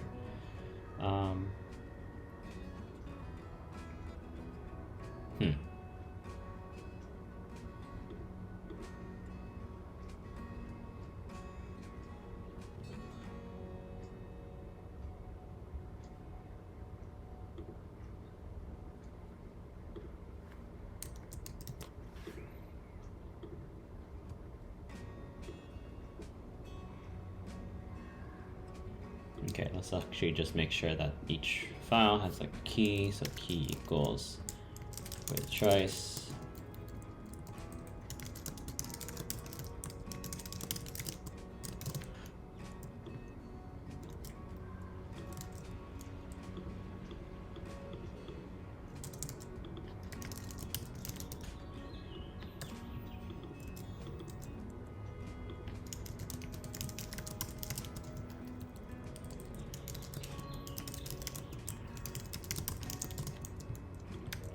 Okay, and then use default value or value props on select instead of saying selected.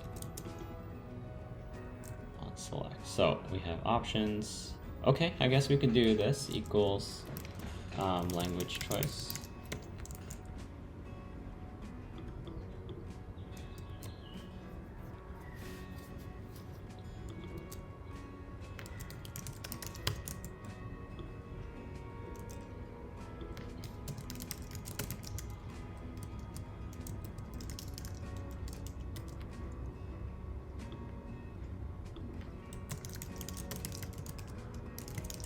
Okay, and then now we can get rid of the selected.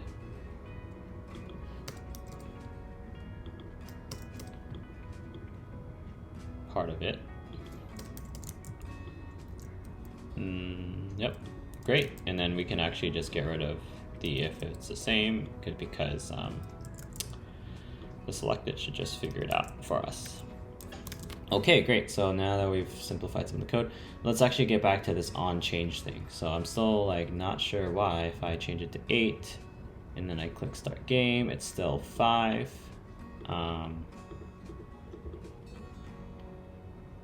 Okay, so let's actually try this out. So console.log with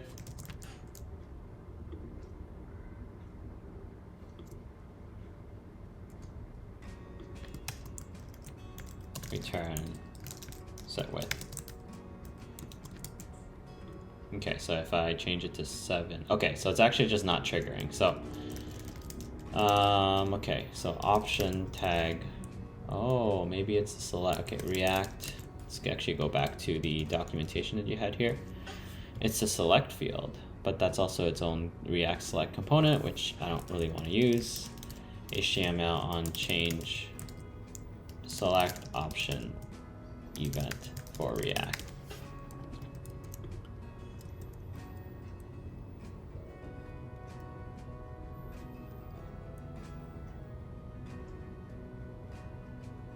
On change equals this on. Okay, so I think we should move this to the select field actually, which is up here. And if we change that, then something should trigger.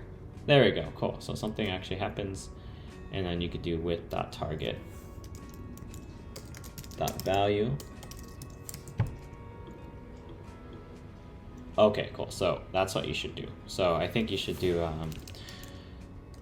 const on with change, and it's going to be a function that's going to take in an event, and it's going to be something like return, I think it's just set with change, set with e.target.value, and you're just going to use that. So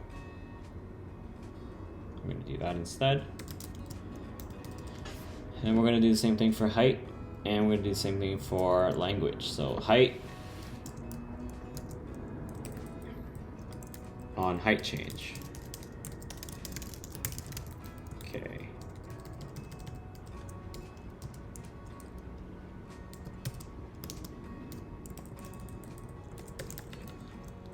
Okay, and then we're going to do on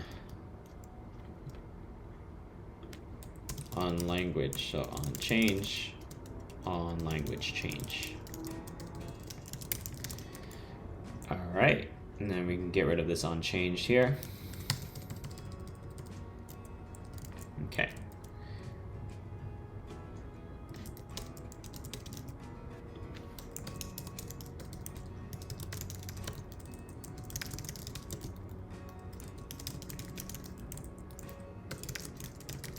All right, so I think if we change it to 6, start game with the 6, that's great. And if we go back, we change the height to, 8. There we go. Great. There we go. So let's actually just save this all and see if this can run in Heroku. Okay. Let's see. So basically, language selection and width and height selection before playing the game is now possible. Is now implemented. Okay. So we're gonna push this up, and we're gonna go back to Heroku, and we're gonna see what's up.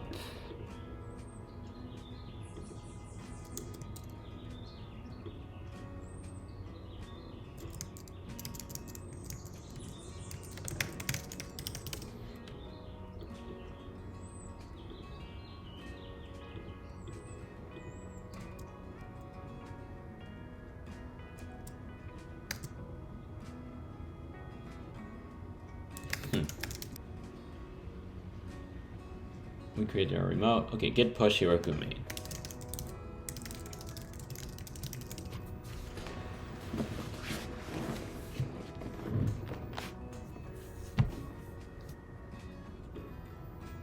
Okay, triggered the build. Let's see what's going on.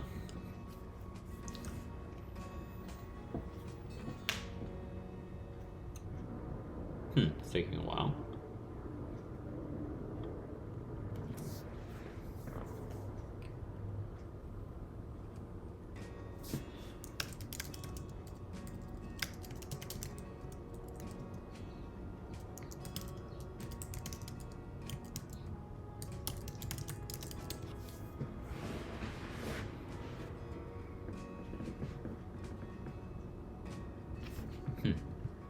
It is taking a while.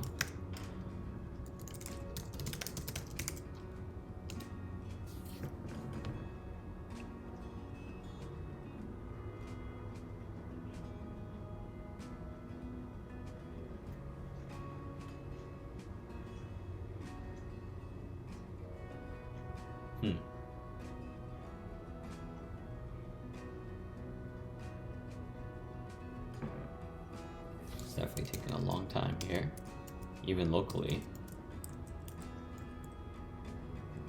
Finish. Let's check out the website while having the logs open.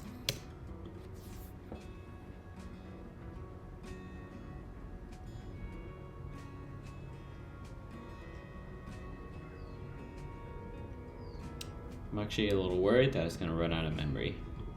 It looks like it's running like a whole process. And that's a little bit worrisome.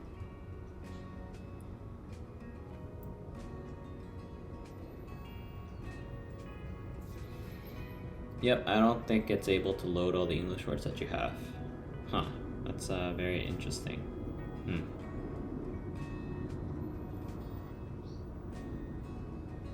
Let's see if this works. So right now we have this huge file here. I'm actually going to move it over to the public directory and change this to JSON. So let's do that. So english.json, and we're going to actually edit this a little bit so that it's actually a JSON file. Okay. And then we're going to use the fetch API. So sorry, we're going to move this to public. Okay, now that we have this file, we're going to change the language configs to actually be a words URL, and it's going to be /english.json. Okay. Next, we're going to change game.js to do some preloading ahead of time. So right now we have all this stuff going on. Let's actually change this to using the fetch API. So we have something like fetch, and then do config.words URL. And we're gonna pass in some headers, right? So headers, content type, application.json. Okay, and we got accept, which is application/JSON again. Sorry, both of these are slash, important. Okay, then we're gonna fetch, and then we're gonna chain it to a promise. So we're gonna do response.json. Okay, and then we're gonna do, so now that we have the data, now we can actually call these valid words thing. So we're gonna do constant valid words equals object.keys, and we're going to pass in data. So this is going to convert this dictionary here to just a list of keys, and we're going to go through all the keys. And it's kind of the similar thing here. We only want keys that are a certain length. Everything else doesn't really matter. Then we go ahead and set the valid words once this is parsed and filtered and mapped. And there we go. That should be it. Let's see, we've got this. Great. And then we're gonna go back to the language configs. Looks like there's an error here. So I'm gonna go here. We actually don't need to import this anymore. Okay.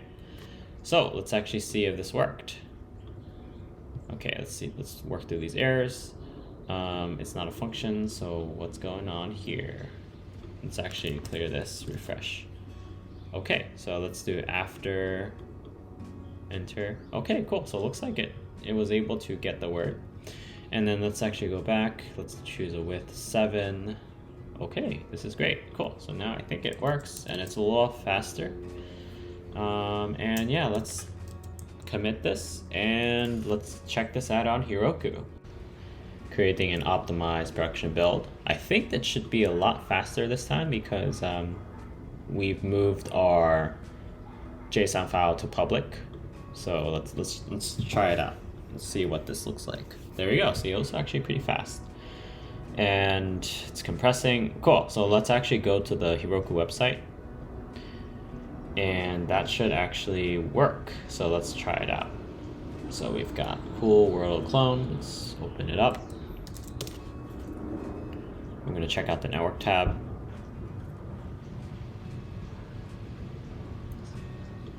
Since we just deployed, it might take a little bit of time. We're working on with the free dynos here.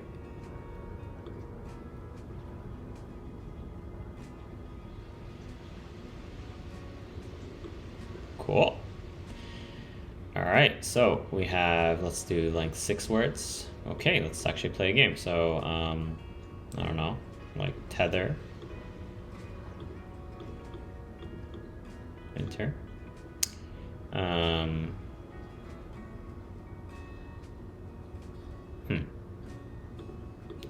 Fruits.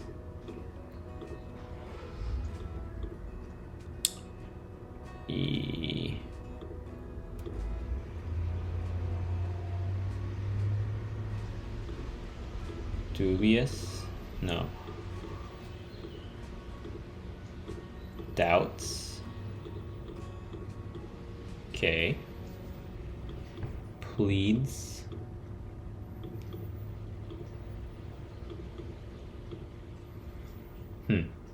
Quotes?